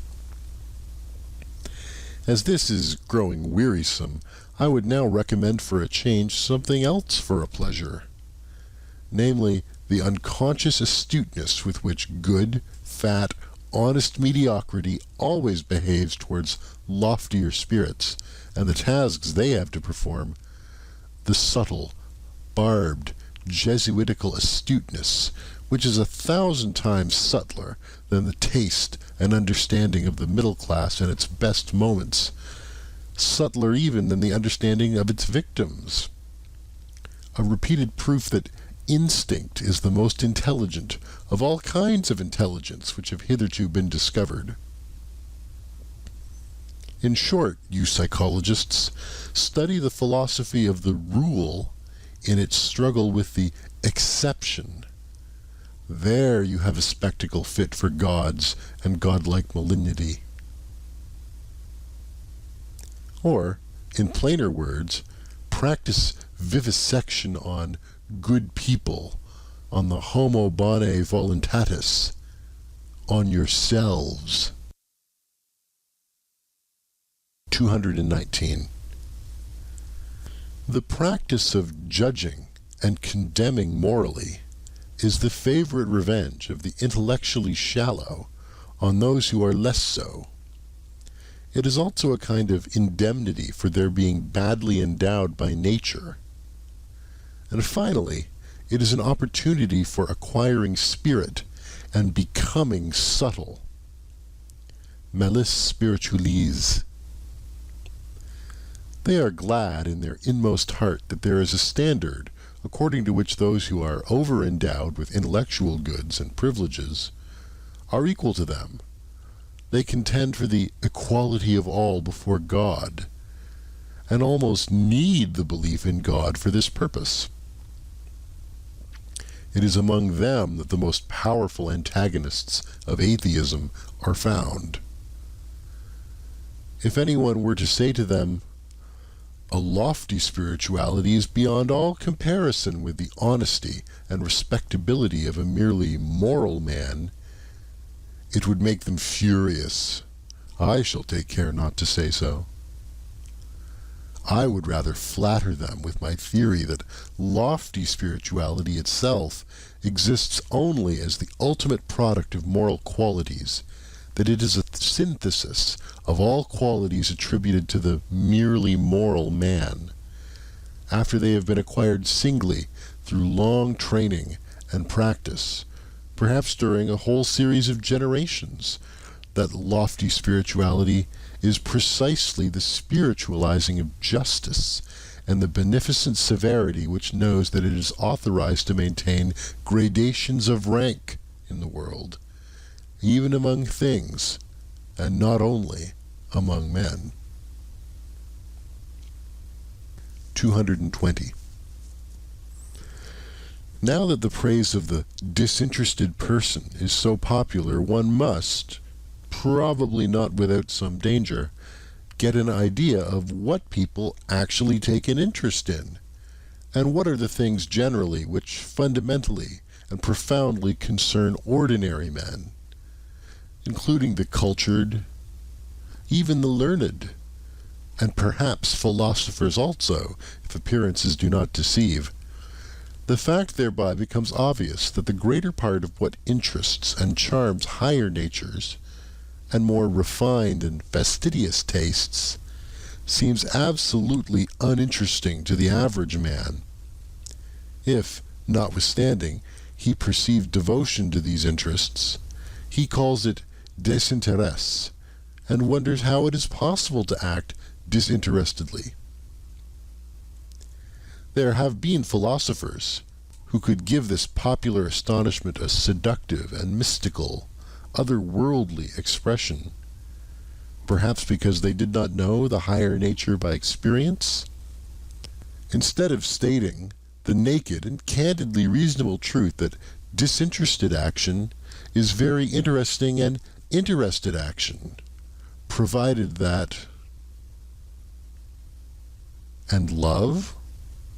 What? Even an action for love's sake shall be unegoistic, but you fools. And the praise of the self-sacrificer? But whoever has really offered sacrifice knows that he wanted and obtained something for it, perhaps something from himself, for something from himself, that he relinquished here in order to have more there, perhaps in general to be more, or even feel himself more. But this is a realm of questions and answers in which a more fastidious spirit does not like to stay, for here truth has to stifle her yawn so much when she is obliged to answer. And, after all, truth is a woman. One must not use force with her. 221. It sometimes happens, said a moralistic pedant and trifle retailer, that I honor and respect an unselfish man. Not, however, because he is unselfish, but because I think he has a right to be useful to another man at his own expense. In short, the question is always who he is and who the other is. For instance, in a person created and destined for command, self-denial and modest retirement, instead of being virtues, would be the waste of virtues. So it seems to me. Every system of unegoistic morality, which takes itself unconditionally and appeals to everyone, not only sins against good taste, but is also an incentive to sins of omission, an additional seduction under the mask of philanthropy, and precisely a seduction and injury to the higher, rarer, and more privileged types of men. Moral systems must be compelled, first of all, to bow before the gradations of rank. Their presumption must be driven home to their conscience, until they thoroughly understand at last that it is immoral to say that what is right for one is proper for another. So said my moralistic pedant and bonhomme. Did he perhaps deserve to be laughed at when he thus exhorted systems of morals to practice morality? But one should not be too much in the right if one wishes to have the laughers on one's own side. A grain of wrong pertains even to good taste. 222. Wherever sympathy, fellow suffering, is preached nowadays, and, if I gather rightly, no other religion is any longer preached, let the psychologist have his ears open through all the vanity, through all the noise which is natural to these preachers, as to all preachers. He will hear a hoarse, groaning, genuine note of self-contempt. It belongs to the overshadowing and uglifying of Europe, which has been on the increase for a century, the first symptoms of which are already specified documentarily in a thoughtful letter of Galliani to Madame d'Épinay, if it is not really the cause thereof. The man of modern ideas, the conceited ape, is excessively dissatisfied with himself. This is perfectly certain. He suffers, and his vanity wants him only to suffer with his fellows. 223. The hybrid European, a tolerably ugly plebeian, taken all in all, absolutely requires a costume. He needs history as a storeroom of costumes. To be sure, he notices that none of the costumes fit him properly. He changes and changes. Let us look at the 19th century with respect to these hasty preferences and changes in its masquerades of style, and also with respect to its moments of desperation on account of nothing suiting us. It is in vain to get ourselves up as romantic, or classical, or Christian, or Florentine, or Barocco, or national, in moribus et artibus. It does not clothe us. But the spirit, especially the historical spirit, profits even by this desperation. Once and again a new sample of the past or of the foreign is tested, put on, taken off, packed up, and above all, studied. We are the first studious age in puncto of costumes. I mean as concerns morals, articles of belief, artistic tastes, and religions. We are prepared, as no other age has ever been, for a carnival in the grand style, for the most spiritual festival, laughter and arrogance, for the transcendental height of supreme folly and Aristophanic ridicule of the world. Perhaps we are still discovering the domain of our invention just here, the domain where even we can still be original, probably as parodists of the world's history and as God's Merry Andrews. Perhaps, though nothing else of the present have a future, our laughter itself may have a future. 224.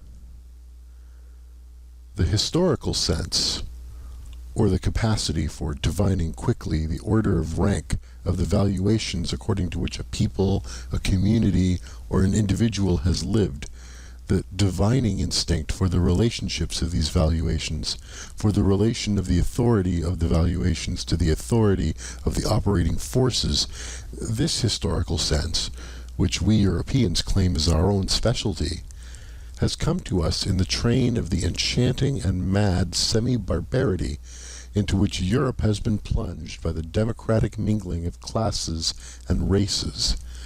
It is only the 19th century that has recognized this faculty as its sixth sense.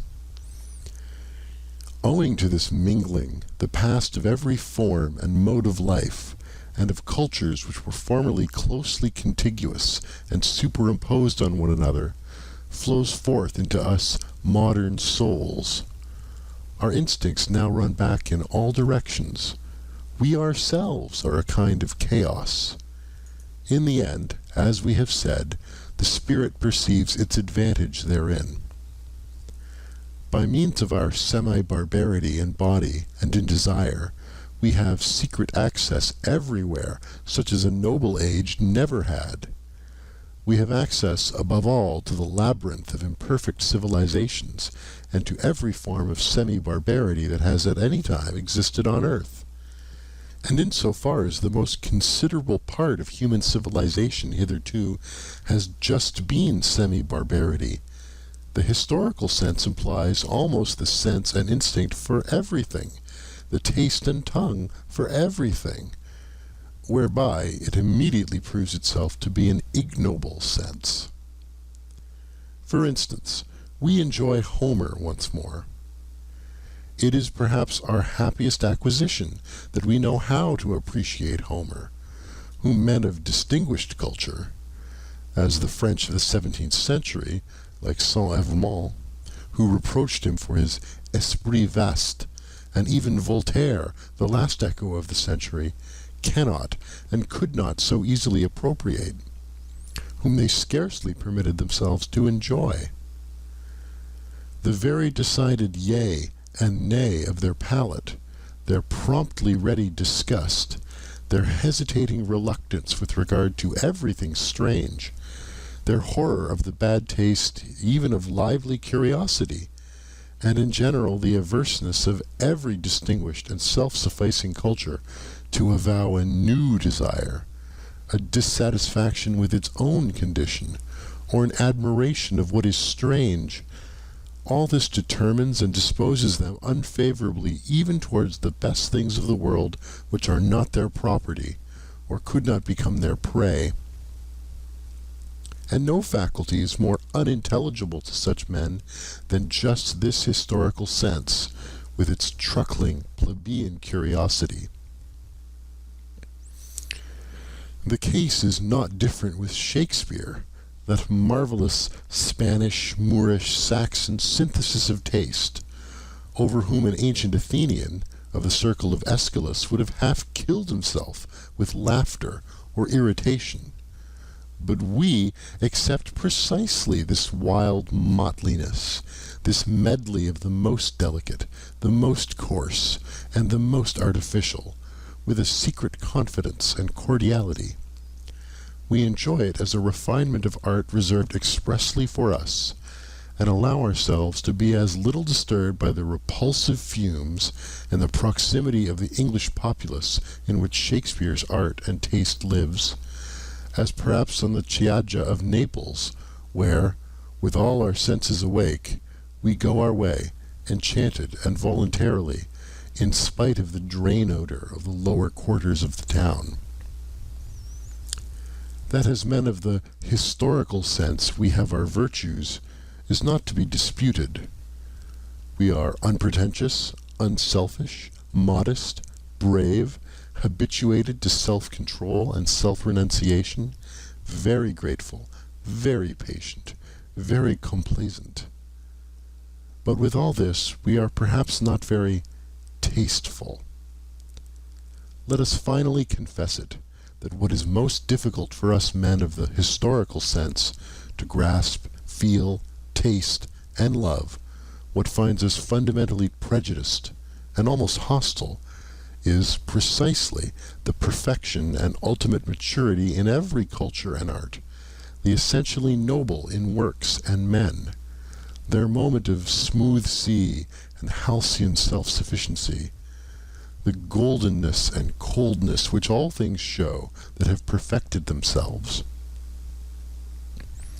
Perhaps our great virtue of the historical sense is in necessary contrast to good taste, at least to the very bad taste, and we can only evoke in ourselves imperfectly, hesitatingly, and with compulsion the small, short, and happy godsends and glorifications of human life as they shine here and there. Those moments and marvelous experiences when a great power has voluntarily come to a halt before the boundless and infinite. When a superabundance of refined delight has been enjoyed by a sudden checking and petrifying, by standing firmly and planting oneself fixedly on still trembling ground. Proportionateness is strange to us. Let us confess it to ourselves. Our itching is really the itching for the infinite, the immeasurable. Like the rider on his forward panting horse, we let the reins fall before the infinite, we modern men, we semi-barbarians, and are only in our highest bliss when we are in the most danger. 225. Whether it be hedonism, pessimism, utilitarianism, or eudaimonism, all those modes of thinking which measure the worth of things according to pleasure and pain, that is, according to accompanying circumstances and secondary considerations, are plausible modes of thought and naivetés which everyone conscious of creative powers and an artist's conscience will look down upon with scorn, though not without sympathy. Sympathy for you! To be sure, that is not sympathy as you understand it.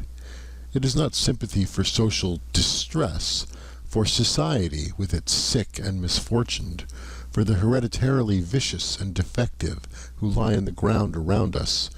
Still less is it sympathy for the grumbling, vexed, revolutionary slave classes who strive after power. They call it freedom. Our sympathy is a loftier and further-sighted sympathy. We see how man dwarfs himself, how you dwarf him. And there are moments when we view your sympathy with an indescribable anguish, when we resist it, when we regard your seriousness as more dangerous than any kind of levity. You want, if possible, and there is not a more foolish, if possible, to do away with suffering. And it really seems that we would rather have it increased and made worse than it has ever been. Well-being, as you understand it, is certainly not a goal. it seems to us an end, a condition which at once renders man ludicrous and contemptible, and makes his destruction desirable. The discipline of suffering, of great suffering. Know ye not that it is only this discipline that has produced all the elevations of humanity hitherto? The tension of soul in misfortune, which communicates to it its energy, its shuddering in view of wrack and ruin, its inventiveness and bravery in undergoing, enduring, interpreting, and exploiting misfortune.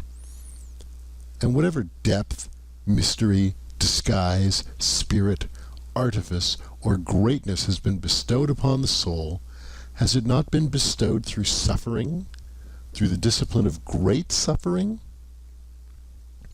In man, creature and creator are united. In man there is not only matter, shred, excess, clay, mire, folly, chaos, but there is also the creator, the sculptor, the hardness of the hammer, the divinity of the spectator, and the seventh day. Do ye understand this contrast? And that your sympathy for the creature in man applies to that which has to be fashioned, bruised, forged, stretched, roasted, annealed, refined, to that which must necessarily suffer, and is meant to suffer. And our sympathy, do ye not understand what our reverse sympathy applies to, when it resists your sympathy as the worst of all pampering and enervation? So it is sympathy against sympathy. But, to repeat it once more, there are higher problems than the problems of pleasure and pain and sympathy, and all systems of philosophy which deal only with these are naïvetés. 226. We immoralists.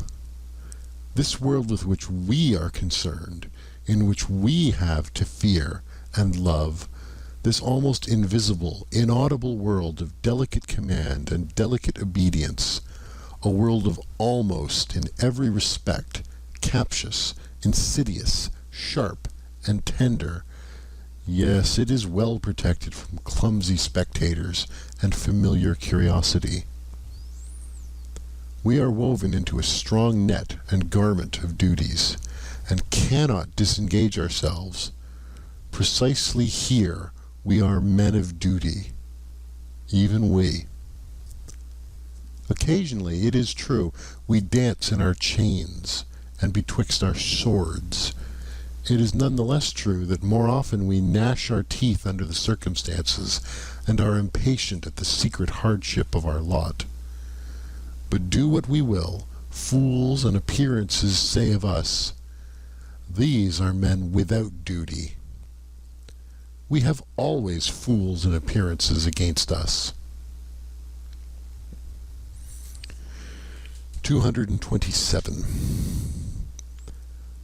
Honesty, granting that it is the virtue of which we cannot rid ourselves, we free spirits, well, we will labor at it with all our perversity and love, and not tire of perfecting ourselves in our virtue, which alone remains.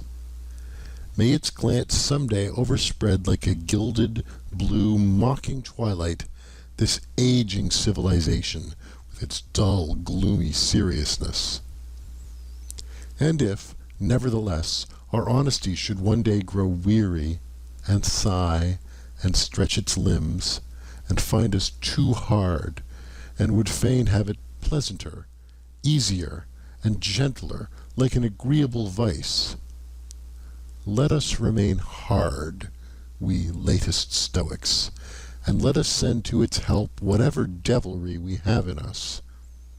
Our disgust at the clumsy and undefined, our nitimur invetitum, our love of adventure, our sharpened and fastidious curiosity, our most subtle, disguised intellectual will to power and universal conquest, which rambles and roves avidiously around all the realms of the future. Let us go with all our devils to the help of our God. It is probable that people will misunderstand and mistake us on that account. What does it matter? They will say, their honesty, that is their devilry, and nothing else. What does it matter? And even if they were right, have not all gods hitherto been such sanctified, rebaptized devils? And after all, what do we know of ourselves? And what the spirit that leads us wants to be called? It is a question of names. And how many spirits we harbor? Our honesty, we free spirits, let us be careful lest it become our vanity, our ornament and ostentation, our limitation, our stupidity.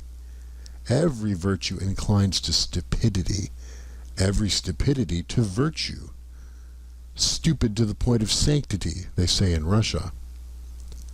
Let us be careful, lest, out of pure honesty, we eventually become saints and bores.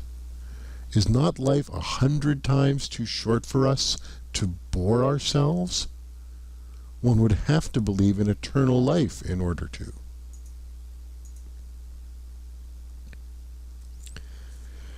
(228) I hope to be forgiven for discovering that all moral philosophy hitherto has been tedious and has belonged to the soporific appliances, and that virtue, in my opinion, has been more injured by the tediousness of its advocates than by anything else. At the same time, however, I would not wish to overlook their general usefulness. It is desirable that as few people as possible should reflect upon morals, and consequently it is very desirable that morals should not some day become interesting. But let us not be afraid. Things still remain today as they have always been. I see no one in Europe who has, or discloses an idea of the fact that philosophizing concerning morals might be conducted in a dangerous, captious, and ensnaring manner, that calamity might be involved therein. Observe, for example, the indefatigable, inevitable English utilitarians, how ponderously and respectably they stalk on, stalk along, a Homeric metaphor expresses it better, in the footsteps of Bentham, just as he had already stalked in the footsteps of the respectable Helvetius. No, he was not a dangerous man, Helvetius, ce sénateur poco courant, to use an expression of Galliani. No new thought, nothing of the nature of a finer turning or better expression of an old thought, not even a proper history of what has been previously thought on the subject, an impossible literature, taking it all in all, unless one knows how to leaven it with some mischief. In effect, the old English vice called cant, which is moral Tartuffism, has insinuated itself also into these moralists, whom one must certainly read with an eye to their motives, if one must read them. Concealed this time under the new form of the scientific spirit. Moreover, there is not absent from them a secret struggle with the pangs of conscience, from which a race of former Puritans must naturally suffer in all their scientific tinkering with morals. Is not a moralist the opposite of a Puritan? That is to say, as a thinker who regards morality as questionable, as worthy of interrogation, in short, as a problem? Is moralizing not immoral? In the end, they all want English morality to be recognized as authoritative, inasmuch as mankind, or the general utility, or the happiness of the greatest number, the happiness of England, will be best served thereby. They would like, by all means, to convince themselves that the striving after English happiness, I mean after comfort and fashion, and in the highest instance a seat in Parliament, is at the same time the true path of virtue. In fact, that insofar as there has been virtue in the world hitherto, it has just consisted in such striving. Not one of those ponderous, conscience-stricken herding animals who undertake to advocate the cause of egoism as conducive to the general welfare wants to have any knowledge or inkling of the facts that the general welfare is no ideal, no goal, no notion that can be at all grasped, but is only a nostrum, that what is fair to one may not at all be fair to another, that the requirement of one morality for all is really a detriment to higher men. In short, that there is a distinction of rank between man, and consequently between morality and morality. They are an unassuming and fundamentally mediocre species of men, these utilitarian Englishmen, and, as already remarked, insofar as they are tedious, one cannot think highly enough of their utility. One ought even to encourage them, as has been partially attempted in the following rhymes. Hail, ye worthies, barrow-wheeling, longer, better, eye revealing, stiffer eye in head and knee, unenraptured, never jesting, mediocre, everlasting, sans génie et sans esprit.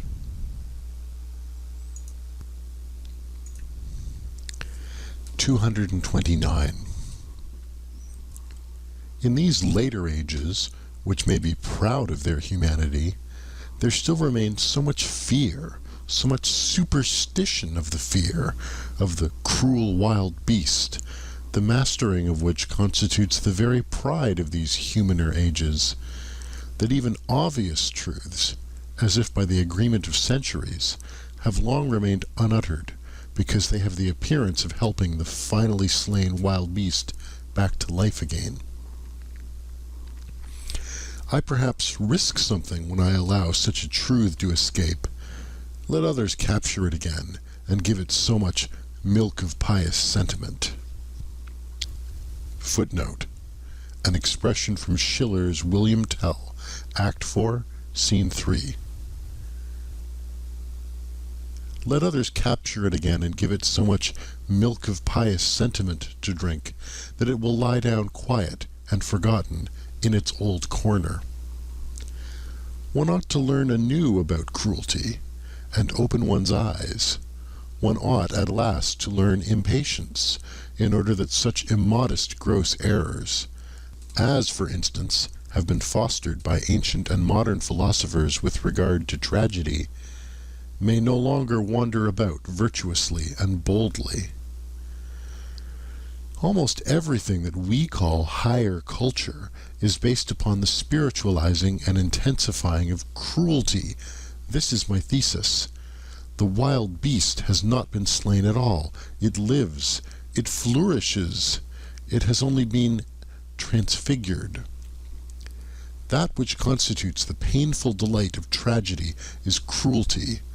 That which operates agreeably in so-called tragic sympathy, and at the basis even of everything sublime, up to the highest and most delicate thrills of metaphysics, obtains its sweetness solely from the intermingled ingredient of cruelty.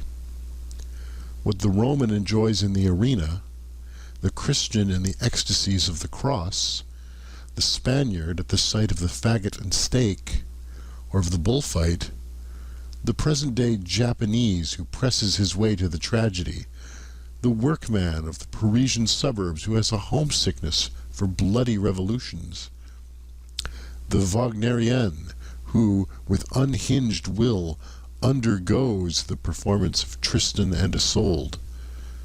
What all these enjoy, and strive with mysterious ardor to drink in, is the filter of the great Circe, cruelty.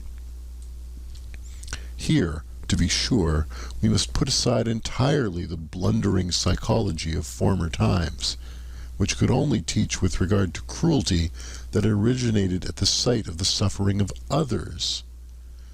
There is an abundant, superabundant enjoyment even in one's own suffering, in causing one's own suffering. And wherever man has allowed himself to be persuaded to self-denial in the religious sense, or to self-mutilation, as among the Phoenicians and ascetics, or in general to desensualization, decarnalization, and contrition, to puritanical repentance spasms, to vivisection of conscience, and to Pascal-like sacrificia del intelletto, he is secretly allured and impelled forwards by his cruelty, by the dangerous thrill of cruelty towards himself. Finally, let us consider that even the seeker of knowledge operates as an artist and a glorifier of cruelty, in that he compels his spirit to perceive against its own inclination, and often enough against the wishes of his heart. He forces it to say nay, where he would like to affirm, love, and adore. Indeed, every instance of taking a thing profoundly and fundamentally is a violation, an intentional injuring of the fundamental will of the spirit, which instinctively aims at appearance and superficiality. Even in every desire for knowledge, there is a drop of cruelty. 230. Perhaps what I have said here about a fundamental will of the spirit may not be understood without further details. I may be allowed a word of explanation. That imperious something, which is popularly called the spirit, wishes to be master internally and externally, and to feel itself master. It has the will of a multiplicity for a simplicity, a binding, taming, imperious, and essentially ruling will. Its requirements and capacities here are the same as those assigned by physiologists to everything that lives, grows, and multiplies. The power of the spirit to appropriate foreign elements reveals itself in a strong tendency to assimilate the new to the old, to simplify the manifold, to overlook or repudiate the absolutely contradictory, just as it arbitrarily re-underlines, makes prominent, and falsifies for itself certain traits and lines in the foreign elements in every portion of the outside world. Its object thereby is the incorporation of new experiences, the assortment of new things in the old arrangements, in short, growth, or, more properly, the feeling of growth, the feeling of increased power is its object. This same will has at its service an apparently opposed impulse of the spirit, a suddenly adopted preference of ignorance, of arbitrary shutting out, a closing of windows, an inner denial of this or that, a prohibition to approach, a sort of defensive attitude against much that is knowable, a contentment with obscurity, with the shutting-in horizon, an acceptance and approval of ignorance, as that which is all necessary according to the degree of its appropriating power, its digestive power, to speak figuratively. And in fact, the spirit resembles a stomach more than anything else. Here also belong an occasional propensity of the spirit to let itself be deceived, perhaps with a waggish suspicion that it is not so-and-so, but is only allowed to pass as such, a delight in uncertainty and ambiguity, an exulting enjoyment of arbitrary, out-of-the-way narrowness and mystery, of the too near, of the foreground, of the magnified, the diminished, the misshapen, the beautified, an enjoyment of the arbitrariness of all these manifestations of power.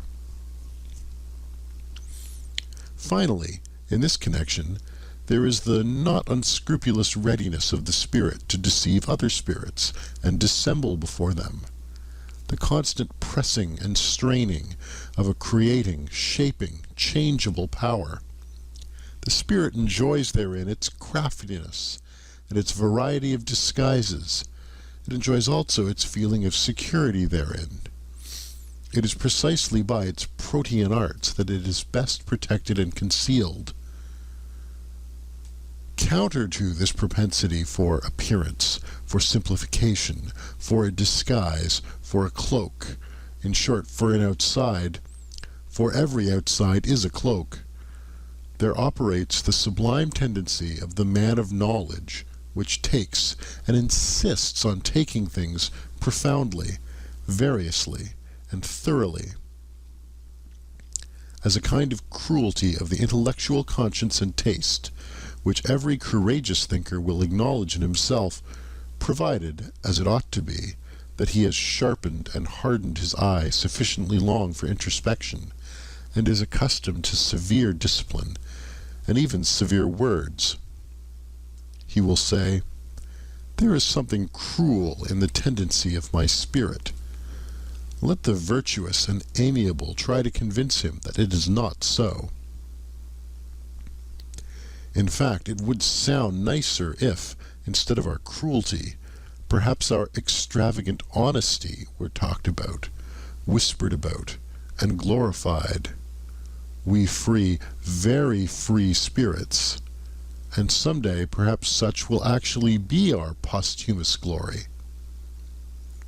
Meanwhile, for there is plenty of time until then, we should be least inclined to deck ourselves out in such florid and fringed moral verbiage. Our whole former work has just made us sick of this taste and its sprightly exuberance. They are beautiful, glistening, jingling, festive words. Honesty, love of truth, love of wisdom, sacrifice for knowledge, heroism of the truthful. There is something in them that makes one's heart swell with pride. We anchorites and marmots have long ago persuaded ourselves, in all the secrecy of an anchorite's conscience, that this worthy parade of verbiage also belongs to the old false adornment, frippery, and gold dust of unconscious human vanity, and that even under such flattering color and repainting, the terrible original text homo natura must again be recognized. In effect, to translate man back again into nature, to master the many vain and visionary interpretations and subordinate meanings which have hitherto been scratched and daubed over the eternal original text homo natura, to bring it about that man shall henceforth stand before man as he now, hardened by the discipline of science, stands before the other forms of nature, with fearless Oedipus eyes and stopped Ulysses ears, deaf to the enticements of old metaphysical bird-catchers who have piped to him far too long. Thou art more, thou art higher, thou hast a different origin. This may be a strange and foolish task, but that it is a task who can deny? Why did we choose it, this foolish task? Or, to put the question differently, why knowledge at all? Everyone will ask us about this. And thus pressed, we, who have asked ourselves the question 100 times, have not found and cannot find any better answer.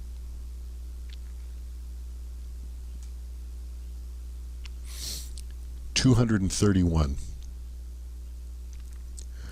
Learning alters us. It does what all nourishment does that does not merely conserve, as the physiologist knows. But at the bottom of our souls, quite down below, there is certainly something unteachable, a granite of spiritual fate, of predetermined decision and answer to predetermined chosen questions. In each cardinal problem there speaks an unchangeable "I am this." A thinker cannot learn anew about man and woman, for instance, but can only learn fully. He can only follow to the end what is fixed about them in himself. Occasionally, we find certain solutions of problems which make strong beliefs for us. Perhaps they are henceforth called convictions. Later on, one sees in them only footsteps to self-knowledge, guideposts to the problem which we ourselves are, or more correctly, to the great stupidity which we embody, our spiritual fate, the unteachable in us, quite down below. In view of this liberal compliment which I have just paid myself, permission will perhaps be more readily allowed me to utter some truths about woman as she is, provided that it is known at the outset how literally they are merely my truths.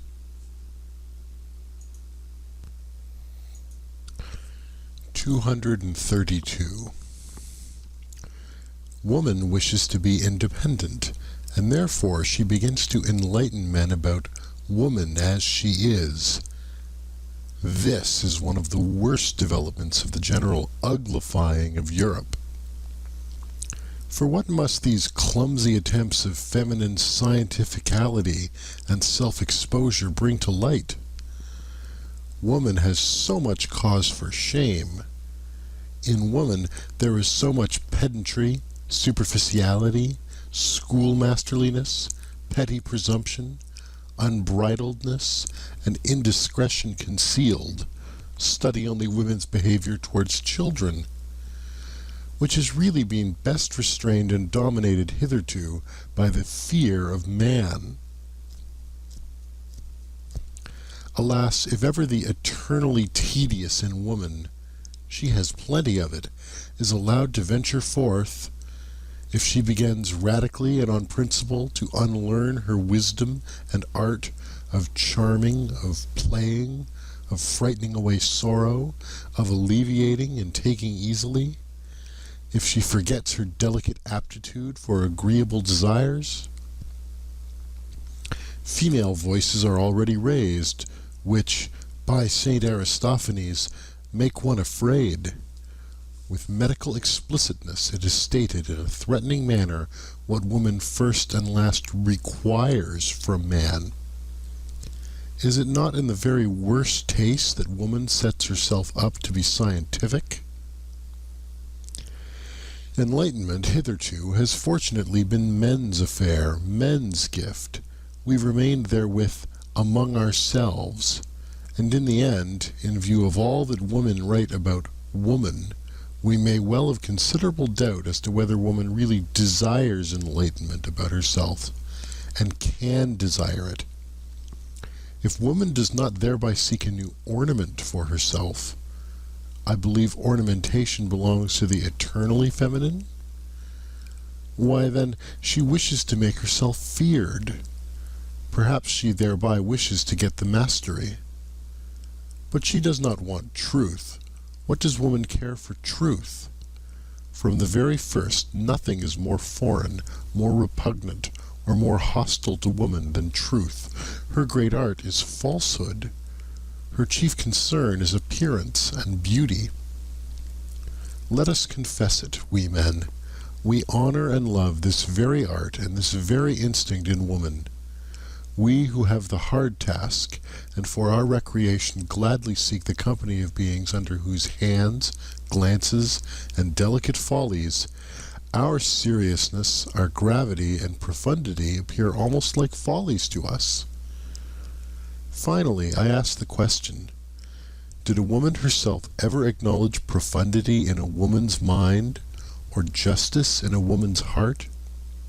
And is it not true that on the whole woman has hitherto been most despised by woman herself, and not at all by us?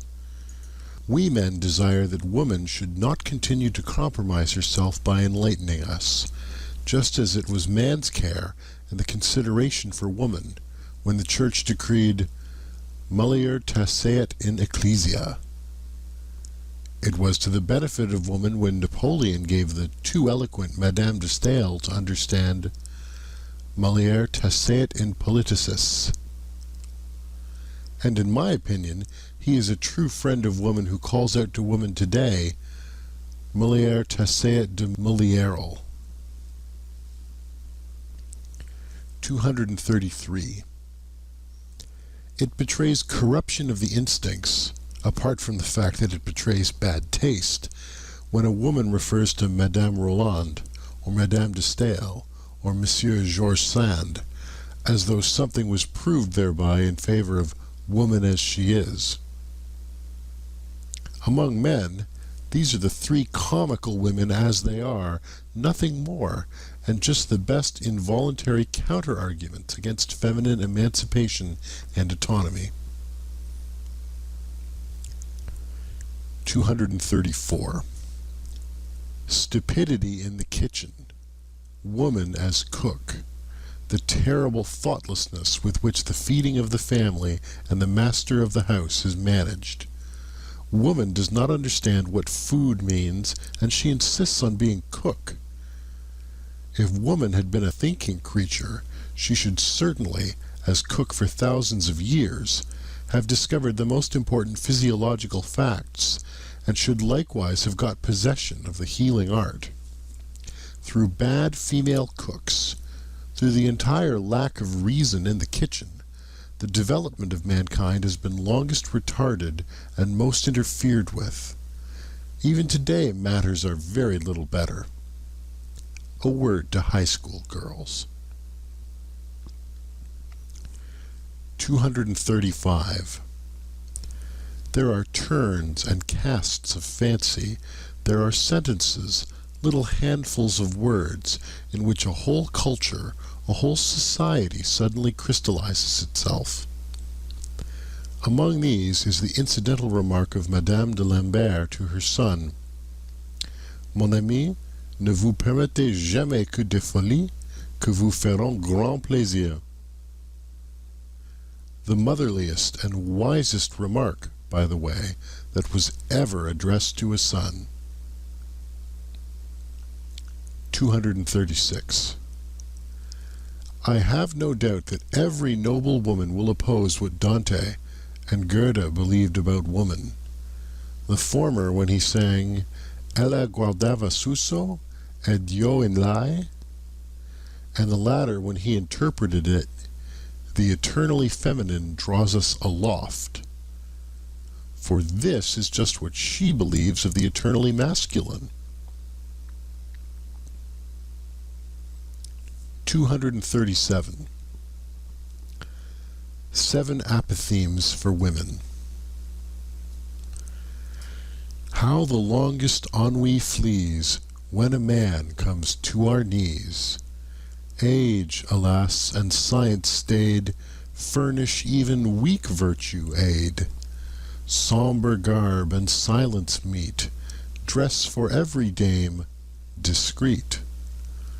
Whom I thank when in my bliss? God and my good tailoress. Young, a flower-decked cavern home. Old, a dragon thence doth roam. Noble title, leg that's fine, man as well, oh, were he mine. Speech in brief and sense in mass, slippery for the jenny ass. 237a.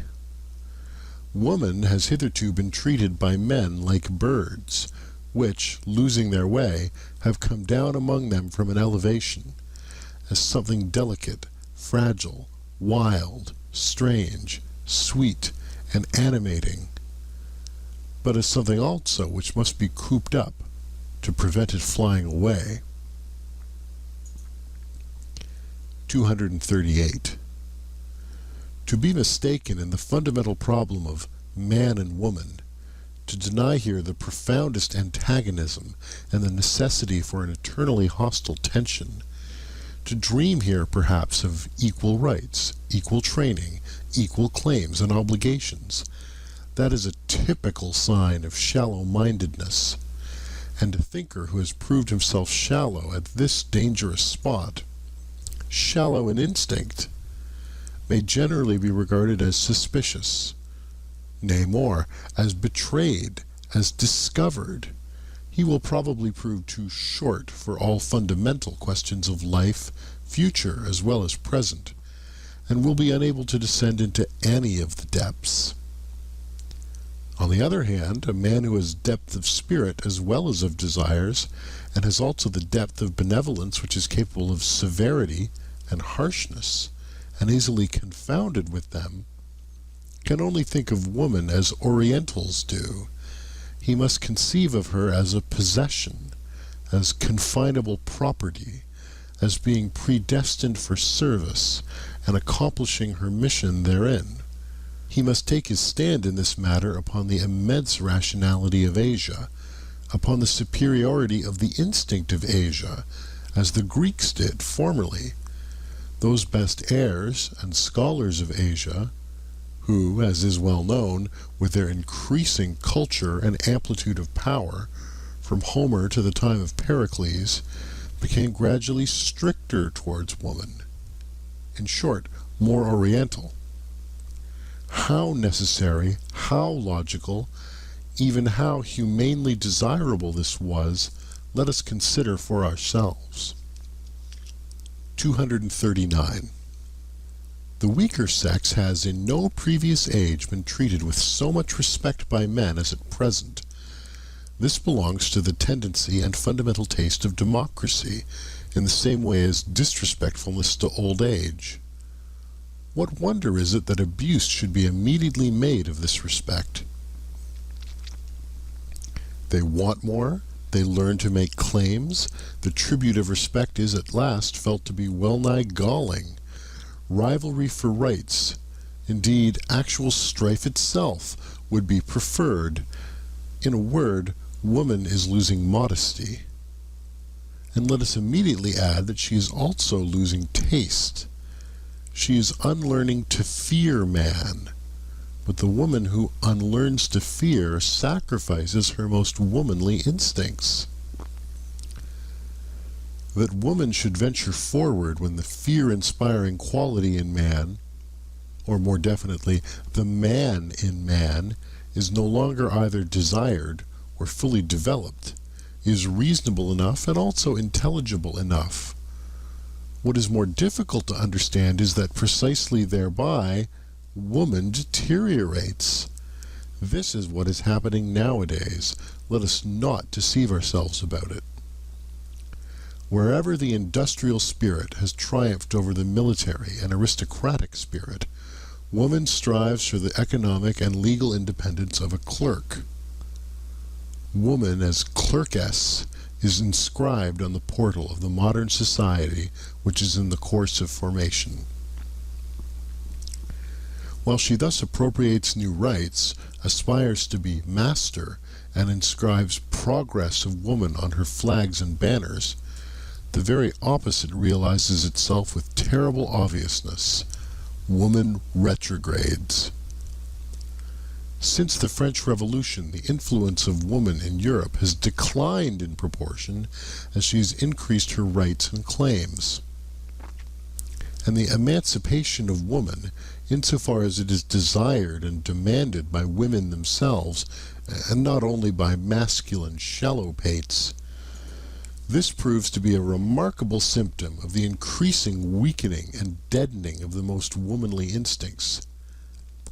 There is stupidity in this movement, an almost masculine stupidity, of which a well-reared woman, who is always a sensible woman, might be heartily ashamed. To lose the intuition as to the ground upon which she can most surely achieve victory, to neglect exercise in the use of her proper weapons, to let herself go before man, perhaps even to the book, where formerly she kept herself in control and in refined, artful humility. To neutralize with her virtuous audacity man's faith in a veiled, fundamentally different ideal in woman, something eternally, necessarily feminine. To emphatically and loquaciously dissuade man from the idea that woman must be preserved, cared for, protected, and indulged, like some delicate, strangely wild, and often pleasant domestic animal. The clumsy and indignant collection of everything of the nature of servitude and bondage, which the position of woman in the hitherto existing order of society has entailed and still entails, as though slavery were a counter-argument, and not rather a condition of every higher culture, of every elevation of culture. What does all this betoken, if not a disintegration of womanly instincts, a defeminizing? Certainly there are enough of idiotic friends and corrupters of woman among the learned asses of the masculine sex, who advise woman to defeminize herself in this manner, and to imitate all the stupidities from which man in Europe, European manliness, suffers, who would like to lower woman to general culture, indeed even to newspaper reading and meddling with politics. Here and there they wish even to make women into free spirits and literary workers, as though a woman without piety would not be something perfectly obnoxious or ludicrous to a profound and godless man. Almost everywhere her nerves are being ruined by the most morbid and dangerous kind of music, our latest German music, and she's daily being made more hysterical and more incapable of fulfilling her first and last function, that of bearing robust children. They wish to cultivate her in general still more, and intend, as they say, to make the weaker sex strong by culture, as if history did not teach in the most emphatic manner that the cultivating of mankind and his weakening, that is to say, the weakening, dissipating, and languishing of his force of will, have always kept pace with one another, and that the most powerful and influential women in the world, and lastly, the mother of Napoleon, had just to thank their force of will, and not their schoolmasters, for their power and ascendancy over men. That which inspires respect in woman, and often enough fear also, is her nature, which is more natural than that of man, her genuine, carnivora-like, cunning flexibility, her tiger claws beneath the glove, her naivete and egoism, her untrainableness and innate wildness, the incomprehensibleness, extent, and deviation of her desires and virtues. That which, in spite of fear, excites one's sympathy for the dangerous and beautiful cat, woman, is that she seems more afflicted, more vulnerable, more necessitous of love, and more condemned to disillusionment than any other creature. Fear and sympathy it is with these feelings that man has hitherto stood in the presence of woman, always with one foot already in tragedy, which rends while it delights. What? And all that is now to be at an end? And the disenchantment of woman is in progress? The tediousness of woman is slowly evolving? Oh, Europe, Europe, we know the horned animal which was always most attractive to thee, from which danger is ever again threatening thee.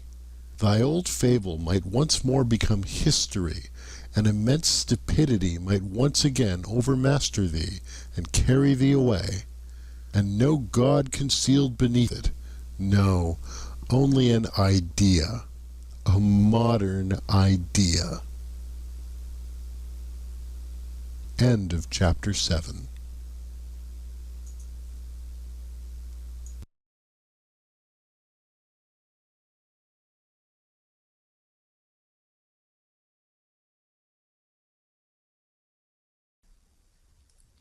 Chapter 8. Peoples and Countries.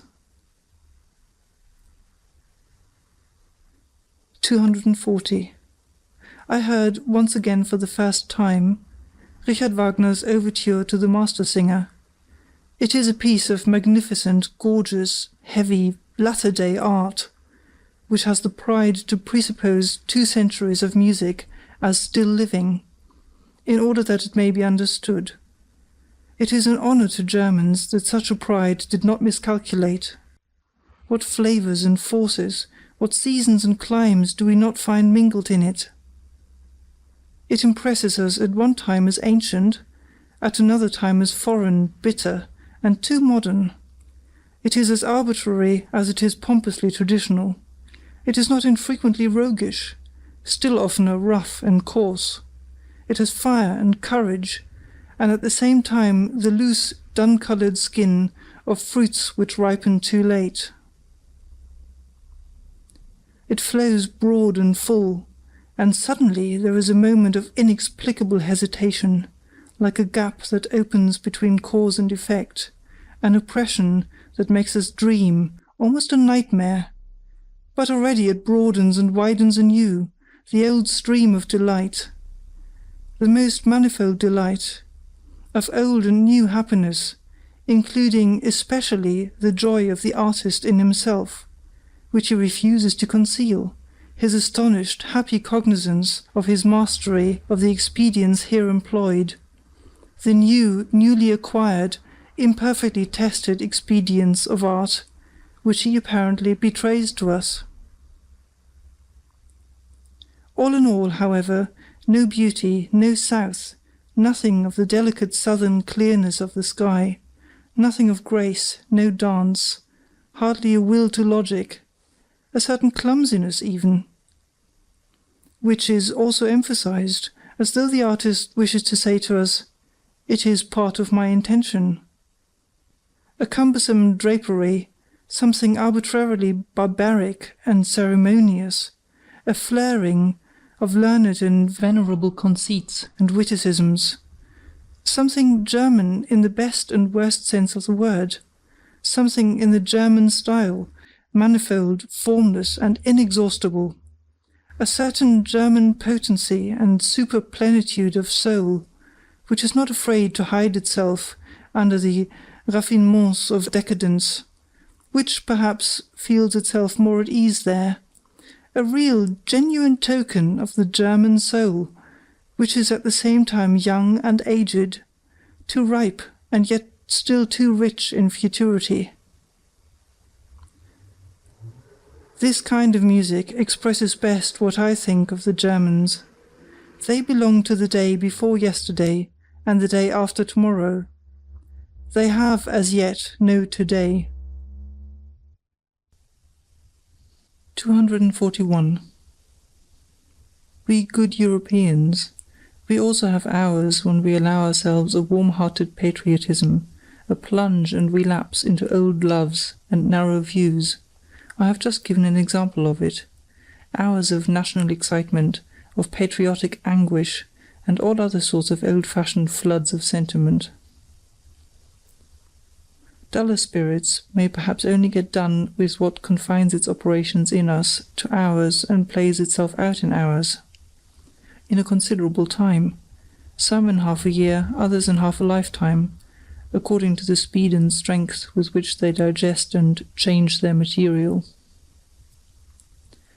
Indeed, I could think of sluggish, hesitating races, which even in our rapidly moving Europe would require half a century ere they could surmount such atavistic attacks of patriotism and soil attachment, and return once more to reason, that is to say, to good Europeanism. And while digressing on this possibility, I happened to become an ear-witness of a conversation between two old patriots. They were evidently both hard of hearing, and consequently spoke all the louder. He has as much, and knows as much, philosophy as a peasant or a corps student, said the one. He is still innocent. But what does that matter nowadays? It is the age of the masses. They lie on their belly before everything that is massive. And so also in politics. A statesman who rears up for them a new Tower of Babel, some monstrosity of empire and power, they call great. What does it matter that we more prudent and conservative ones do not meanwhile give up the old belief that it is only the great thought that gives greatness to an action or affair?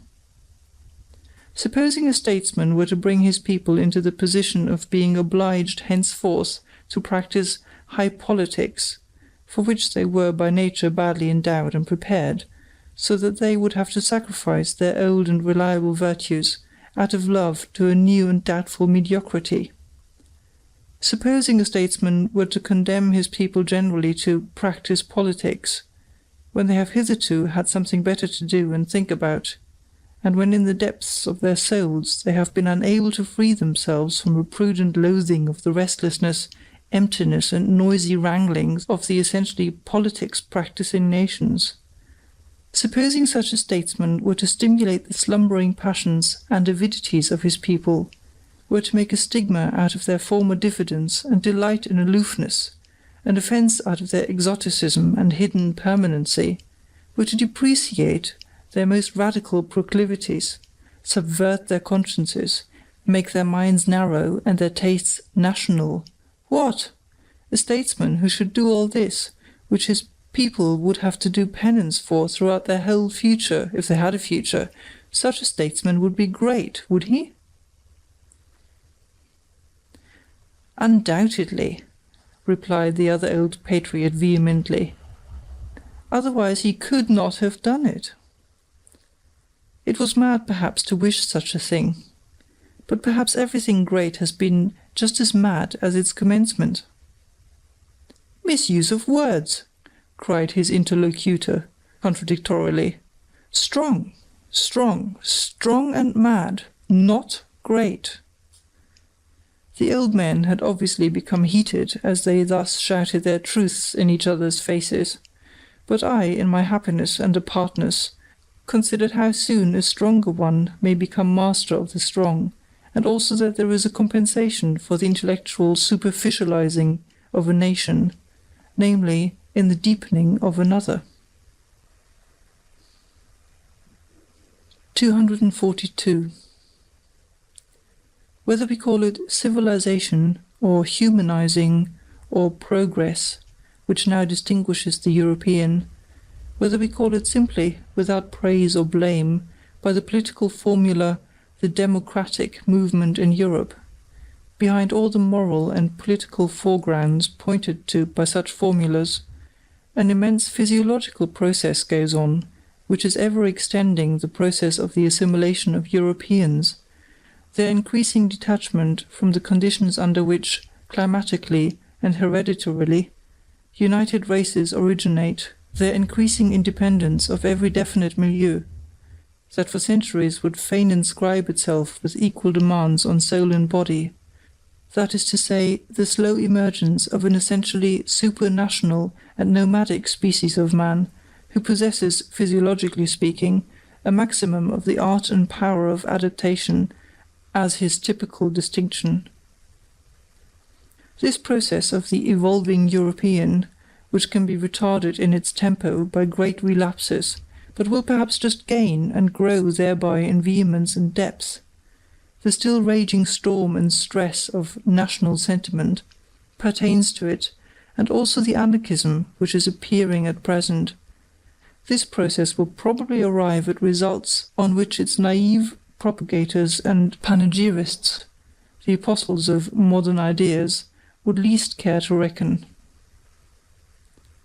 The same new conditions under which on an average a levelling and mediocrising of man will take place, a useful, industrious, variously serviceable, and clever, gregarious man, are in the highest degree suitable to give rise to exceptional men of the most dangerous and attractive qualities.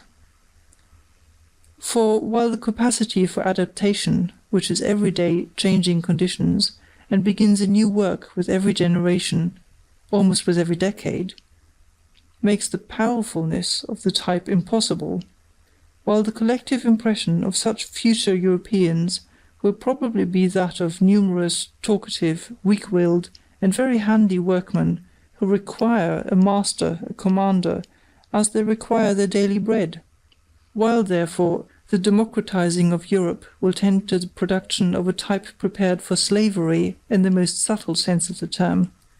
This strong man will necessarily, in individual and exceptional cases, become stronger and richer than he has perhaps ever been before, owing to the unprejudicedness of his schooling, owing to the immense variety of practice, art, and disguise. I meant to say that the democratizing of Europe is at the same time an involuntary arrangement for the rearing of tyrants, taking the word in all its meanings, even in its most spiritual sense. 243. I hear with pleasure that our sun is moving rapidly towards the constellation Hercules, and I hope that the men on this earth will do like the sun. And we foremost, we good Europeans. 244.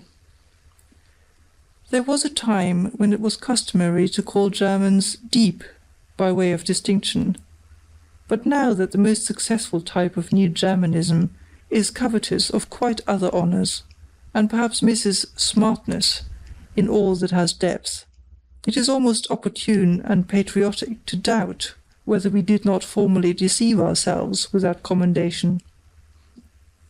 In short, whether German depth is not at bottom something different and worse, and something from which, thank God, we are on the point of successfully ridding ourselves. Let us try, then, to relearn with regard to German depth. The only thing necessary for the purpose is a little vivisection of the German soul. The German soul is above all manifold, varied in its source, aggregated and superimposed, rather than actually built. This is owing to its origin. A German who would embolden himself to assert, "Two souls, alas, dwell in my breast," would make a bad guess at the truth, or, more correctly, he would come far short of the truth about the number of souls. As a people made up of the most extraordinary mixing and mingling of races, perhaps even with the preponderance of the pre-Aryan element, as the people of the centre, in every sense of the term, the Germans are more intangible, more ample, more contradictory, more unknown, more incalculable, more surprising, and even more terrifying than other people are to themselves. They escape definition, and are thereby alone the despair of the French. It is characteristic of the Germans that the question, "What is German?" never dies out among them. Kotzebue certainly knew his Germans well enough. "We are known," they cried jubilantly to him, but Sand also thought he knew them. Jean-Paul knew what he was doing when he declared himself incensed at Fichte's lying but patriotic flatteries and exaggerations. But it is probable that Goethe thought differently about Germans from Jean-Paul, even though he acknowledged him to be right with regard to Fichte. It is a question what Goethe really thought about the Germans. But about many things around him he never spoke explicitly, and all his life he knew how to keep an astute silence. Probably he had good reason for it. It is certain that it was not the wars of independence that made him look up more joyfully, any more than it was the French Revolution. The event on account of which he reconstructed his Faust, and indeed the whole problem of man, was the appearance of Napoleon. There are words of Goethe in which he condemns with impatient severity, as from a foreign land, that which Germans take pride in. He once defined the famous German turn of mind as indulgence towards its own and others' weaknesses. Was he wrong? It is characteristic of Germans that one is seldom entirely wrong about them. The German soul has passages and galleries in it. There are caves, hiding places, and dungeons therein. Its disorder has much of the charm of the mysterious. The German is well acquainted with the bypaths to chaos. And as everything loves its symbol, so the German loves the clouds and all that is obscure, evolving, crepuscular, damp, and shrouded. It seems to him that everything uncertain, undeveloped, self-displacing, and growing is deep. The German himself does not exist. He is becoming, he is developing himself. Development is therefore the essentially German discovery, and hit in the great domain of philosophical formulas. a ruling idea which, together with German beer and German music, is laboring to Germanize all Europe. Foreigners are astonished and attracted by the riddles which the conflicting nature at the basis of the German soul propounds to them. Riddles which Hegel systematized and Richard Wagner has in the end set to music. Good-natured and spiteful, such a juxtaposition, preposterous in the case of every other people, is unfortunately only too often justified in Germany. One has only to live for a while among Swabians to know this. The clumsiness of the German scholar and his social distastefulness agree alarmingly well with his physical rope dancing and nimble boldness, of which all the gods have learnt to be afraid. If anyone wishes to see the German soul demonstrated ad oculos, let him only look at German taste, at German arts and manners. What boorish indifference to taste! How the noblest and the commonest stand there in juxtaposition! How disorderly and how rich is the whole constitution of this soul! If the German drags at his soul, he drags at everything he experiences. He digests his events badly, he never gets done with them, and German depth is often only a difficult, hesitating digestion. And just as all chronic invalids, all dyspeptics, like what is convenient, so the German loves frankness and honesty. It is so convenient to be frank and honest. This confidingness, this complacence, this showing the cards of German honesty, is perhaps the most dangerous and most successful disguise which the German is up to nowadays. It is his proper Mephistophelian art. With this he can still achieve much. The German lets himself go, and thereby gazes with faithful blue, empty German eyes, and other countries immediately confound him with his dressing gown. I mean to say that, let German depth be what it will. Among ourselves alone we perhaps take the liberty to laugh at it. We shall do well to continue henceforth to honour its appearance and good name, and not barter away too cheaply our old reputation as a people for depth, for Prussian smartness, and Berlin wit and sand. It is wise for a people to pose, and let itself be regarded as profound, clumsy, good-natured, honest, and foolish. It might even be profound to do so. Finally, we should do honour to our name. We are not called the Türsche Volk, deceptive people, for nothing. 245. The good old time is past. It sang itself out in Mozart.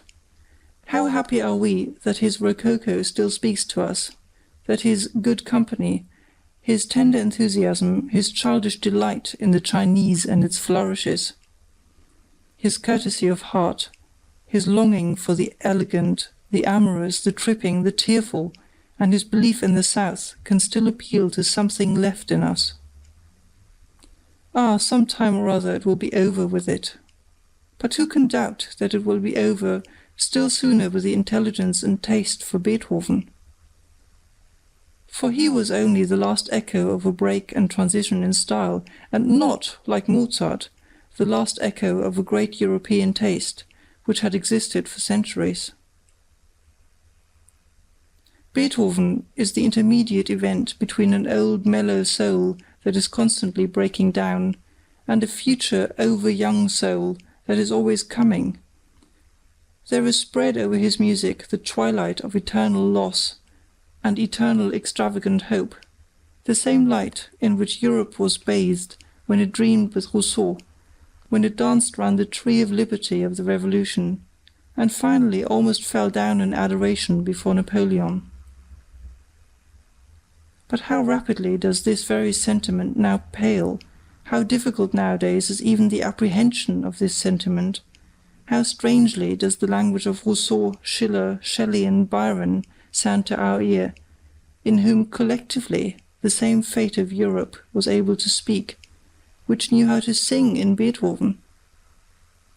Whatever German music came afterwards belongs to Romanticism, that is to say, to a movement which, historically considered, was still shorter, more fleeting, and more superficial than the great interlude, the transition of Europe from Rousseau to Napoleon, and to the rise of democracy.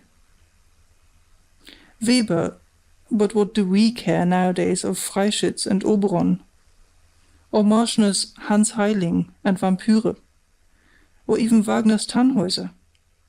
That is extinct, although not yet forgotten music. This whole music of Romanticism, besides, was not noble enough, was not musical enough, to maintain its position anywhere but in the theatre and before the masses. From the beginning it was second-rate music, which was little thought of by genuine musicians. It was different with Felix Mendelssohn, that halcyon master who, on account of his lighter, purer, happier soul, quickly acquired admiration and was equally quickly forgotten, as the beautiful episode of German music. But with regard to Robert Schumann, who took things seriously, and has been taken seriously from the first, he was the last that founded a school. Do we not now regard it as a satisfaction, a relief, a deliverance, that this very Romanticism of Schumann's has been surmounted? Schumann, fleeing into the Saxon Switzerland of his soul, with a half Werther-like, half Jean-Paul-like nature, assuredly not like Beethoven, assuredly not like Byron. His Manfred music is a mistake and a misunderstanding to the extent of injustice. Schumann, with his taste, which was fundamentally a petty taste, that is to say, a dangerous propensity, doubly dangerous among Germans, for quiet lyricism and intoxication of the feelings. Going constantly apart, timidly withdrawing and retiring, a noble weakling who revelled in nothing but anonymous joy and sorrow, from the beginning a sort of girl and nulli me tangere. This Schumann was already merely a German event in music, and no longer a European event, as Beethoven had been, as in a still greater degree Mozart had been. With Schumann, German music was threatened with its greatest danger, that of losing the voice for the soul of Europe, and sinking into a merely national affair. 246. What a torture are books written in German to a reader who has a third ear! How indignantly he stands beside the slowly turning swamp of sounds without tune and rhythms without dance, which Germans call a book. And even the German who reads books, how lazily, how reluctantly, how badly he reads. How many Germans know, and consider it obligatory to know, that there is art in every good sentence, art which must be divined if the sentence is to be understood?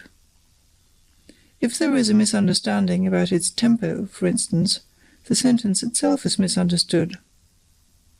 That one must not be doubtful about the rhythm determining syllables, that one should feel the breaking of the too rigid symmetry as intentional and as a charm, that one should lend a fine and patient ear to every staccato and every rubato, that one should divine the sense and the sequence of the vowels and diphthongs, and how delicately and richly they can be tinted and retinted in the order of their arrangement.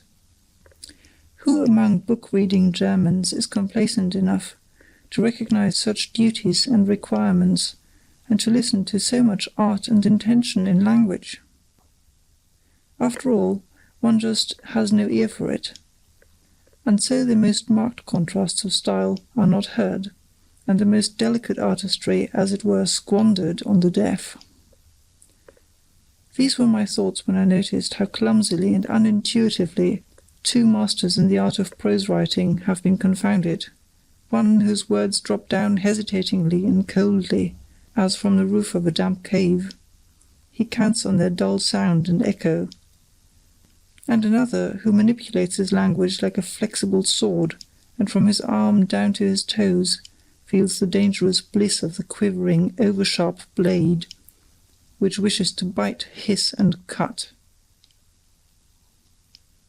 247. How little the German style has to do with harmony and with the ear is shown by the fact that precisely our good musicians themselves write badly. The German does not read aloud. He does not read for the ear, but only with his eyes. He has put his ears away in the drawer for the time. In antiquity, when a man read, which was seldom enough, he read something to himself, and in a loud voice. They were surprised when anyone read silently, and sought secretly the reason of it. In a loud voice, that is to say, with all the swellings, inflections, and variations of key and changes of tempo, in which the ancient public world took delight. The laws of the written style were then the same as those of the spoken style, and these laws depended partly on the surprising development and refined requirements of the ear and larynx, partly on the strength, endurance, and power of the ancient lungs. In the ancient sense, a period is above all a physiological whole, inasmuch as it is comprised in one breath. Such periods as occur in Demosthenes and Cicero, swelling twice and sinking twice, and all in one breath, were pleasures to the men of antiquity, who knew by their own schooling how to appreciate the virtue therein, the rareness and the difficulty in the deliverance of such a period. We have really no right in the big period, we modern men, who are short of breath in every sense. These ancients, indeed, were all of them dilettanti in speaking, consequently connoisseurs, consequently critics. They thus brought their orators to the highest pitch, in the same manner as in the last century, when all Italian ladies and gentlemen knew how to sing. The virtuosoship of song, and with it also the art of melody, reached its elevation. In Germany, however, until quite recently, when a kind of platform eloquence began shyly and awkwardly enough to flutter its young wings, there was, properly speaking, only one kind of public and approximately artistical discourse, that delivered from the pulpit. The preacher was the only one in Germany who knew the weight of a syllable or a word, in what manner a sentence strikes, springs, rushes, flows, and comes to a close. He alone had a conscience in his ears, often enough about conscience, for reasons are not lacking why proficiency in oratory should be especially seldom attained by a German, or almost always too late. The masterpiece of German prose is therefore with good reason the masterpiece of its greatest preacher. The Bible has hitherto been the best German book. Compared with Luther's Bible, almost everything else is merely literature, something which has not grown in Germany, and therefore has not taken and does not take root in German hearts, as the Bible has done. 248. There are two kinds of geniuses, one which above all engenders and seeks to engender, and another which willingly lets itself be fructified and brings forth.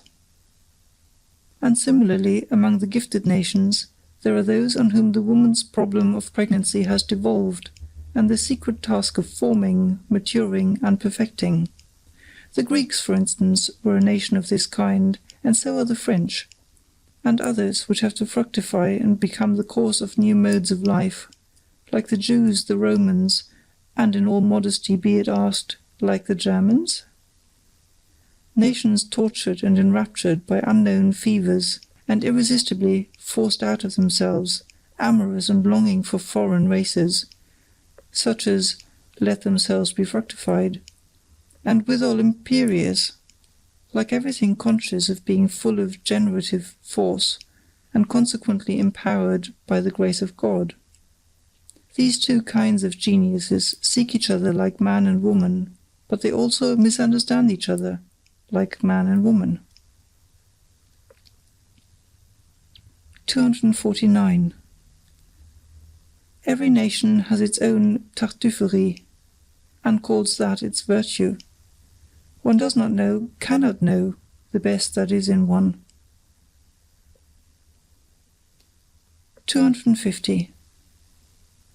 What Europe owes to the Jews? Many things, good and bad, and above all, one thing of the nature both of the best and the worst, the grand style in morality, the fearfulness and majesty of infinite demands, of infinite significations, the whole romanticism and sublimity of moral questionableness. And consequently just the most attractive, ensnaring, and exquisite element in those iridescences and allurements to life, in the aftersheen of which the sky of our European culture, its evening sky, now glows, perhaps glows out. For this we artists among the spectators and philosophers are grateful to the Jews. 251. It must be taken into the bargain, if various clouds and disturbances, in short, slight attacks of stupidity, pass over the spirit of a people that suffers and wants to suffer from national nervous fever and political ambition. For instance, among present-day Germans there is alternately the anti-French folly, the anti-Semitic folly, the anti-Polish folly, the Christian romantic folly, the Wagnerian folly, the Teutonic folly, the Prussian folly.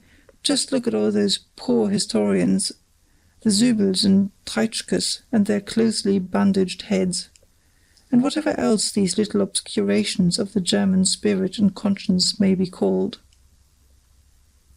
May it be forgiven me that I, too, when on a short daring sojourn into very infected ground, did not remain wholly exempt from the disease, but like everyone else, began to entertain thoughts about matters which did not concern me, the first symptom of political infection. About the Jews, for instance, listen to the following.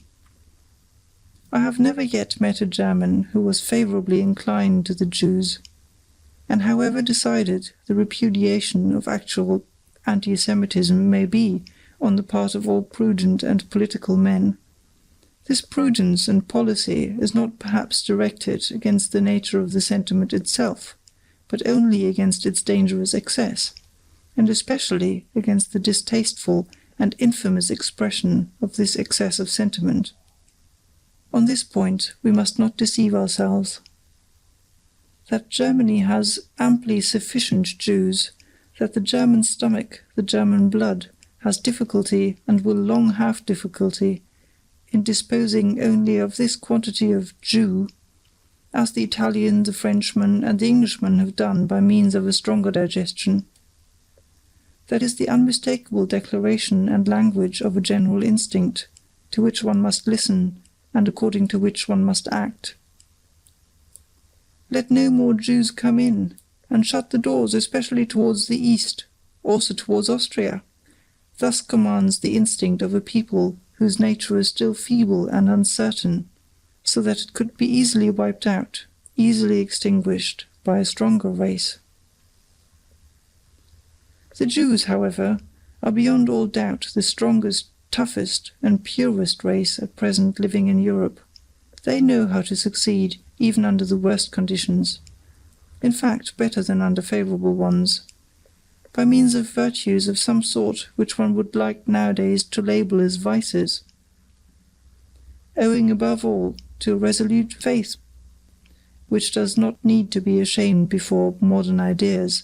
They alter only when they do alter, in the same way that the Russian Empire makes its conquest, as an empire that has plenty of time and is not of yesterday, namely according to the principle as slowly as possible. A thinker who has the future of Europe at heart will, in all his perspectives concerning the future, calculate upon the Jews, as he will calculate upon the Russians, as above all the surest and likeliest factors in the great play and battle of forces. That which is at present called a nation in Europe, and is really rather a res facta than a nata, perhaps sometimes confusingly similar to a res ficta et picta, is in every case something evolving, young, easily displaced, and not yet a race, much less such a race ere perennis, as the Jews are such nations should most carefully avoid all hot-headed rivalry and hostility. It is certain that the Jews, if they desired, or if they were driven to it, as the anti-Semites seem to wish, could have the ascendancy, nay, literally the supremacy over Europe. That they are not working and planning for that end is equally certain. Meanwhile, they rather wish and desire, even somewhat importunely, to be insorbed and absorbed by Europe. They long to be finally settled, authorized and respected somewhere, and wish to put an end to the nomadic life, to the wandering Jew, and one should certainly take account of this impulse and tendency and make advances to it. It possibly betokens a mitigation of the Jewish instincts, for which purpose it would perhaps be useful and fair to banish the anti-Semitic bawlers out of the country. One should make advances with all prudence and with selection, pretty much as the English nobility do. It stands to reason that the most powerful and strongly marked types of New Germanism could enter into relation with the Jews with the least hesitation. For instance, the nobleman officer from the Prussian border, it would be interesting in many ways to see whether the genius for money and patience, and especially some intellect and intellectuality, sadly lacking in the place referred to, could not in addition be annexed and trained to the hereditary art of commanding and obeying, for both of which the country in question has now a classic reputation. But here it is expedient to break off my festal discourse at my sprightly Teutonomania, for I have already reached my serious topic, the European problem, as I understand it, the rearing of a new ruling caste for Europe. 252. They are not a philosophical race, the English. Bacon represents an attack on the philosophical spirit generally. Hobbes, Hume and Locke, an abasement and a depreciation of the idea of a philosopher for more than a century. It was against Hume that Kant uprose and raised himself. It was Locke of whom Schelling rightly said, "Je méprise Locke." In the struggle against the English mechanical stultification of the world, Hegel and Schopenhauer, along with Goethe, were of one accord, the two hostile brother geniuses in philosophy, who pushed in different directions towards the opposite poles of German thought, and thereby wronged each other as only brothers will do. What is lacking in England, and has always been lacking, that half-actor and rhetorician knew well enough, the absurd muddlehead Carlyle, who sought to conceal under passionate grimaces what he knew about himself, namely what was lacking in Carlyle, real power of intellect, real depth of intellectual perception, in short, philosophy. It is characteristic of such an unphilosophical race to hold on firmly to Christianity. They need its discipline for moralizing and humanizing. The Englishman, more gloomy, sensual, headstrong and brutal than the German, is for that very reason, as the baser of the two, also the most pious. He has all the more need of Christianity. To finer nostrils, this English Christianity itself has still a characteristic English taint of spleen and alcoholic excess, for which, owing to good reasons, it is used as an antidote. The finer poison to neutralize the coarser, a finer form of poisoning, is in fact a step in advance with coarse-mannered people, a step towards spiritualization. The English coarseness and rustic demureness is still most satisfactorily disguised by Christian pantomime, and by praying and psalm-singing, or, more correctly, it is thereby explained and differently expressed. And for the herd of drunkards and rakes who formerly learned moral grunting under the influence of Methodism, and more recently as the Salvation Army, a penitential fit may really be the relatively highest manifestation of humanity to which they can be elevated, so much may reasonably be admitted. That, however, which offends even in the humanist Englishman is his lack of music, to speak figuratively, and also literally. He has neither rhythm nor dance in the movements of his soul and body, indeed, not even the desire for rhythm and dance, for music. Listen to him speaking. Look at the most beautiful Englishwoman walking. In no country on earth are there more beautiful doves and swans. Finally, listen to them singing. But I asked too much. 253. There are truths which are best recognized by mediocre minds, because they are best adapted for them. There are truths which only possess charms and seductive power for mediocre spirits. One is pushed to this probably unpleasant conclusion now that the influence of respectable but mediocre Englishmen, I may mention Darwin, John Stuart Mill and Herbert Spencer, begins to gain the ascendancy of the middle-class region of European taste. Indeed, who could doubt that it is a useful thing for such minds to have the ascendancy for a time?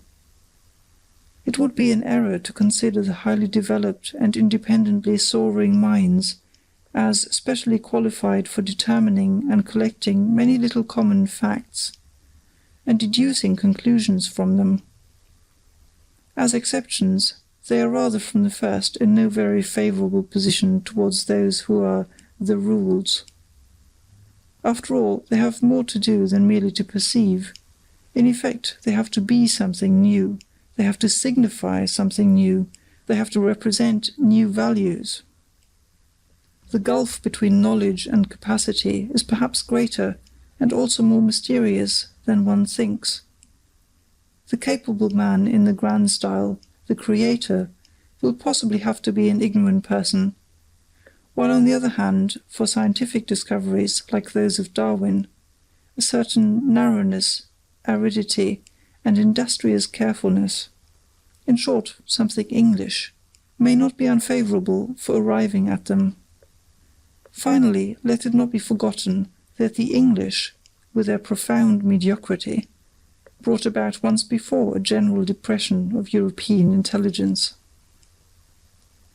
What is called modern ideas, or the ideas of the 18th century, or French ideas, that, consequently, against which the German mind rose up with profound disgust, is of English origin, there is no doubt about it. The French were only the apes and actors of these ideas, their best soldiers, and likewise, alas, their first and profoundest victims. For owing to the diabolical Anglomania of modern ideas, the âme française has in the end become so thin and emaciated that at present one recalls its 16th and 17th centuries, its profound passionate strength, its inventive excellency almost with disbelief. One must, however, maintain this verdict of historical justice in a determined manner, and defend against it present prejudices and appearances. The European noblesse, of sentiment, taste, and manners, taking the word in every high sense, is the work and invention of France. The European ignobleness, the plebeianism of modern ideas, is England's work and invention. 254. Even at present, France is still the seat of the most intellectual and refined culture of Europe. It is still the high school of taste. But one must know how to find this France of taste. He who belongs to it keeps himself well concealed. They may be a small number in whom it lives and is embodied. Besides, perhaps, being men who do not stand upon the strongest legs, in part fatalists, hypochondriacs, invalids, in part persons overindulged, over-refined, such as have the ambition to conceal themselves.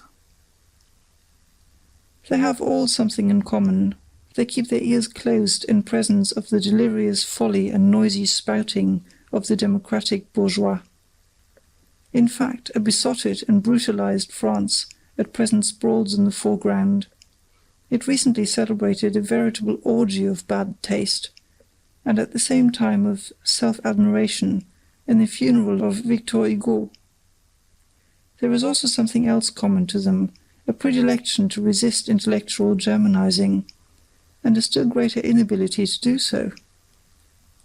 In this France of intellect, which is also a France of pessimism, Schopenhauer has become more at home, and more indigenous than he has ever been in Germany, not to speak of Heinrich Heine, who has long ago been reincarnated in the more refined and fastidious lyricists of Paris, or of Hegel, who at present, in the form of Taine, the first of living historians, exercises an almost tyrannical influence.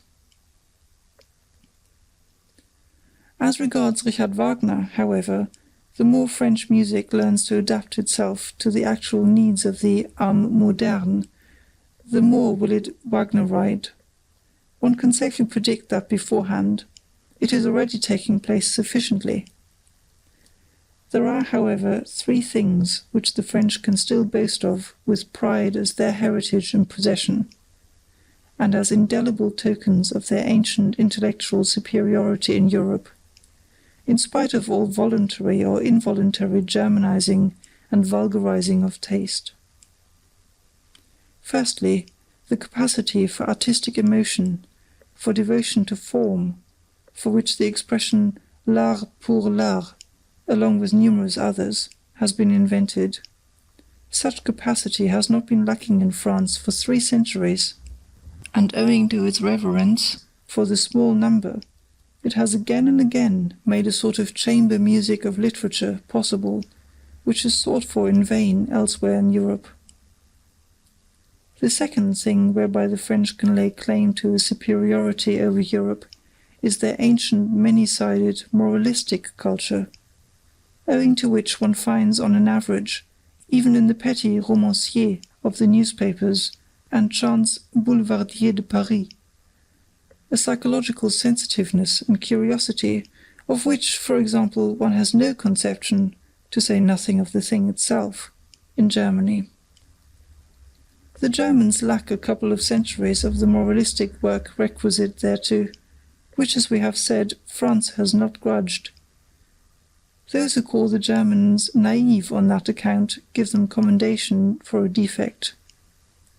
As the opposite of the German inexperience and innocence in voluptate psychologica, which is not too remotely associated with the tediousness of German intercourse, and as the most successful expression of genuine French curiosity and inventive talent in this domain of delicate thrills, Henri Beyle may be noted, that remarkably anticipatory and forerunning man, who, with a Napoleonic tempo, traversed his Europe, in fact several centuries of the European soul, as a surveyor and discoverer thereof. It has required 2 generations to overtake him one way or other, to divine long afterwards some of the riddles that perplexed and enraptured him. This strange Epicurean and man of interrogation, the last great psychologist of France. There is yet a third claim to superiority. In the French character there is a successful halfway synthesis of the North and South, which makes them comprehend many things and enjoins upon them other things, which an Englishman can never comprehend. Their temperament, turned alternately to and from the south, in which from time to time the Provençal and Ligurian blood froths over, preserves them from the dreadful northern grey and grey, from sunless conceptual spectrism, and from poverty of blood, our German infirmity of taste, for the excessive prevalence of which, at the present moment, blood and iron, that is to say, high politics, has with great resolution been prescribed, according to a dangerous healing art, which bids me wait and wait, but not yet hope. There is still in France a pre-understanding and ready welcome for those rarer and rarely gratified men, who are too comprehensive to find satisfaction of any kind to fatherlandism, and know how to love the South when in the North, and the North when in the South, the born Midlanders, the good Europeans. For them Bizet has made music, this latest genius who has seen a new beauty and seduction, who has discovered a piece of the South in music. 255. I hold that many precautions should be taken against German music. Suppose a person loves the South as I love it, as a great school of recovery for the most spiritual and the most sensuous ills, as a boundless solar profusion and effulgence which overspreads a sovereign existence believing in itself. Well, such a person will learn to be somewhat on his guard against German music, because in injuring his taste anew, it will also injure his health anew.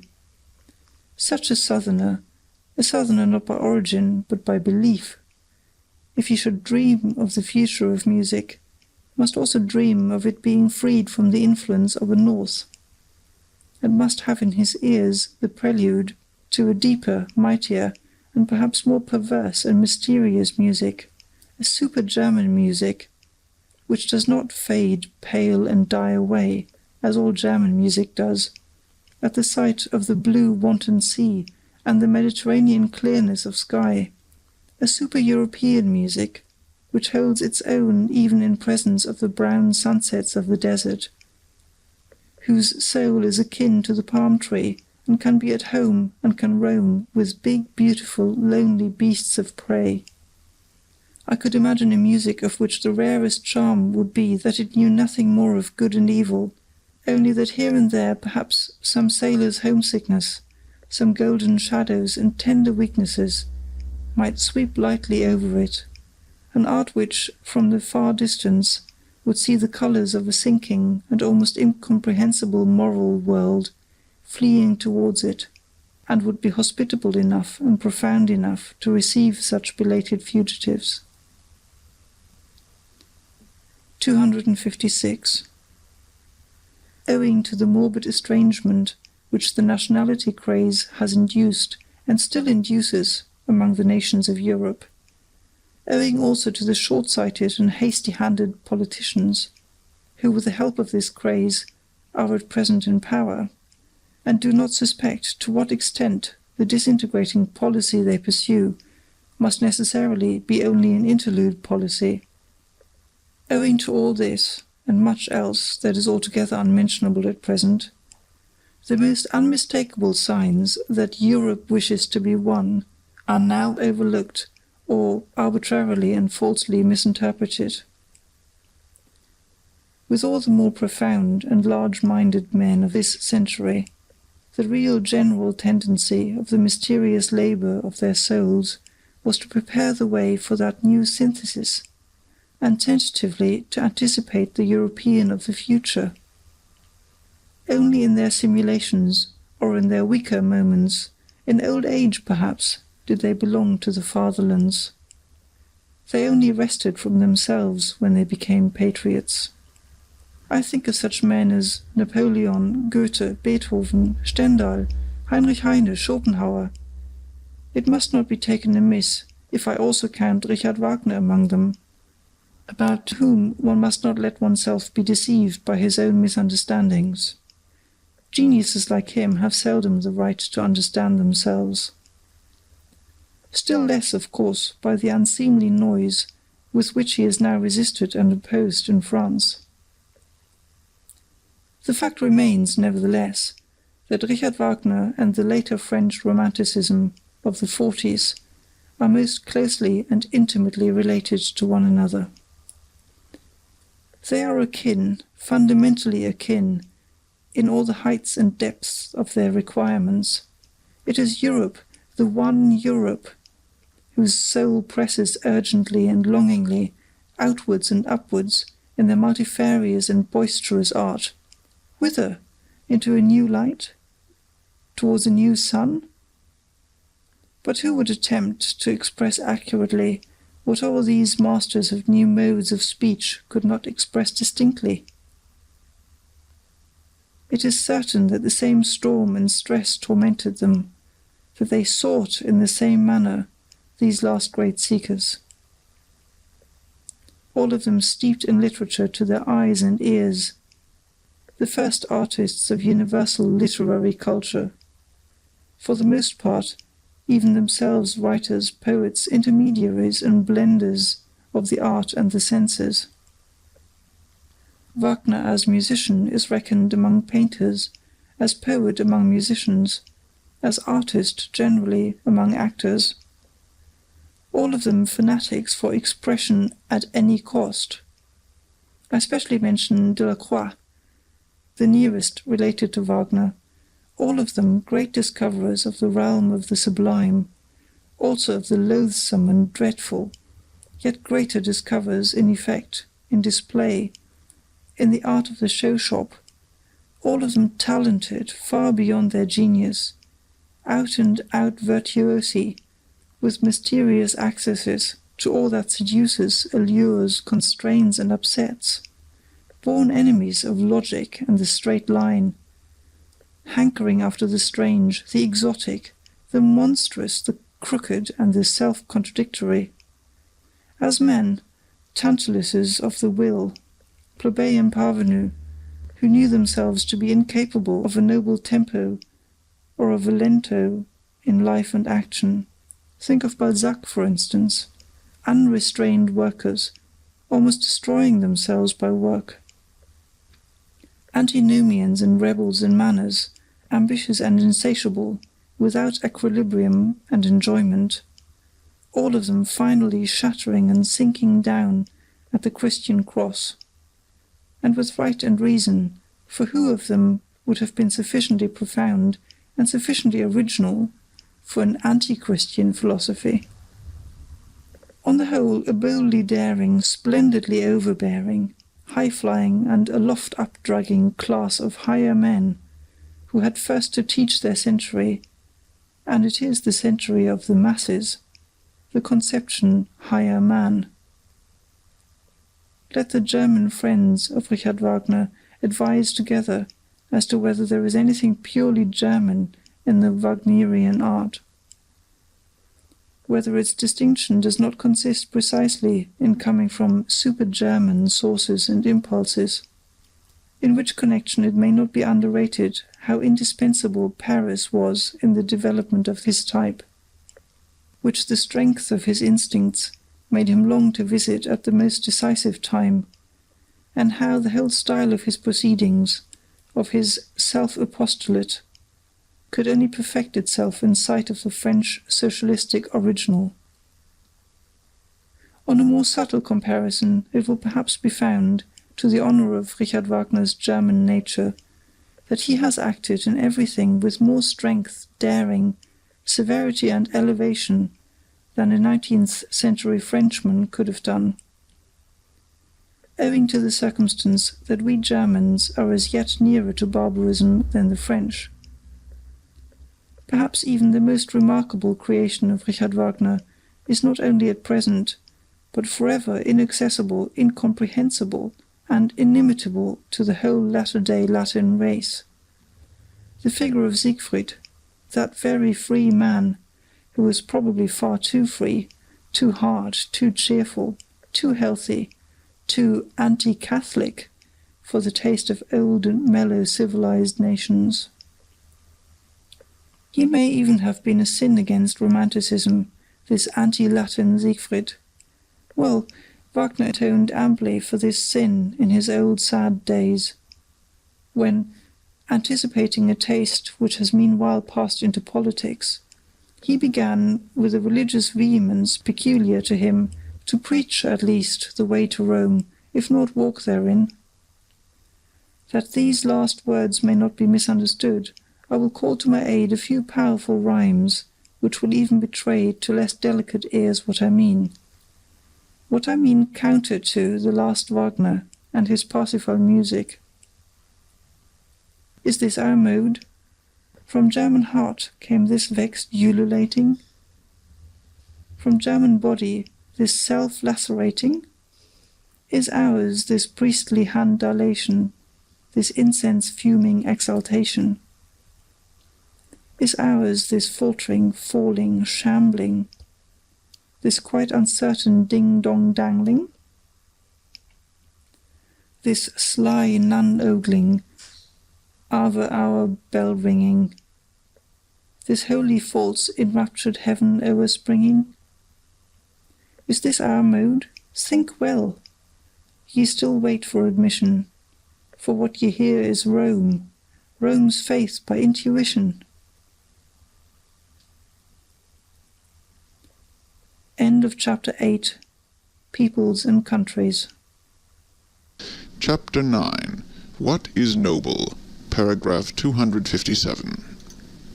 Every elevation of the type man has hitherto been the work of an aristocratic society, and so it will always be, a society believing in a long scale of gradations of rank and differences of worth among human beings, and requiring slavery in some form or other.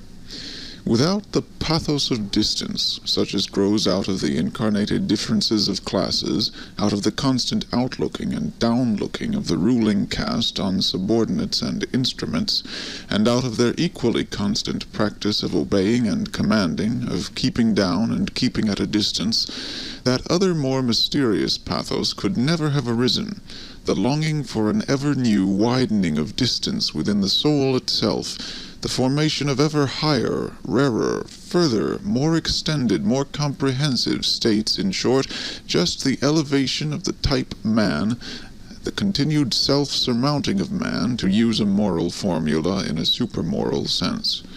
To be sure, one must not resign oneself to any humanitarian illusions about the history of the origin of an aristocratic society, that is to say, of the preliminary condition for the elevation of the type man. The truth is hard. Let us acknowledge unprejudicedly how every higher civilization hitherto has originated.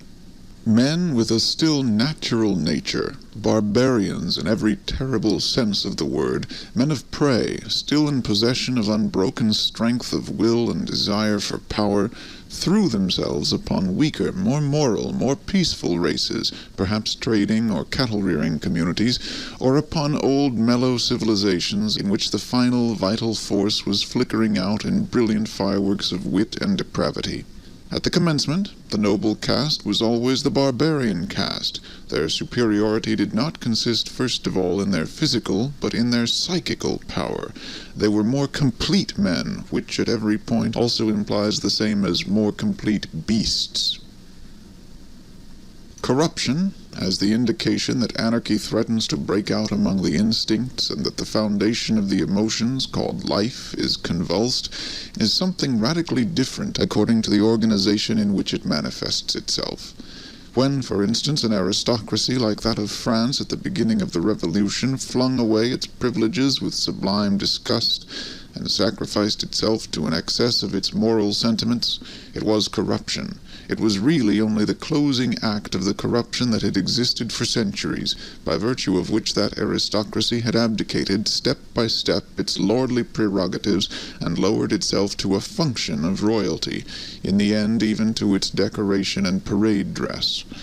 The essential thing, however, in a good and healthy aristocracy, is that it should not regard itself as a function either of the kingship or the commonwealth, but as the significance and highest justification thereof, that it should therefore accept with a good conscience the sacrifice of a legion of individuals who for its sake must be suppressed and reduced to imperfect men, to slaves and instruments.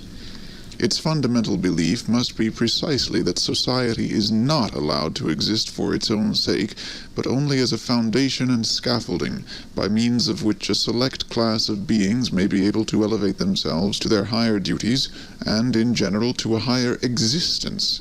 Like those sun-seeking climbing plants in Java, they are called sipo matador, which encircle an oak so long and so often with their arms until at last, high above it, but supported by it, they can unfold their tops in the open light and exhibit their happiness. To refrain mutually from injury, from violence, from exploitation, and put one's will on a par with that of others, this may result in a certain rough sense in good conduct among individuals when the necessary conditions are given, namely the actual similarity of the individuals in amount of force and degree of worth, and their correlation within one organization. As soon, however, as one wished to take this principle more generally, and, if possible, even as the fundamental principle of society, it would immediately disclose what it really is, namely a will to the denial of life, a principle of dissolution and decay. Here one must think profoundly to the very basis and resist all sentimental weakness. Life itself is essentially appropriation, injury, conquest of the strange and weak, suppression, severity, obtrusion of peculiar forms, incorporation, and, at the very least, putting it mildest, exploitation. But why should one forever use precisely these words on which for ages a disparaging purpose has been stamped? Even the organization within which, as was previously supposed, the individuals treat each other as equal, that takes place in every healthy aristocracy, must itself, if it be a living and not a dying organization, do all that towards other bodies that the individuals within it refrain from doing to each other.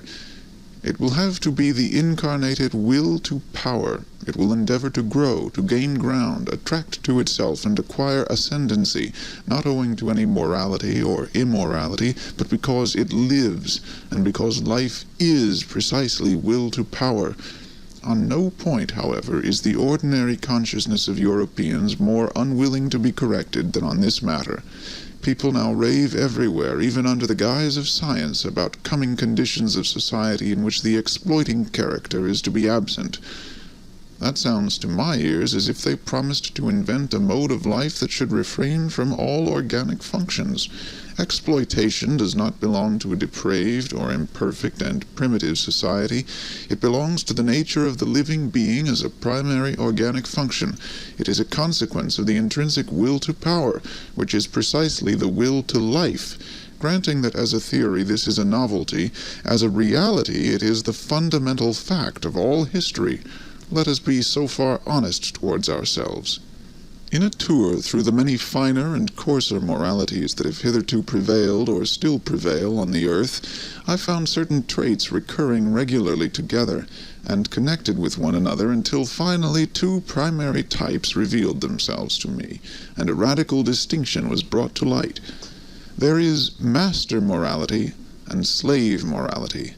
I would at once add, however, that in all higher and mixed civilizations there are also attempts at the reconciliation of the two moralities, but one finds still oftener the confusion and mutual misunderstanding of them, indeed sometimes their close juxtaposition, even in the same man, within one soul. The distinctions of moral values have either originated in a ruling caste, pleasantly conscious of being different from the ruled, or among the ruled class, the slaves and dependents of all sorts. In the first case, when it is the rulers who determine the conception good, it is the exalted, proud disposition that is regarded as the distinguishing feature, and that determines the order of rank. The noble type of man separates from himself the beings in whom the opposite of this exalted, proud disposition displays itself. He despises them. Let it at once be noted that in this first kind of morality the antithesis good and bad means practically the same as noble and despicable. The antithesis good and evil is of a different origin. The cowardly, the timid, the insignificant, and those thinking merely of narrow utility are despised. Moreover, also, the distrustful with their constrained glances, the self-abasing, the dog-like kind of men who let themselves be abused, the mendicant flatterers, and above all, the liars. It is a fundamental belief of all aristocrats that the common people are untruthful. We truthful ones, the nobility in ancient Greece called themselves. It is obvious that everywhere the designations of moral value were at first applied to men, and were only derivatively and at a later period applied to actions. It is a gross mistake, therefore, when historians of morals start with questions like, why have sympathetic actions been praised? The noble type of man regards himself as a determiner of values. He does not require to be approved of. He passes the judgment. What is injurious to me is injurious in itself. He knows that it is he himself only who confers honor on things. He is a creator of values. He honors whatever he recognizes in himself. Such morality equals self-glorification. In the foreground there is the feeling of plenitude, of power, which seeks to overflow, the happiness of high tension, the consciousness of a wealth that would fain give and bestow. The noble man also helps the unfortunate, but not, or scarcely, out of pity, but rather from an impulse generated by the superabundance of power. The noble man honors in himself the powerful one, him also who has power over himself, who knows how to speak and how to keep silence, who takes pleasure in subjecting himself to severity and hardness, and has reverence for all that is severe and hard. Wotan placed a hard heart in my breast, says an old Scandinavian saga. It is thus rightly expressed from the soul of a proud Viking. Such a type of man is even proud of not being made for sympathy. The hero of the saga therefore adds warningly, "He who has not a hard heart when young will never have one." The noble and brave who think thus are the furthest removed from the morality that sees precisely in sympathy or in acting for the good of others, or in désintéressement, the characteristic of the moral. Faith in oneself, pride in oneself, a radical enmity and irony towards selflessness belong as definitely to noble morality as do a careless scorn and precaution in presence of sympathy and the warm heart. It is the powerful who know how to honor. It is their art, their domain for invention. The profound reverence for age and for tradition. All law rests on this double reverence. The belief and prejudice in favor of ancestors and unfavorable to newcomers is typical in the morality of the powerful. And if, reversely, men of modern ideas believe almost instinctively in progress and the future, and are more and more lacking in respect for old age, the ignoble origin of these ideas has complacently betrayed itself thereby. A morality of the ruling class, however, is more specifically foreign and irritating to present-day taste in the sternness of its principle that one has duties only to one's equals, that one may act towards beings of a lower rank, towards all that is foreign, just as seems good to one or as the heart desires, and in any case beyond good and evil. It is here that sympathy and similar sentiments can have a place. The ability and obligation to exercise prolonged gratitude and prolonged revenge, both only within the circle of equals, artfulness in retaliation, raffinement, the idea in friendship, a certain necessity to have enemies as outlets for the emotions of envy, quarrelsomeness, arrogance, in fact, in order to be a good friend. All these are typical characteristics of the noble morality, which, as has been pointed out, is not the morality of modern ideas, and is therefore at present difficult to realize, and also to unearth and disclose. It is otherwise with the second type of morality, slave morality. Supposing that the abused, the oppressed, the suffering, the unemancipated, the weary, and those uncertain of themselves should moralize, what will be the common element in their moral estimates? Probably a pessimistic suspicion with regard to the entire situation of man will find expression, perhaps a condemnation of man, together with his situation. The slave has an unfavorable eye for the virtues of the powerful. He has a skepticism and distrust, a refinement of distrust of everything good that is there honored. He would fain persuade himself that the very happiness there is not genuine. On the other hand, those qualities that serve to alleviate the existence of sufferers are brought into prominence and flooded with light. It is here that sympathy, the kind helping hand, the warm heart, patience, diligence, humility, and friendliness attain to honor. For here these are the most useful qualities, and almost the only means of supporting the burden of existence. Slave morality is essentially the morality of utility. Here is the seat of the origin of the famous antithesis good and evil. Power and dangerousness are assumed to reside in the evil, a certain dreadfulness, subtlety, and strength which do not admit of being despised. According to slave morality, therefore, the evil man arouses fear. According to master morality, it is precisely the good man who arouses fear and seeks to arouse it, while the bad man is regarded as the despicable being. The contrast attains its maximum when, in accordance with the logical consequences of slave morality, a shade of depreciation, it may be slight and well-intentioned, at last attaches itself to the good man of this morality, because, according to the servile mode of thought, the good man must in any case be the safe man. He is good-natured, easily deceived, perhaps a little stupid, un bonhomme.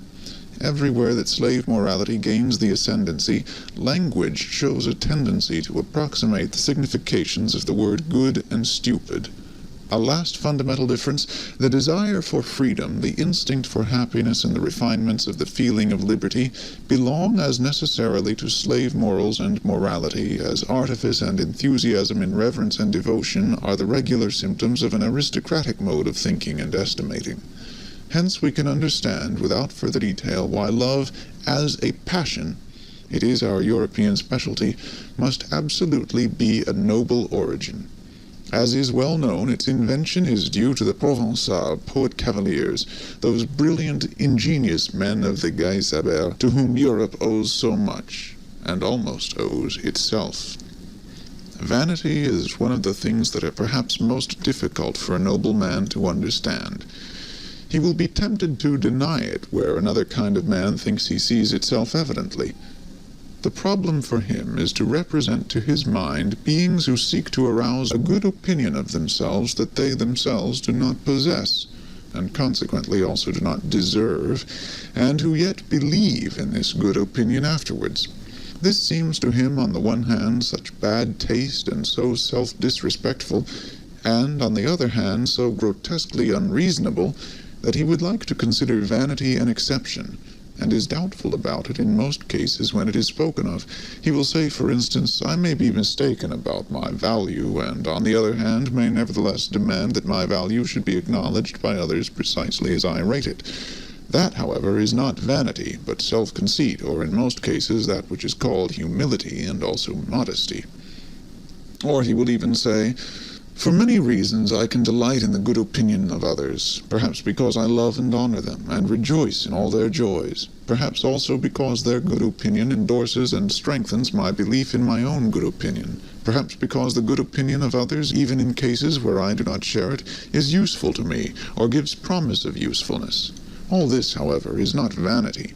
The man of noble character must first bring it home forcibly to his mind, especially with the aid of history, that from time immemorial, in all social strata in any way dependent, the ordinary man was only that he passed for. Not being at all accustomed to fix values, he did not assign, even to himself, any other value than that his master assigned to him. It is the peculiar right of masters to create values. It may be looked upon as an extraordinary atavism that the ordinary man, even at present, is still always waiting for an opinion about himself, and then instinctively submitting himself to it, yet by no means only to a good opinion, but also to a bad and unjust one. Think, for instance, of the greater part of the self-appreciations and self-depreciations that believing women learn from their confessors, and which in general the believing Christian learns from his church.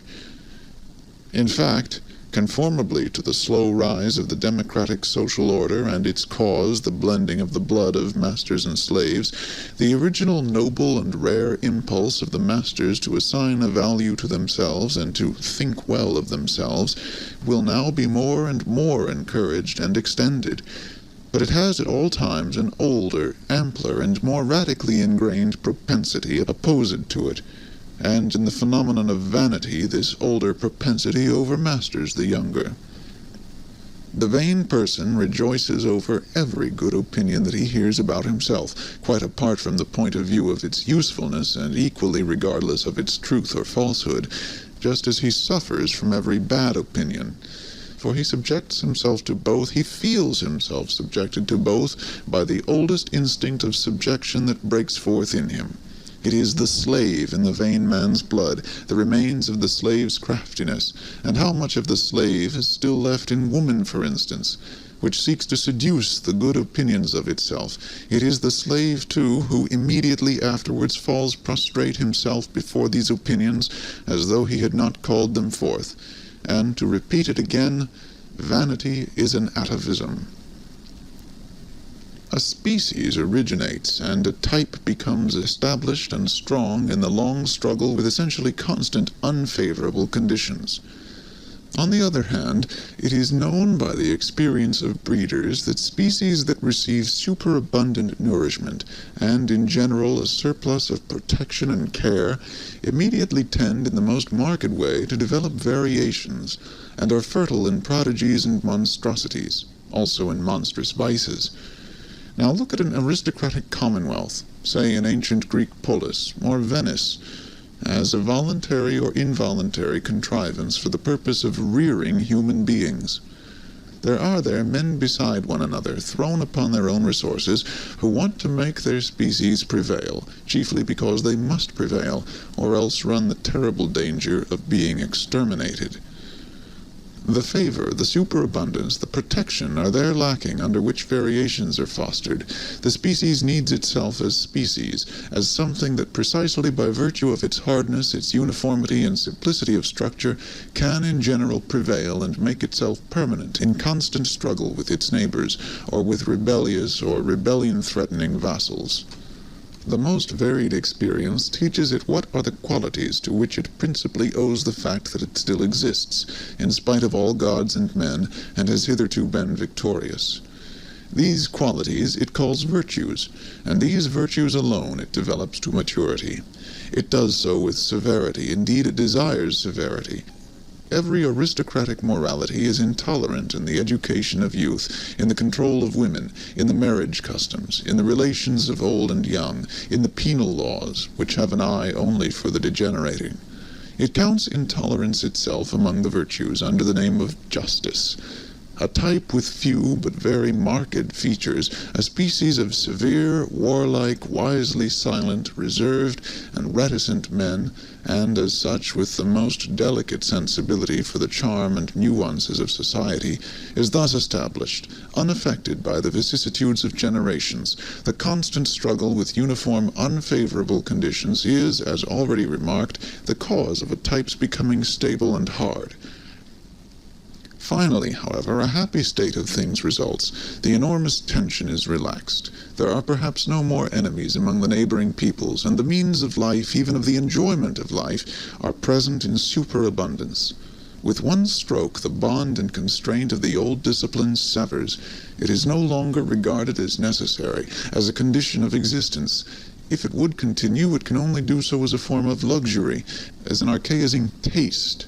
Variations, whether they be deviations into the higher, finer, and rarer, or deteriorations and monstrosities, appear suddenly on the scene in the greatest exuberance and splendor.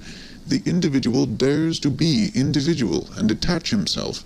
At this turning point of history there manifest themselves, side by side, and often mixed and entangled together, a magnificent, manifold, virgin forest-like upgrowth and upstriving, a kind of tropical tempo in the rivalry of growth, and an extraordinary decay and self-destruction, owing to the savagely opposing and seemingly exploding egoisms, which strive with one another for sun and light, and can no longer assign any limit, restraint, or forbearance for themselves by means of the hitherto existing morality. It is this morality itself that piled up the strength so enormously, which bent the bow in so threatening a manner. It is now out of date. It is getting out of date. The dangerous and disquieting point has been reached when the greater, more manifold, more comprehensive life is lived beyond the old morality. The individual stands out and is obliged to have recourse to his own law-giving, his own arts and artifices for self-preservation, self-elevation, and self-deliverance. Nothing but new whys, nothing but new hows, no common formulas any longer, misunderstanding and disregard in league with each other, decay, deterioration, and the loftiest desires frightfully entangled, the genius of the race overflowing from all the cornucopias of good and bad, a portentous simultaneousness of spring and autumn, full of new charms and mysteries peculiar to the fresh, still exhausted, still unwearied corruption. Danger is again present, the mother of morality, great danger, this time shifted into the individual, into the neighbor and friend, into the street, into their own child, into their own heart, into all the most personal and secret recesses of their desires and volitions. What will the moral philosophers who appear at this time have to preach? They discover, these sharp onlookers and loafers, that the end is quickly approaching, that everything around them decays and produces decay, that nothing will endure until the day after tomorrow, except one species of man, the incurably mediocre. The mediocre alone have a prospect of continuing and propagating themselves. They will be the men of the future, the sole survivors. Be like them, become mediocre is now the only morality that has still a significance, which still obtains a hearing. But it is difficult to preach this morality of mediocrity. It can never avow what it is and what it desires. It has to talk of moderation and dignity and duty and brotherly love. It will have difficulty in concealing its irony. There is an instinct for rank, which, more than anything else, is already the sign of a high rank. There is a delight in the nuances of reverence that leads one to infer noble origin and habits. The refinement, goodness, and loftiness of a soul are put to a perilous test when something passes by that is of the highest rank, but is not yet protected by the awe of the authority from obtrusive touches and incivilities. Something that goes its way like a living touchstone, undistinguished, undiscovered, and tentative, perhaps voluntarily veiled and disguised. He whose task and practice is to investigate souls will avail himself of many varieties of this very art to determine the ultimate value of a soul, the unalterable innate order of rank to which it belongs. He will test it by its instinct for reverence. Differences engender en. That's French hate there. The vulgarity of many a nature spurts up suddenly like dirty water, when any holy vessel, any jewel from closed shrines, any book bearing the marks of great destiny is brought before it. While, on the other hand, there is an involuntary silence, a hesitation of the eye, a cessation of all gestures, by which it is indicated that a soul feels the nearness of what is worthiest of respect. The way in which, on the whole, the reverence for the Bible has hitherto been maintained in Europe is perhaps the best example of discipline and refinement of manners that Europe owes to Christianity. Books of such profoundness and supreme significance require for their protection an external tyranny of authority, in order to acquire the period of thousands of years that is necessary to exhaust and unriddle them. Much has been achieved when the sentiment has been at last instilled into the masses, the shallow pates and the boobies of every kind, that they are not allowed to touch everything, that there are holy experiences before which they must take off their shoes and keep away the unclean hand. It is almost their highest advance towards humanity. On the contrary, in the so-called cultured classes, the believers in modern ideas, nothing is perhaps so repulsive as their lack of shame, their easy insolence of eye and hand with which they touch, taste, and finger everything. And it is possible that even yet there is more relative nobility of taste and more tact for reverence among the people, among the lower classes of the people, especially among peasants, than among the newspaper-reading demi-monde of intellect, the cultured class. It cannot be effaced from a man's soul what his ancestors have preferably and most constantly done. Whether they were perhaps diligent economizers attached to a desk and a cash-box, modest and citizen-like in their desires, modest also in their virtues, or whether they were accustomed to commanding from morning till night, fond of rude pleasures and probably of still ruder duties and responsibilities, or whether, finally, at one time or another, they have sacrificed old privileges of birth and possession in order to live wholly for their faith, for their God, as men of an inexorable and sensitive conscience which blushes at every compromise. It is quite possible for a man not to have the qualities and predilections of his parents and ancestors in his constitution, whatever appearances may suggest to the contrary. This is the problem of race. Granted that one knows something of the parents, it is admissible to draw a conclusion about the child. Any kind of offensive incontinence, any kind of sordid envy, or of clumsy self-vaunting, the three things that together have constituted the genuine plebeian type in all times, such must pass over to the child as surely as bad blood. And with the help of the best education and culture, one will only succeed in deceiving with regard to such heredity. And what else do education and culture try to do nowadays? In our very democratic, or rather very plebeian age, education and culture must be essentially the art of deceiving. Deceiving with regard to origin, with regard to the inherited plebeianism in body and soul. An educator who nowadays preaches truthfulness above everything else, and called out constantly to his pupils, "Be true, be natural, show yourselves as you are," even such a virtuous and sincere ass would learn in a short time to have recourse to the furca of Horace, naturam expellere. With what results? Plebeianism. Usque recurret. Footnote. Horace's Epistles 1:10-24. At the risk of displeasing innocent ears, I submit that egoism belongs to the essence of a noble soul. I mean the unalterable belief that to a being such as we, other beings must naturally be in subjection and have to sacrifice themselves.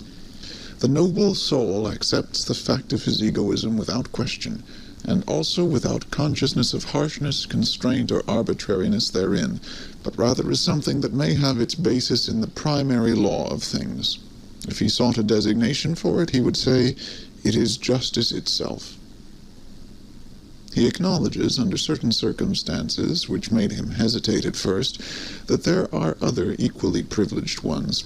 As soon as he has settled this question of rank, he moves among those equals and equally privileged ones with the same assurance as regards modesty and delicate respect that he enjoys in intercourse with himself, in accordance with an innate heavenly mechanism that all the stars understand. It is an additional instance of his egoism, this artfulness and self-limitation in intercourse with his equals. Every star is a similar egoist. He honors himself in them, and in the right that he concedes to them he has no doubt that the exchange of honors and rights as the essence of all intercourse belongs also to the natural condition of things. The noble soul gives as he takes, prompted by the passionate and sensitive instinct of requital, which is at the root of his nature. The notion of favor has, inter pares, neither significance nor good repute. There may be a sublime way of letting gifts, as it were, light upon one from above, and of drinking them thirstily like dewdrops. But for those arts and displays the noble soul has no aptitude. His egoism hinders him here. In general, he looks aloft unwillingly. He looks either forward horizontally and deliberately, or downwards. He knows that he is on a height.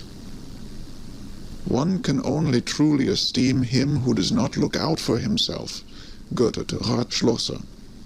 The Chinese have a proverb that mothers even teach their children. Xiao Xin, make thy heart small. This is the essentially fundamental tendency in latter-day civilizations. I have no doubt that an ancient Greek also would first of all remark the self-dwarfing in us Europeans of today. In this respect alone should we immediately be distasteful to him. What, after all, is nobleness? Words are vocal symbols for ideas. Ideas, however, are more or less definite mental symbols for frequently returning and concurring sensations, for groups of sensations.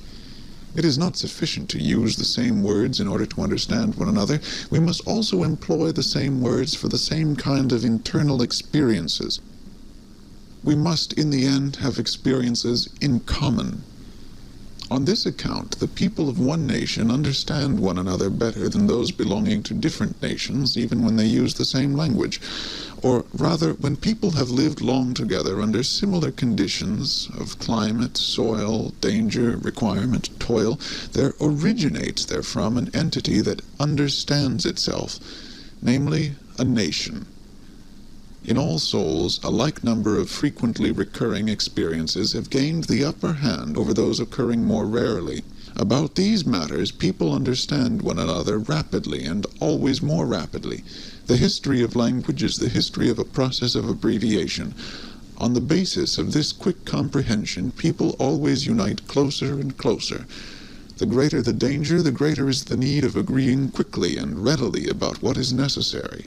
Not to misunderstand one another in danger, that is what cannot at all be dispensed with in intercourse. Also, in all loves and friendships, one has the experience that nothing of the kind continues when the discovery has been made that in using the same words, one of the two parties has feelings, thoughts, intuitions, wishes, or fears different from those of the other.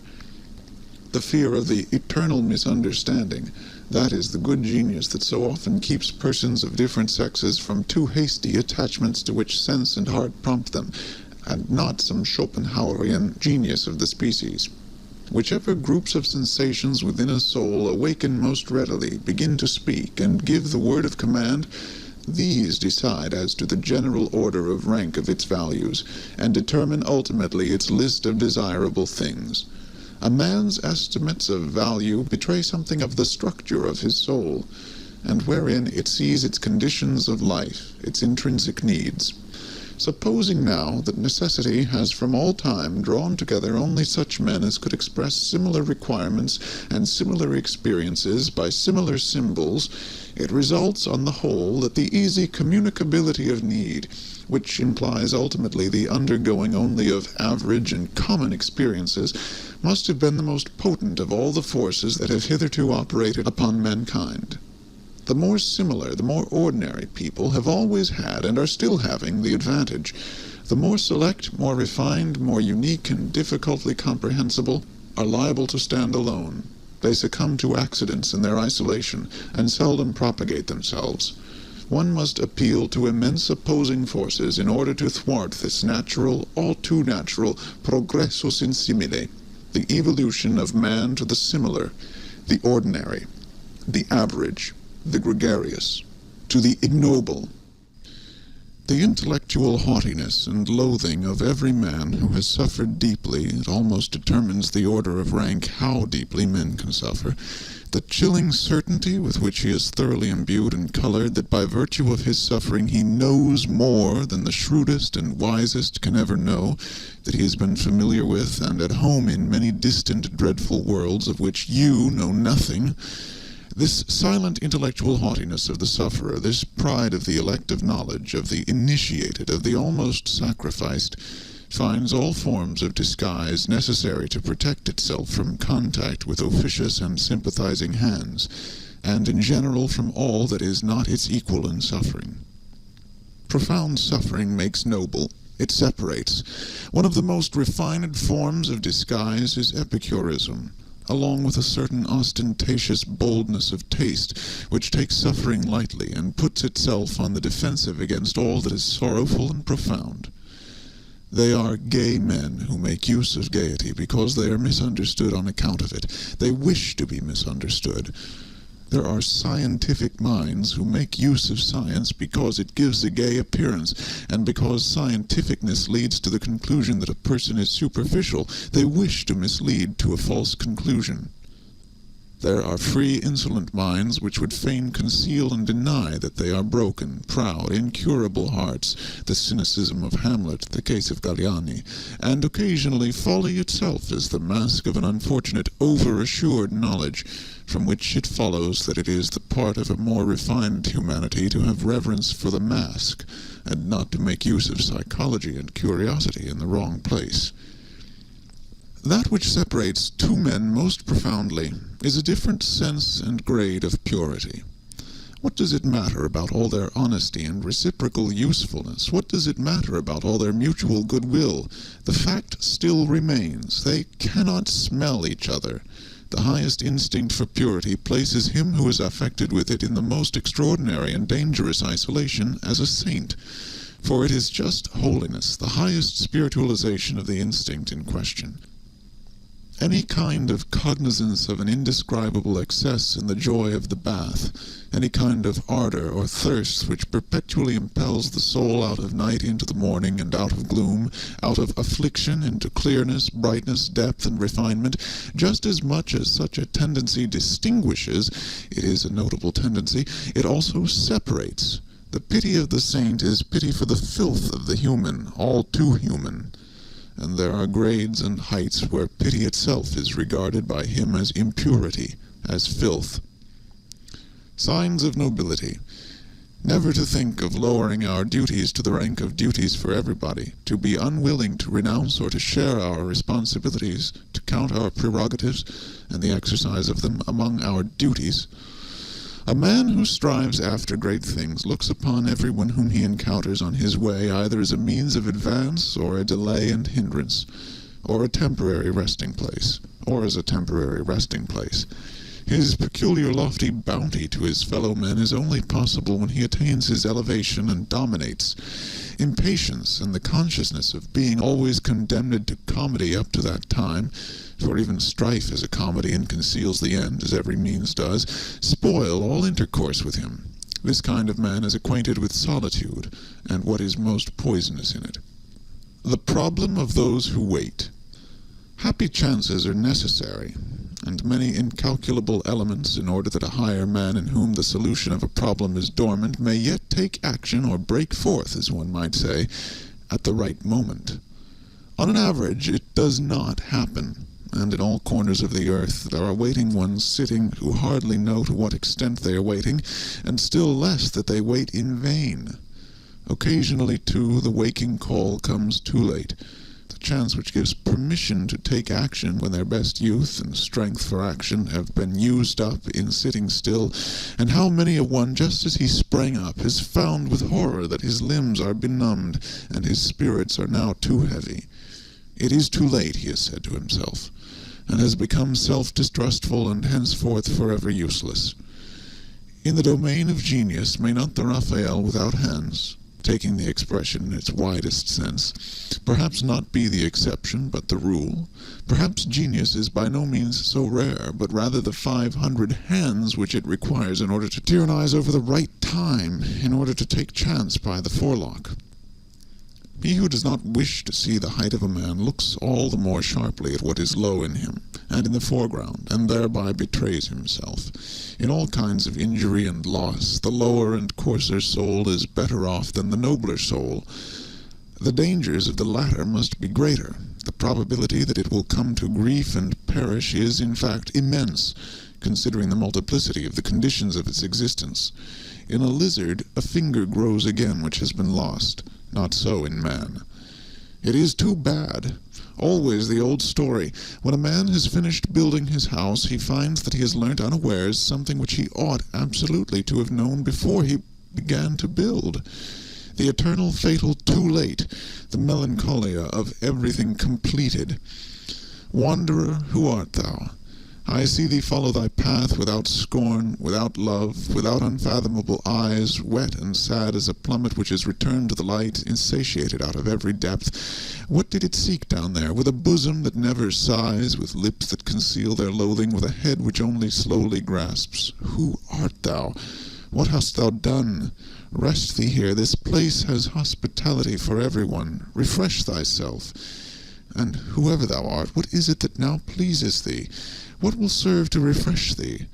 Only name it. Whatever I have, I offer thee. To refresh me? To refresh me? O thou prying one, what sayest thou? But give me, I pray thee, what? Speak out. Another mask, a second mask. Men of profound sadness betray themselves when they are happy. They have a mode of seizing upon happiness as though they would choke and strangle it out of jealousy. Ah, they know only too well that it will flee from them. Bad, what? Does he not go back? Yes, but you misunderstand him when you complain about it. He goes back like everyone who is about to make a big spring. Will people believe it of me? But I insist that they believe it of me. I have always thought very unsatisfactorily of myself and about myself, only in very rare cases, only compulsorily, always without delight in the subject, ready to digress from myself, and always without faith in the result, owing to the unconquerable distrust of the possibility of self-knowledge, which has led me so far to feel a contradictio in adjecto, even in the idea of direct knowledge which theorists allow themselves. This matter of fact is almost the most certain thing I know about myself. There must be a sort of repugnance in me to believe anything definite about myself. Is there perhaps some enigma therein? Probably, but fortunately nothing for my own teeth. Perhaps it betrays the species to which I belong, but not to myself, as it is sufficiently agreeable to me. "But what has happened to you?" "I do not know," he said hesitatingly.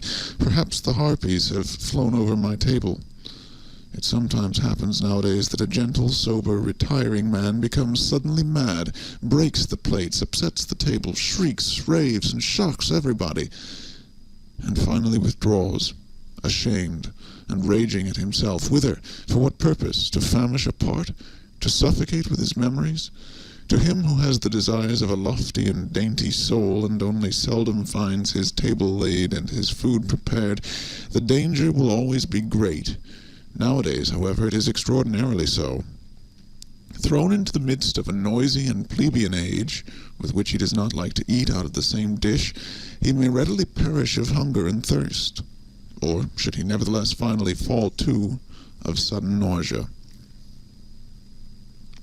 We have probably all sat at tables to which we did not belong, and precisely the most spiritual of us, who are most difficult to nourish, know the dangerous dyspepsia that originates from a sudden insight and disillusionment about our food and our messmates, the after-dinner nausea. If one wishes to praise at all, it is a delicate and at the same time a noble self-control to praise only where one does not agree. Otherwise, in fact, one would praise oneself, which is contrary to good taste. A self-control, to be sure, which offers excellent opportunity and provocation to constant misunderstanding. To be able to allow oneself this veritable luxury of taste and morality, one must not live among intellectual imbeciles, but rather among men whose misunderstandings and mistakes amuse by their refinement, or one will have to pay dearly for it.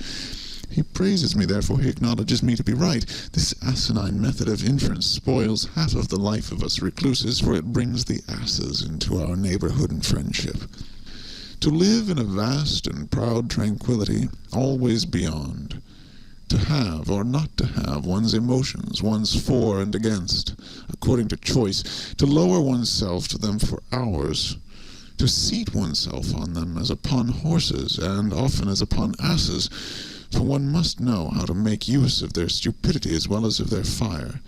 To conserve one's 300 foregrounds, also one's black spectacles, for there are circumstances when nobody must look into our eyes, still less into our motives, and to choose for company that roguish and cheerful vice, politeness, and to remain master of one's four virtues, courage, insight, sympathy, and solitude. For solitude is a virtue with us, as a sublime bent and bias to purity, which divines that in the contact of man and man in society, it must be unavoidably impure.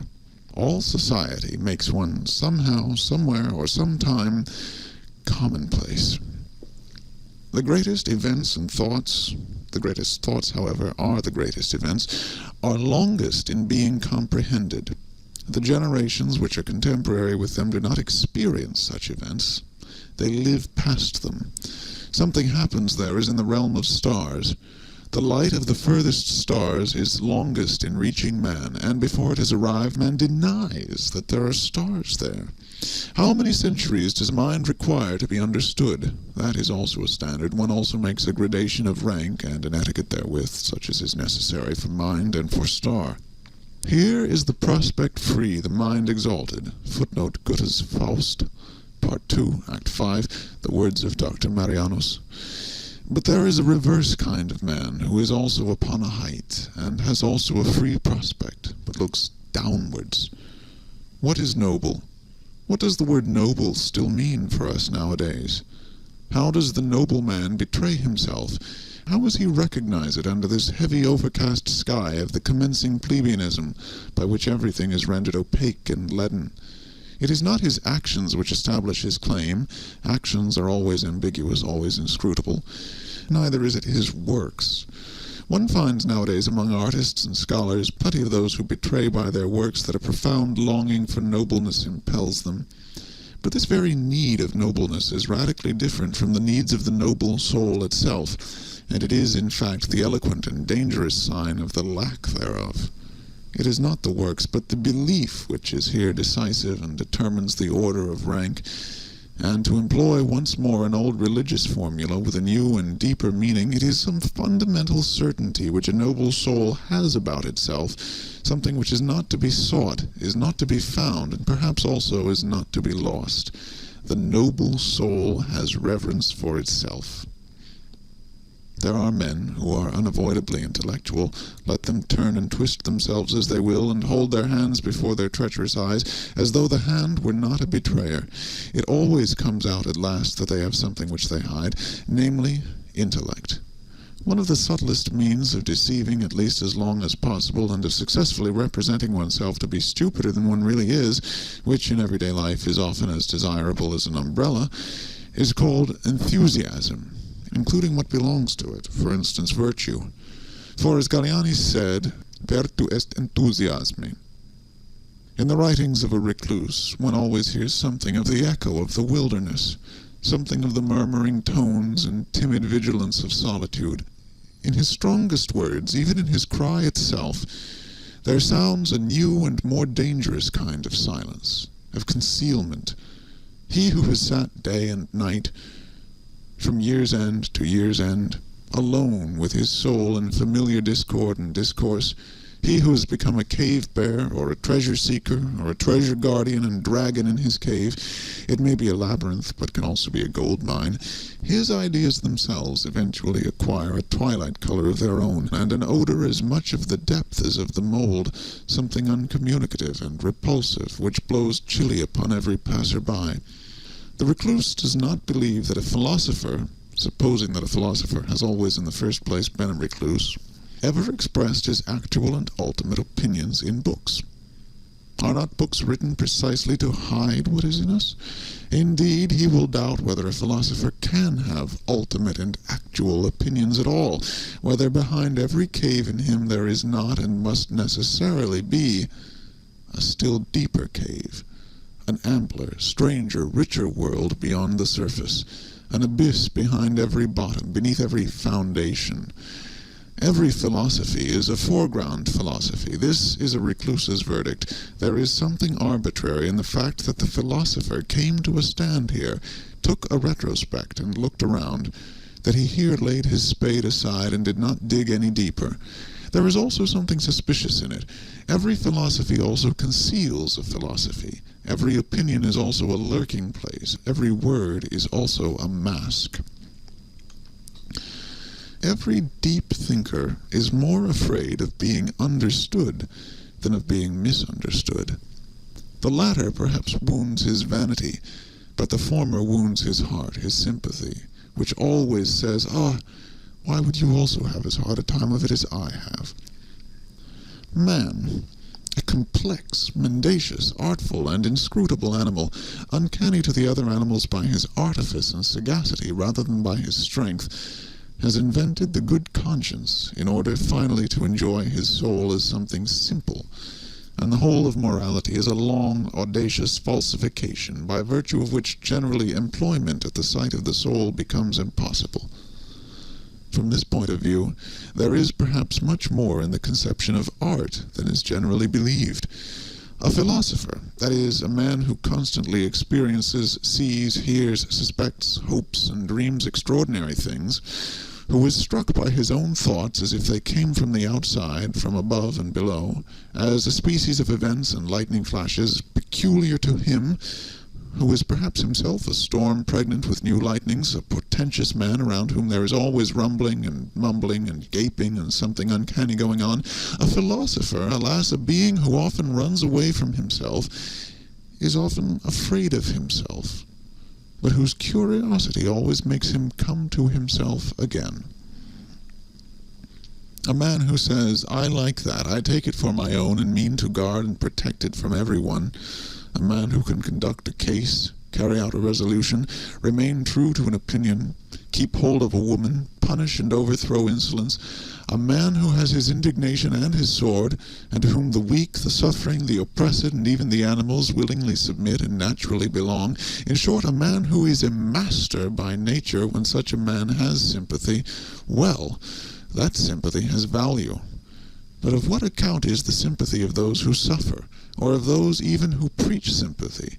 There is nowadays, throughout almost the whole of Europe, a sickly irritability and sensitiveness towards pain, and a repulsive irrestrainableness in complaining, an effeminizing, which, with the aid of religion and philosophical nonsense, seeks to deck itself out as something superior. There is a regular cult of suffering. The unmanliness of that which is called sympathy by such groups of visionaries is always, I believe, the first thing that strikes the eye. One must resolutely and radically taboo this latest form of bad taste. And finally, I wish people to put the good amulet, gay saber, gay science in ordinary language, on heart and neck as a protection against it. The Olympian vice. Despite the philosopher who as a genuine Englishman tried to bring laughter into bad repute in all thinking minds, laughing is a bad infirmity of human nature which every thinking mind will strive to overcome, Hobbes, I would even allow myself to rank philosophers according to the quality of their laughing, up to those who are capable of golden laughter. And supposing that gods also philosophize, which I am strongly inclined to believe, owing to many reasons, I have no doubt that they also know how to laugh thereby in an overman-like and new fashion, and at the expense of all serious things. Gods are fond of ridicule. It seems that they cannot refrain from laughter even in holy matters. The genius of the heart, as that great mysterious one possesses it, the tempter god and born rat-catcher of consciences, whose voice can descend into the nether world of every soul, who neither speaks a word nor casts a glance in which there may not be some motive or touch of allurement, to whose perfection it pertains that he knows how to appear not as he is, but in a guise which acts as an additional constraint on his followers to press ever closer to him, to follow him more cordially and thoroughly. The genius of the heart, which imposes silence and attention on everything loud and self-conceited, which smooths rough souls and makes them taste a new longing, to lie placid as a mirror, that the deep heavens may be reflected in them. The genius of the heart, and to grasp more delicately, which scents the hidden and forgotten treasure, the drop of goodness and sweet spirituality under thick dark ice, and is a divining rod for every grain of gold long buried and imprisoned in mud and sand. The genius of the heart, from contact with which everyone goes away richer, not favored or surprised, not as though gratified and oppressed by the good things of others, but richer in himself, newer than before, broken up, blown upon, and sounded by a thawing wind, more uncertain perhaps, more delicate, more fragile, more bruised, but full of hopes which as yet lack names, full of a new will and current, full of a new ill will and countercurrent. But what am I doing, my friends? Of whom am I talking to you? Have I forgotten myself so far that I have not even told you his name? Unless it be that you have already divined of your own accord who this questionable God and spirit is that wishes to be praised in such a manner. For as it happens to everyone who from childhood onward has always been on his legs, and in foreign lands, I have also encountered on my path many strange and dangerous spirits. Above all, however, and again, the one whom I have just spoken, in fact no less a personage than the god Dionysus, the great equivocator and tempter, to whom, as you know, I once offered in all secrecy and reverence my first fruits, the last, as it seems to me, who has offered a sacrifice to him, for I found no one who could understand what I was then doing. In the meantime, however, I have learned much, far too much, about the philosophy of this god, and, as I said, from mouth to mouth, I, the last disciple and initiate of the god Dionysus, and perhaps I might at last begin to give you, my friends, as far as I am allowed, a little taste of this philosophy, in a hushed voice, as is but seemly, for it has to do with much that is secret, new, strange, wonderful, and uncanny. The very fact that Dionysus is a philosopher, and that therefore gods also philosophize, seems to me a novelty that is not unensnaring, and might perhaps arouse suspicion precisely among philosophers. Among you, my friends, there is less to be said against it, except that it comes too late and not at the right time. For as it has been disclosed to me, you are loath nowadays to believe in God and gods. It may happen, too, that in the frankness of my story I must go further than is agreeable to the strict usages of your ears. Certainly the god in question went further, very much further, in such dialogues, and was always many paces ahead of me. Indeed, if it were allowed, I should have to give him, according to human usage, fine ceremonious tides of luster and merit.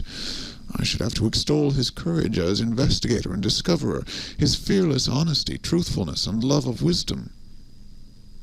But such a god does not know what to do with all that respectable trumpery and pomp. Keep that, he would say, for thyself, and those like thee, and whoever else require it. I have no reason to cover my nakedness. One suspects that this kind of divinity and philosopher perhaps lacks shame. He once said, "Under certain circumstances I love mankind," and referred thereby to Ariadne, who was present. In my opinion, man is an agreeable, brave, inventive animal that is not his equal upon earth. He makes his way even through all labyrinths. I like man, and often think how I can still further advance him and make him stronger, more evil, and more profound. Stronger, more evil, and more profound? I asked in horror. Yes, he said again. Stronger, more evil, and more profound. Also more beautiful. And thereby the tempter god smiled with his halcyon smile as though he had just paid some charming compliment. One here sees at once that it is not only shame that this divinity lacks, and in general there are good grounds for supposing that in some things the gods could all of them come to us men for instruction. We men are more human. Alas, what are you, after all, my written and painted thoughts? Not long ago you were so variegated, young and malicious, so full of thorns and secret spices, that you made me sneeze and laugh. And now? You have already doffed your novelty, and some of you, I fear, are ready to become truths. So immortal do they look, so pathetically honest, so tedious. And was it ever otherwise? What then do we write and paint, we mandarins with Chinese brush, we immortalizers of things which lend themselves to writing? What are we alone capable of painting? Alas, only that which is just about to fade and begins to lose its odor. Alas, only exhausted and departing storms and belated yellow sentiments.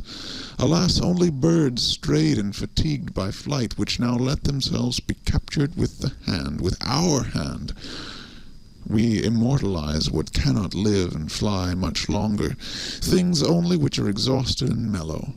And it is only for your afternoon, you, my written and painted thoughts, for which alone I have colors, many colors, perhaps many variegated softenings, and 50 yellows and browns and greens and reds, but nobody will divine thereby how ye looked in your morning. You sudden sparks and marvels of my solitude, you, my old beloved evil thoughts.